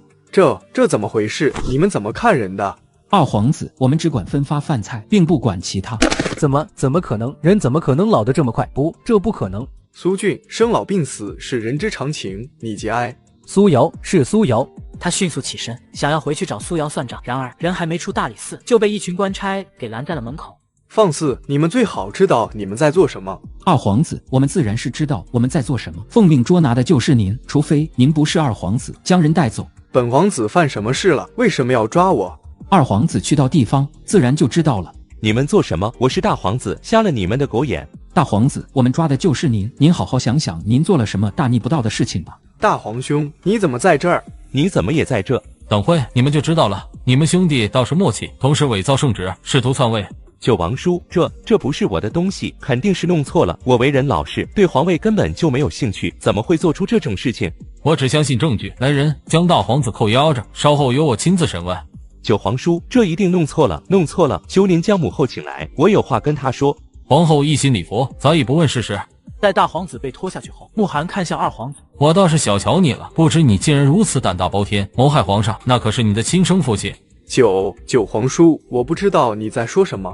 你不交代也没关系，反正魏贵妃会交代出来。你把我母妃怎么样了？魏贵妃可轮不到我审问，她由太后亲自审问。不过听说太后年轻时手段很失毒了，想必很快就会问清楚。不可能，九皇叔你一定是弄错了，我们是清白的，是清白的。这个东西很熟悉吧？别以为无色无味就没人发现了，别以为用水激发毒药就没人怀疑了。这天下名医多的是，速交代，这东西哪儿来的？我没见过这东西。来人，给我打！冷雨面无表情的拿着一条长长的带刺金条走了出来。九皇叔动用私刑，可是违反大宋律法的，这不是我的东西。九王叔休想将这莫须有的罪名强加给我。呵呵，你很有骨气，就是不知道能扛到几时。片刻后，宋泽宇的后背已经被打得血肉模糊。慕寒看差不多了，踱步走到宋泽宇跟前。你不说这东西哪儿来的？我也知道，还等着人来救你呢。作为皇叔，我劝你别想，好好交代清楚，兴许还能从轻处罚。我说了，这与我无关。若你是等着人来救你，那你便继续等吧。慕寒说完，挥手让人将宋泽宇拖下去。宋泽宇下去后，暗卫立马上前汇报。主子，苏俊已经将京城的地图交给了南蛮太子，此时正领着二皇子的部队往京城集结。南蛮太子的军队呢？回主子，南蛮太子的军队混进了北方的流民队伍，不日便到达。传令再去，将流民安置到九州去，届时让我们的人好好接待他们。是，主子。苏瑶这边也收到了苏有德和刘婉老死的消息，这般快就死了，他们还没看着自己的儿子叛国，被五马分尸呢。江嬷嬷，你这个量把握的不是很好。小姐，老奴已经有经验了，下次一定把握好用量。可惜啊，没有下次了。那苏俊不还在？苏俊应该今晚就落网了。来者何人？奉皇上之命前来捉拿叛贼，带走。你是九王爷？太子很意外。是有些意外，毕竟九王爷一直对外宣称腿是瘸的，没想到你这腿竟然是好的。这件事你们皇帝陛下知晓吗？太子还是先关心自己吧。冷雨面无表情的提着一个东西走进来，他将那东西随意的放在南蛮太子跟前。南蛮太子看着那鼓起来的包裹，他给手下使了个眼色，手下伸手解开了布包，看到里面的东西，手下顿时吓得瘫坐在地上。怎么回事？你看到了什么？太子，那是吴副官的人头。什么？他快步走上前，看到那些血淋淋的人头，顿时脸色惨白。慕寒抬眼看向南蛮太子，太子，这是你的部下吧？慕寒，你果然好手段。手段论手段，还得是你南蛮太子会耍。如何？辛苦部署几年，如今却直接被一网打尽的感觉如何？原来你早就知道了。我本是不知道的，可我们大宋的爱国志士注意到了，有他的提醒，我才注意到你的狼子野心。这个人是谁？说出来让我死的瞑目。这个人是我的九王妃。九王妃，你何时？南蛮太子意识到了什么，整个人呆愣住。有意思，我竟然是败在一个女子手里，真有意思。不，严格来说，你败在了他手里2次。3年前，你也是败在了他的手里。你是说，当年带人支援你的那小子是苏瑶？慕寒留给南蛮太子一个略有深意的眼神，随后转身离开。苏瑶，若是我得到了你，结局会不会不一样？大皇子宋泽民大逆不道，私自伪造圣旨，剥其皇子之位，遣出京城。二皇子宋泽宇为贵妃苏眷勾结外党叛国，谋害皇上，择日斩首。一下失去2位皇帝心生郁结，整日无心朝政。奉天承运，皇帝诏曰：3皇子德行兼备，特封为太子，协助圣上处理朝政之事。父皇，属儿臣担当不了此大任，您让武皇帝来当太子吧，他聪明伶俐，定能胜任。3皇子宋泽轩听到要自己当太子，连忙将6岁的5皇子拉了出来。多少人千方百计地谋算这个位置，你却百般嫌弃。父皇，儿臣志在游遍四海八荒，所以恳请父皇收回成命。志在四海八荒，这更好，了解民生，才能更好的治国。此后，御书房的案桌旁多了一张椅子。朕怎么会生出你这么个笨儿子？这种没一点用的奏折，直接丢回去便好。还有这个，你还批个字写得不错，你这不是白费功夫吗？这种拍马屁的，统统丢回去。还有这种奏折，一点事都没有，张嘴就要钱，给我狠狠的痛批一顿，记下了没有？儿臣记下了。是苏丫头来了。皇上，我祖父已经给我更名，现在我姓沈，名为沈瑶。也好，沈瑶这名字比先前的要顺口。你外祖父他们可送走了？回皇上，已经送走，此时应该出了京城了。如此，那你便启程吧。谢爱卿，船只可准备妥当了？回皇上，已经准备好，随时可以起航。如此，那便出发吧。皇上，要不民女还是不去了吧？我一个女子，没名没分的，跟着抛头露面也不好。我就知道你这丫头无力不起早。沈瑶学富五车，绘制兰心，特封为东夷校尉，品级4品，随水师提督沈远洋一同护送大不列颠国人回国。臣领命。行了，赶紧去吧，带多些好东西回来。皇上放心，臣一定带大不列颠国最有用的东西回来。皇帝点了点头，看向一旁站着的慕寒。小九，这也没你的事了，你也跟着去吧。皇上不说，微臣也是要去的。滚滚滚，你们都立马滚，别在这碍朕的眼。微臣告退。沈大人，咱们何时出发？明日吧。一会你让人再检查一下物资带够了没有。好。谢远洋问出了自己想要的答案，便快步往前走，跟2人拉开距离。慕寒看到谢远洋这般识趣，勾了勾唇。这谢远洋不错。沈瑶没有接话，自顾自地往前走。慕寒也不恼，紧紧跟在沈瑶身后。看到无人，更是整个人都靠了过来。怎么不怕人说闲话？怕那些人说你，不过没事，谁敢说你一句，我拔了他的舌头。慕寒看着沈瑶白嫩的小手就在眼前，数次欲伸手过去，不过都忍了下来。胆子这般小，可当不了我的男人。我不是胆小，我只是一直在克制。坐我的吧，我的马车大。抱歉，不小心绊了一下。沈瑶知道慕寒是故意的，看到慕寒那得意的笑容，沈瑶在男人凉薄的唇上咬了一口。咬疼我了，我得咬回来。属狗的。属狗的，我是你的小狗。好了，我要下马车回去收拾衣物。不行，跟我回去吧，我给你准备了好多衣服，好吗，乖乖？王爷，我有自己的家，跟您回去，这断然是不合礼数的。谁说不合礼数？看我做的一切都是合礼数的。你什么时候弄来的？你外祖父要见我那次，当晚我就直接进宫，要来了圣旨。你就这般肯定我对你是有意的？我不管，你亲了我就得对我负责，亲了我就是心悦于我，快说你心悦我。我为何要说？你要说，我就不说呢。不说就惩罚你。他扣紧沈瑶的手，将人带进怀里，吮吸着她的阴唇。沈瑶感受到那滚烫的唇落在脖间，浑身止不住颤抖。别痒。那换你亲我，我不怕痒。沈瑶触碰到微微凸起的喉结，俯身咬了上去，突然被咬。慕寒没忍住闷哼一声，乖，别出声。乖乖，我认输了。沈瑶本还想逗慕寒，可看到他因为极力的隐忍，整个人都微微颤抖起来，便不再逗他。好了，我要回去收拾衣物。好。沈瑶下了马车，便回了自己的马车，便看到夏月一直盯着自己的脸看。你这丫头一直盯着我做什么？小姐，你的嘴好像被蚊子咬了，肿起来了。夏月，你真是越发放肆了。小姐的事何须你过问，安心管好你自己就好了。我只是关心小姐。行了，你们一个个比我懂，就别装了。嘿嘿，小姐，我就是好奇，就是。小姐，她太聒噪了，让她走着回去吧。沈瑶赞赏地看了一眼冬雪，夏月跌下马车，忙从地上爬起来，拍拍屁股。等他整理好衣服，自家小姐的马车却扬长而去了。小姐，等等我呀！冷风，替我跟主子说一声，我出去一下。冷风刚想问冷雨去哪，就看到冷雨骑着马来到了沈瑶的小丫鬟身旁。哼，还说不喜欢呢。主子，冷雨去了沈府，不回来了。这小子动作比我还快。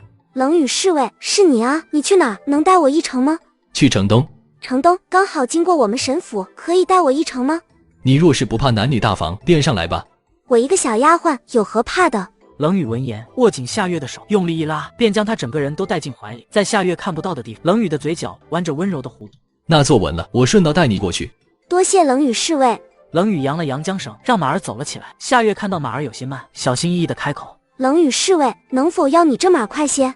我的马儿腿前几日受了点伤，只能走这般快了。若是你赶时间的话，我让人换一匹马过来送你。不用了，我不赶时间，就是怕你这马的腿受不住2个人的重量。他受得住。夏月见状没再说话，他乖乖地端坐在马儿前面，发现冷雨走的路不是官道，而是街道，小鼻子嗅了起来。冷雨看到夏月开始左顾右盼，寻找好吃的，脸上露出得逞的笑容。夏月姑娘，我有些饿了，能否先下来吃碗馄饨？冷雨侍卫，你饿了呀？我饿了。既然这样，那我就陪你吃一点吧。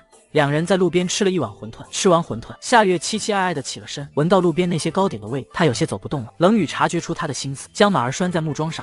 突然想吃些糕点，夏月姑娘陪我去买吧，作为感谢，我送与你一份。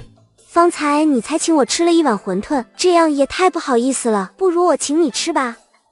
两人一前一后的来到糕点摊，冷雨随便挑了一盒，夏月则精心挑选了一盒。好了，就要这2盒，老板这多少钱？小娘子，您相公已经付过了。相公，不是，老奶奶，您误。那边有卖糖葫芦的，方才也是我请的，这糖葫芦你请我吧。哪儿呢？跟我来，我带你去找。夏月被冷雨拽着，也只能跟着他跑起来。跑着跑，夏月意识到了什么，低头看向牵着自己的大手。冷雨侍卫，看着不错，尝尝味道如何？夏月一愣，糖葫芦递到了嘴边，他只能乖乖地咬了一口，一口下去，甜滋滋的味道在嘴里绽开。好好吃啊！哎，冷雨侍卫，原来你会笑啊！开心自然是会笑的。开心是因为什么？冷雨没有回答，直勾勾地盯着夏月，看到夏月的嘴角沾染上糖渍，伸手轻轻擦去。夏月感受到冷雨的动作，整个人僵着不敢动。冷雨侍卫，你前面还有好些好吃的，去前面看看吧。冷雨侍卫，你能不拉着我吗？不能。啊！我说不能，我就要拉着，相公拉着娘子的手，天经地义。相公，那不过是老奶奶的误会啊。冷雨没回答，两人在街上逛了一圈，回去的时候捧了一大堆好吃的。冷雨侍卫，说好让我付的，你却每次都偷偷付了。下次你来付可好？冷雨侍卫，你为什么对我这么好？因为我想找个娘子。找个娘子。夏月回去的时候，只感觉整个人都晕乎乎的，她呆坐在楼梯上，时不时想起什么，痴痴地笑了起来。夏月该回神了。冬雪，我当是谁呢？吓我一跳。你当是谁？你当我是九王爷府里的那个冷面侍卫吗？哎呀，你胡说什么？我可没有胡说。今日一个暗卫看到你和那九王爷府的侍卫手拉手的逛街呢。冬雪有意逗他，拿起地上的一个盒子。这是何物？那侍卫给你买的定情物啊。冬雪，你乱说什么？没有这回事。好了，回去收拾一下衣服，明日你就能见你的小侍卫了。我和他之间什么都没有。冬雪敷衍地嗯了一句，快步离开。好了，准备好了，便出发吧。皇上放心，我们必定带着东西凯旋而归。给朕看好这丫头。放心吧，我必定用命相护。在京城的某一处角落，一个疯疯癫癫的老婆子奄奄一息地躺在床上。二皇子，您终于来了。您是来接玉茹了吗？玉茹等了好久，终于等到您了。二皇子，你相信我，我的脸能治好的，能治好的。二皇子，带我走，求你带我走。次日，有人在一处破庙里发现了一个老太婆的尸体。沈瑶对此并不知情。此时，众人已经来到了茫茫大海中，环顾四周，已经看不到陆地。几个大不列颠国人脸上满是兴奋。沈姑娘，这次真的多谢你了。希望你们回去不忘与我们的约定。这是自然，两国交好，信任是最重要的。我们的国王就是我的姐夫，这一点你可以放心，我有绝对的信心能说服他。如此，那便先谢过你们了。另一边的甲板上，夏月期期艾艾地站在角落，冷雨站在其跟前，眉眼染上几分笑意。夏月姑娘，可觉得有什么不舒服？不，我没有不舒服。没有变好，我第一次坐船，还感觉有些难受呢。啊，你不舒服吗？夏月听到冷雨说自己难受，担忧地看着他。冷雨在夏月看不到的地方勾了勾唇。是有些不舒服，头晕，想吐。冷雨侍卫，你没事吧？要不要喝点水？好，那就多谢夏月姑娘了。可好些了？多谢夏月姑娘，我好些了，就是感觉有些胸闷气短，若是你能帮我顺气就好了。啊，夏月愣了一下，犹豫着不敢动手。冷雨看到这，眼里划过幽深。我有些喘不上气了。这样可好些了。等好些了。接下来，冷雨时不时的咳嗽，时不时的难受。夏月在一旁尽心尽力的照顾。躲在角落的冬雪看到夏月被冷雨耍团团转，恨铁不成钢。真是够呆的，这点伎俩都看不出来。就是这点伎俩都看不出来。你凑什么热闹？你能凑热闹，为什么我又不能？冬雪没说话，转身就走。突然，一个巨浪涌了过来，船身一下倾斜。冬雪本就有些晕船，一下没有防备，直直往甲板上摔去。没事吧？你晕船啊？多谢。你没事吧？我没事，你忙你的就好。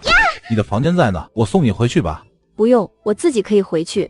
不舒服就好好待着吧，我又不会对你怎样。冷风将人安置在床上，便转身离开了。冬雪看到冷风走了，顿时松了口气。然而让他没想到的是，冷风没一会就折返回来了，手里还端着一盆水。冷风，谢谢你，这些事我可以自己做，我没事的。擦擦可能会舒服些。多谢。不客气，举手之劳而已。冷风说完，便端着水盆走了出去。没一会，他又折返回来了，这一次手里端了一壶热水。冷风，我无事，不用麻烦。我乐意。冷风感觉水的温度适宜，便端给了冬雪。我问船上有经验的船员，他们说喝一点温水，吃点橘子，再把这个橘子皮放在鼻咽门会好些。你试试看吧，如何？可有好些？好些了，多谢你。回了自己房间，冷风不知为什么满脑子都是冬雪的身影，那个如冬日暖阳般的笑容，时不时就会出现在脑海里。想到了什么，笑得这般猥琐。想到了好笑的事情，便笑了。我又不像你嬉笑如金的，我啊，想笑就笑。那也没见你何时笑得这般开心，那笑容就好似思春了一般。你才思春了呢？你慌什么？我又没说你和谁怎么样。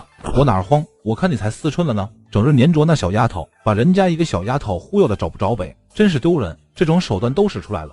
我可没有忽悠人，我本就晕船，只是在他面前表现的较为明显了一点而已。谁信你？临近回国的时候，沈瑶又要了大不列颠大量的基础文化书籍。沈大人，这恐怕不行，毕竟书是一个国家的文化底蕴，若是这些东西给了你们，我们大不列颠就落地了。沈瑶不紧不慢，拿出一张图纸递给大不列颠国王。不过就是一些书而已，沈大人要尽管拿，若是怕看不懂这些书，我给你派些人过去帮助你翻译。那就多谢国王了。谢远洋看到这，一脸稀奇。等大不列颠国王离开后，他这才好奇地询问：沈大人，方才你给了这国王什么？他的态度一下由阴转晴，真是好厉害。给了他梦寐以求的东西，一张可以把飞机改造更完美的图纸。皇上，九王爷和沈大人、谢大人他们回来了。回来了就回来了，慌慌张张作甚？皇上有所不知，他们带了上1000艘大船回来，还有好多的大不列颠国人。什么？这2个龟孙竟然投靠了别国？九皇叔和沈大人绝对不是叛国之人，你说仔细些。九王爷和沈大人在第1条船上，大不列颠国人则跟在后面。他们一脸和善，看着应该是没有什么恶意。没有恶意，不是投靠了别国，那要这么多大不列颠国人来我大宋作甚？父皇，事不宜迟，我们去港口一探究竟吧，肯定事出有因。小九，这到底是怎么回事？皇上，这是大不列颠国派来帮助我们大宋发展的外使。帮助我大宋发展？笑话！我大宋泱泱大国，岂用这一个小国帮助？皇上，那你听我细说。皇上，您看，这就是大不列颠国，他们国家很先进，全是高楼大厦，还有比马儿跑得快的汽车、火车，甚至还有飞行的工具。皇上，怎么办？这大不列颠国的文明领先我们几百年，咱们是如何都赶不上了。那可如何是好？皇上别急，我这不是已经在想办法了吗？经过我们的商议，大不列颠国已经同意全力帮助我们大宋国发展。不过咱们大宋国也要自己争气，不要停滞不前。丫头，你不用点我，我若是知道有更先进的文明在，我早就与之学习了。只有去除糟粕，取得精华，国家才能得以发展。我也不是迂腐之人，你细细与我说这大不列颠国的发展如何吧。皇上，目前的首要任务是安顿好这些大不列颠的使臣，稍后的事情我们再从长计议。倒是我着急了，泽轩，这大不列颠国使臣是贵客，他们的食宿就由你来安排吧。儿臣遵旨。务必好好招待，莫要落人口舌。沈大人，借一步说话吧。小九，这大不列颠果真如同这画上一般先进？他们的工业比我们大宋先进许多，可以说至少领先上百年。朕一直觉得我们大宋是一个历史悠久且文明灿烂的泱泱大国，可我没想到在遥远的海洋另一端竟然有发展得如此先进的国家。与这大不列颠相比，我们大宋就如同贫民窟一般贫穷落后，这叫朕该如何面对这个事实？沈瑶拿出自己提前翻译好的大不列颠国发展史书。皇上若是想改变大宋的现状，不妨看看这个。这书你是偷回来的？皇上，这大不列颠可不在乎这些，这些书是他们的国王送予我的。送予你的？将自己国家的史书送给别国，就相当于把自己国家机密给送了出去呀。皇上，您有所不知，这些西方国家的发展史都是透明的，所以国王才会将这些书送予我。您好好看看，明日我们再商量如何将大宋发展起来。沈瑶说完便告辞离开。冬雪，你去将东郊的那个废弃庄子清出来，一会我要用来装东西。是，小姐。夏月，你带人去清理西郊的荒废庄子，一会我也要用。两人闻言连忙下去安排。王嬷嬷听到沈瑶的安排，觉得自己太过清闲。小姐，那老奴如何？王嬷嬷，我自然不会忘了你，最重要的事情交给你我才放心。这样，你去放消息，说这几日我这2个庄子里运了好些粮食进去，将消息放出去后，派一批人手将庄子围起来，以防有人进去打探。是，小姐，老奴定会安排妥当。小姐，您这些年种的那些高产粮食，就是留到今日用的吧？是留到今日用的。皇帝连夜看完那本书，心里大为震惊。按照这书上说的，我们大宋还是农业国家呀，老百姓的吃食都不够，那该如何去发展？皇帝满面愁容，一早他便派人去宣了沈瑶进宫。丫头，你说的书昨晚我已经看了，按照这书上所说，咱们大宋现在是农业国家，要从农业国家逐渐发展成为工业国家，谈何容易？老百姓根本就吃不饱，如何能腾出其他时间来发展工业？皇上，要从这摆脱农业国的名头很简单，就是让咱们大宋的百姓全都吃饱穿暖。穿暖现在已经基本不成问题，就是吃饱难而已。不过想要百姓吃饱也不成问题，只要咱们大宋全都种上高产的粮食，比如稻谷，现在亩产300斤，若是种上亩产1000斤的稻谷，那百姓就不会吃不饱了。百姓吃饱了，问题就迎刃而解。皇帝听到沈瑶的话，默默地翻了个白眼。沈瑶趁着皇帝还没开口的时候，从衣兜里掏出一把稻谷，成功地堵住了他的嘴。你的意思是说，这稻谷能亩产1000斤？皇上认为呢？来人，去国库给我取一把稻谷来，我要对比一下。很快，普通的稻谷就取到了皇帝手里2种稻谷，很明显，沈瑶拿出来的要大，要圆润饱满。皇帝意识到沈瑶说的是真的，手微微颤抖起来。这稻种还有多少？这稻谷不多。也罢，有多少算多少，反复翻种，总会多起来的。皇上，微臣话还没说完呢，稻种不多，也就能种个几10万亩稻田吧。你这丫头，可别胡说，逗朕开心。逗您作甚？这稻种我已经拉回来了，就在庄子里，皇上派人去取便是，我只管出稻种，后续的事情我可不管啊。你们不管，朕也不管。来人啊，给朕宣农司大人过来。是，皇上。这稻种好似比寻常的要大又圆润了。不错，这稻种可亩产1000斤。亩产1000斤，老臣难不成实在做梦不成？你不是做梦，种子已经有了，接下来培育种植的事情就交给你了。皇上，这高产稻谷是谁种出来的？可有具体的种植之法？用我们寻常种植水稻的方法，可能种活？你跟这丫头商量具体的事情吧，朕去看看大不列颠的使臣食宿安排的如何了。丫头，你处理完也过来看看吧，总要好好招待他们。皇帝说完，潇洒的摆手离开。沈瑶笑着摇了摇头。摩斯大人，具体种植之法已经研究出来，稍后我会派人与你对接的。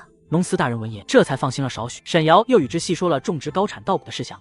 丫头，你快过来！这些大不列颠的使臣好似有什么话要说，奈何学了大不列颠话的人还未能听懂这些，只能干着急了。经过这一番了解下，这才得知大不列颠使臣是想要开会，具体商量如何扶持大宋发展。皇帝陛下，贵国我仔细看过了，还处于农业发展中的国家，路上都是青石板路，没有水泥，还有沥青路，这对你们的发展很不利。这沥青是何物？水泥又是何物？沥青和水泥是一种修路材料，有这个可以将路修得十分平滑，而且坚硬。水路不仅可以用来修路，还可以用来盖房子，他们这些房子就是用水泥盖成的。那这水泥如何得来？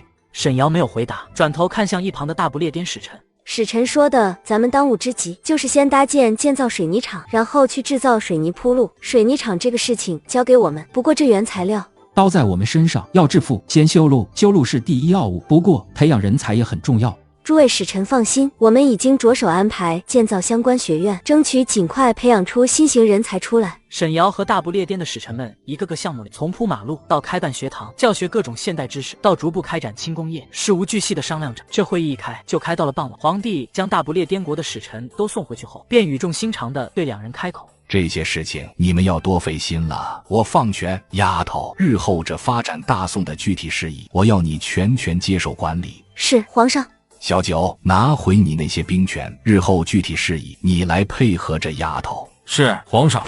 泽轩，你好好辅佐这丫头，万事听她的差遣，若是有疑问就来找我。是，父皇。皇上，既然您将此事交给我了，那我定会办得漂漂亮亮。少的时间我不说，50年定会让大宋追上大不列颠国。你办事朕放心。他嘴上说放心，可等众人都退去后，却独自坐在御书房里愁眉苦脸。皇帝越想越担心，第二日干脆褪下龙袍，换上普通的衣服，乔装打扮去查看进程。他先是来到准备搭建的水泥厂，又来到了储存稻谷的粮仓。皇帝看到那一个个粮仓，心里安心了少许。思索片刻，他又寻去沈瑶那边。宋阳学堂为何起这个名字？我想着是大宋国人和海洋外人办的学堂，就叫宋阳学堂了。宋阳也挺好。你打算招那些人为学生？能来这学堂学习之人，必定是我大宋未来的栋梁之才，所以我想第一批来这学习的人，就招大宋这2年新考上的举人学子。这些人倒是合适，不过你如何说服他们去学一些从未接触过的知识和语言呢？这个问题就需要皇上您去考虑了。朕来考虑。是，我只负责设置课程，教授知识。至于如何让学生接受这些知识，甚至让学生主动学习这些知识，那就是皇上该考虑的了。皇上您可以先看看，这是臣为我大宋学子设置的课程。第一种课程是大宋发展论，第2种课程是洋语，第3个课程是生物，第4节课是物理。生物、物理这些是什么课程？生物这门课程教的就是和动物、植物等有关的学科知识，简而言之就是能让我们对这个世界的动物、植物有更好的认知。那物理呢？物理就是研究物体在时间、环境等各种条件下形态上的变化。学这个是为了能让我们更正确的、直观的了解这个世界。只有真正的了解了这个世界，我们才能更好的去发展国家。研究物体的变化，这有何好研究？学了物理，就能更好的观测天象，以便更准确的推测出天气情况变化，这对种植稻谷很有帮助。这么说，这个物理倒是一门好学问。对，但是这些学科我们大宋的学子大都没有接触过，所以这些生涩的知识可能很难让人接受，这就需要皇上您想办法了。皇帝回到宫里，就将沈瑶留下来的难题交给了众大臣。皇上，既然这是发展的必经之道，那我们便要全力帮助沈大人。臣建议文武百官先带头去学习那些个什么新术，然后再立下新学规，重定新考题。至少这个大宋发展史这一门课程，我们文武百官肯定是要学的。文太傅说的是，国家要发展，学子必须是第一个冲在前面。只有学子们习得新知识，国家才得以有新出路、新发展。学子就是国家发展的底气。文太傅和御史大人所言极是，臣认为下朝后可让文武百官分批次去修习新术，这样一来给了各位学子们做了榜样，二来我们这些老家伙也能跟上国家的发展。我们这些大臣只有走在习术最前沿，才能更好的辅佐皇上。皇上，请下令重定考题。皇帝听到众人的话，也豁然开他当即下旨，让天下的学子只有去沈瑶开的许愿修习过，才能继续参加考试。举人更是有硬性要求。接下来你打算如何？我们现在首要任务是种出很多粮食，让老百姓能够吃饱。也就是说，我们要先从这个农业时代跨出去，将重心移到工业上，然后逐步的研究，慢慢的实现现代化。比如现在已经开始在建造的水泥厂那些东西。咱们大宋逐步发展，是否要拉一把羽忧国？先不要，等我们大宋自己站稳脚跟，再去拉吧。好。一晃3年过去，大宋也越来越现代化，不仅有了水泥路和报纸，还有了通电的灯等比较现代化的东西。外祖父，傻孩子，傻眼了吧？好些年不见你这丫头了，出落的和你母亲越发像了。外祖母，你们怎么来了呀？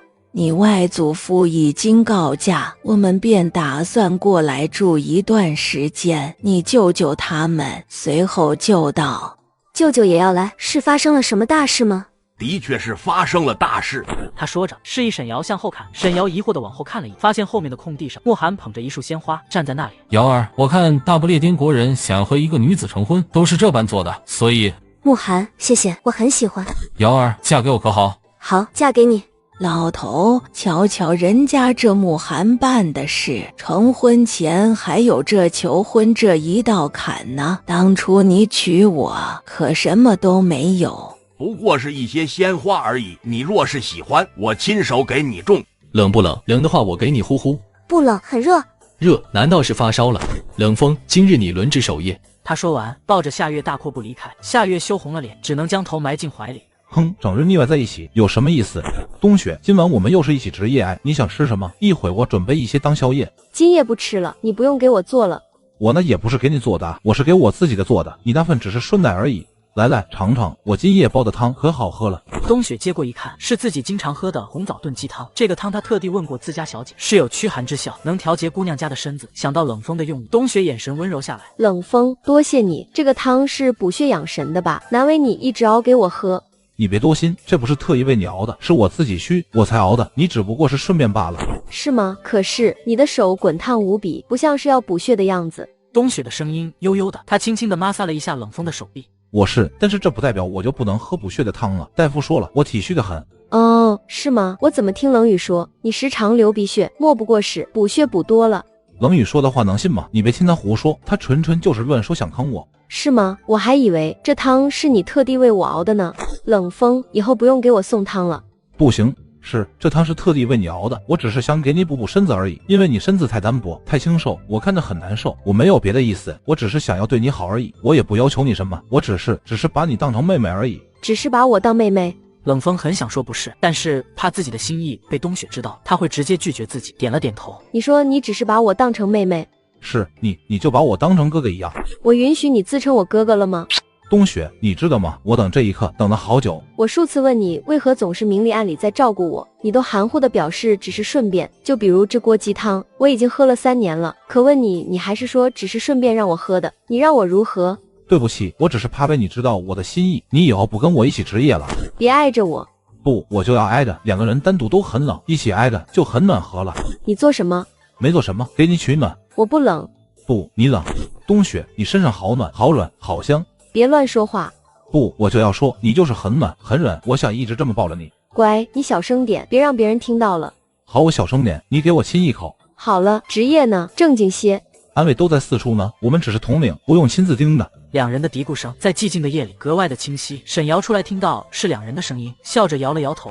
你们这冷风可真是厉害，冬雪为人冷漠，话又少，这都被冷风攻下了。冷风可不是个笨的，知道冬雪的脾性，他就一点点的捂。这3年来，我数次撞见他蹲在厨房煲汤，煲完汤乐呵呵的给冬雪端去。这冷风倒是聪明的。冷风尚可吧，论聪明还得是冷雨。你可知3年前我与你从皇宫出来的时候，你让夏月自己回去那一日吗？记得。你可知道冷雨这小子骑着马，借口要接送你那丫鬟，结果带着夏月逛了1日，吃遍了这京城的美食，就那1日直接拿下了你那丫头。你说这小子精不精？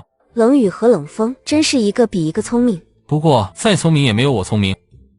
2月后，沈瑶出嫁，看到门口围着成千上万的百姓，沈瑶微微有些诧异。冬雪，这是怎么了？为何如此大阵仗？回小姐，这些百姓是自发来为您添庄的，您看可要接受他们的东西？为我添庄？百姓们知道您为他们做的事情，又知道您身边如今没什么亲人了，便自发过来给您添庄了。多谢诸位百姓，能你让你们给我添庄，是我沈瑶的福气，又怎会嫌弃呢？来人啊，给诸位百姓上茶祭庄。瑶儿，你可不能负我。你若是好好对我，我怎会负你？你若是对我不好，我便自请去与忧国，再也不见你。不行，你不能去与忧国，我会好好对你的。若是我负了你，便天打五雷轰。好，这可是你说的，若是负我，我便让你被雷劈。我相信你有办法让我被雷劈的，所以我死都不会负你。好了，你该出去会宾客了。瑶儿，你等等我，我很快回来。快去吧，我等着你。慕寒没有撒谎，真的是出去片刻就回来了。沈瑶看到慕寒回来的这般快，微微有些诧异。你怎么这般快就回来了？不用去会宾客敬酒吗？能喝得起我敬的酒的人没几个，自然是很快便敬完酒了。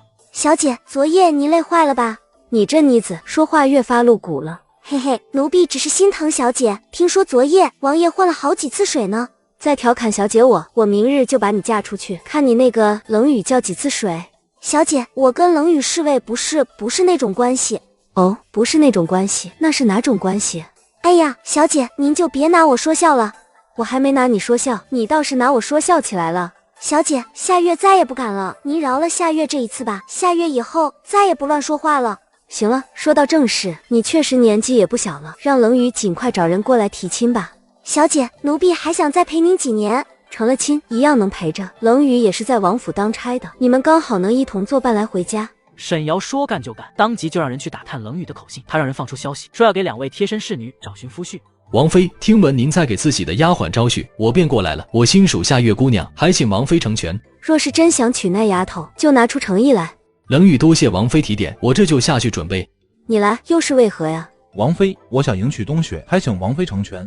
你们这一个个的不付诸行动，来这儿磕头拜我做甚？我虽能做主让你们成亲，但是最终决定权还是在他们手里。若是你们真想娶，就付诸行动，把礼数做周全了。多谢王妃提点，我这就去下去准备成亲计划。冷雨，你的动作是真的迅速啊，但是你有个误区，成亲第一步不是先找人提亲，而是置办房产。多谢提醒，这个我倒是忘了。我来正是要找你说这件事。如今咱们攒的钱也不少，足够在附近买一处小宅子了，所以我想跟你商量，我们买进一些，也好让冬雪和夏月能时常相伴。还是你考虑的较为周到。你把你的计划摊开，我们一起细细商议。成亲可不是件小事，必须准备周全了，才能让他们感觉到我们的重视。你来看看还需要什么东西。这第一步自然就是在附近买一处宅子，第二步就是为宅子的女主人购置一些衣服首饰，当然聘礼这个肯定要准备妥当。准备完这些，再去找媒婆提亲。两人一直商量到了深夜。第2日，两人皆是破天荒的跟慕寒告了假，出去找宅子。冬雪，你知道他们为什么出去了吗？昨夜你可知道他们去找了小姐？知道啊，我方才问小姐了，小姐不可能说他们要干什么。小姐白天刚放出为我们寻夫婿的消息，他们晚上就寻去了。你说他们是干什么？他们是要跟我们提亲，是吗？冬雪，我不知道，你自己琢磨吧。是提亲吗？应该是提亲的。冷雨说过，他想快点娶我。冷雨和冷风这边，他们速度很快，下午没人便上门了。沈瑶听说媒人已经来，微微有些诧异。这么快？这两小子速度倒是挺快。你们站在这不合适，到屏风后面去听吧。是，小姐。两位是何人？来这所谓何事啊？回王妃，今日我们前来是受了2位公子的委托，前来提亲。哦，是哪2位公子啊？是冷风公子和冷雨公子。冷雨公子亦属夏月姑娘已久，所以特派我来提亲。冷风公子也亦属冬雪姑娘已久，今日也特派我来提亲。哦，原来是冷风和冷雨提亲，可以，要看他们的诚意如何了。王妃娘娘，咱们冷风公子也是压箱底的东西都拿出来了，还请您看看。王妃娘娘，我们冷雨公子虽然不包揽家务，但是他请了个婆子回来，负责做饭、洗衣、收拾家务。宅子1处，聘礼白银1000两，金银首饰2套，翡翠手镯1对，衣裳鞋子10套，大雁1对。倒是殷实。那是冷雨公子最是务实，他十分看重夏月姑娘，所以可是连自己的压箱底都拿出来了。王妃娘娘，咱们冷风公子也是压箱底的东西都拿出来了，还请您看看。冷风的也是宅子1处，白银1000两，金银首饰1套，衣裳鞋子10套，大雁1对。这后面还个什么？家务全包。是的，我们冷风公子不舍得冬雪姑娘劳累，所以说要包揽全部的家务。王妃娘娘，我们冷雨公子虽然不包揽家务，但是他请了个婆子回来，负责做饭、洗衣、收拾家务。这也倒是不错。行了，你们先休息片刻吧，我考虑一下，给你们答复。你们自己看看，考虑考虑吧。如是真想嫁，我便给你们一份丰厚的嫁妆。小姐，我与冷风侍卫情投意合，我愿意嫁与他。小姐，我也喜欢冷雨，我想嫁给他。既然如此，我便替你们答应下来了。多谢小姐。冬雪，你今日好美好美，你今日也甚是俊朗。冬雪，终于娶到你了，这辈子我们一刻也不分开。一辈子不分开，难不成整日黏在一起？一辈子黏在一起。可吃饱了？吃饱了。吃饱了，该到我吃了。还有些在桌上呢，你去吃啊。我要吃的不是糕点，而是你。慕寒，我没想到我的2个侍女竟然跟你的2个侍卫看对眼了。这说明我们两人是天造地设的一对。是不是天造地设，我不知道，但是我知道你是我今生认定的人。你也是我今生认定的人。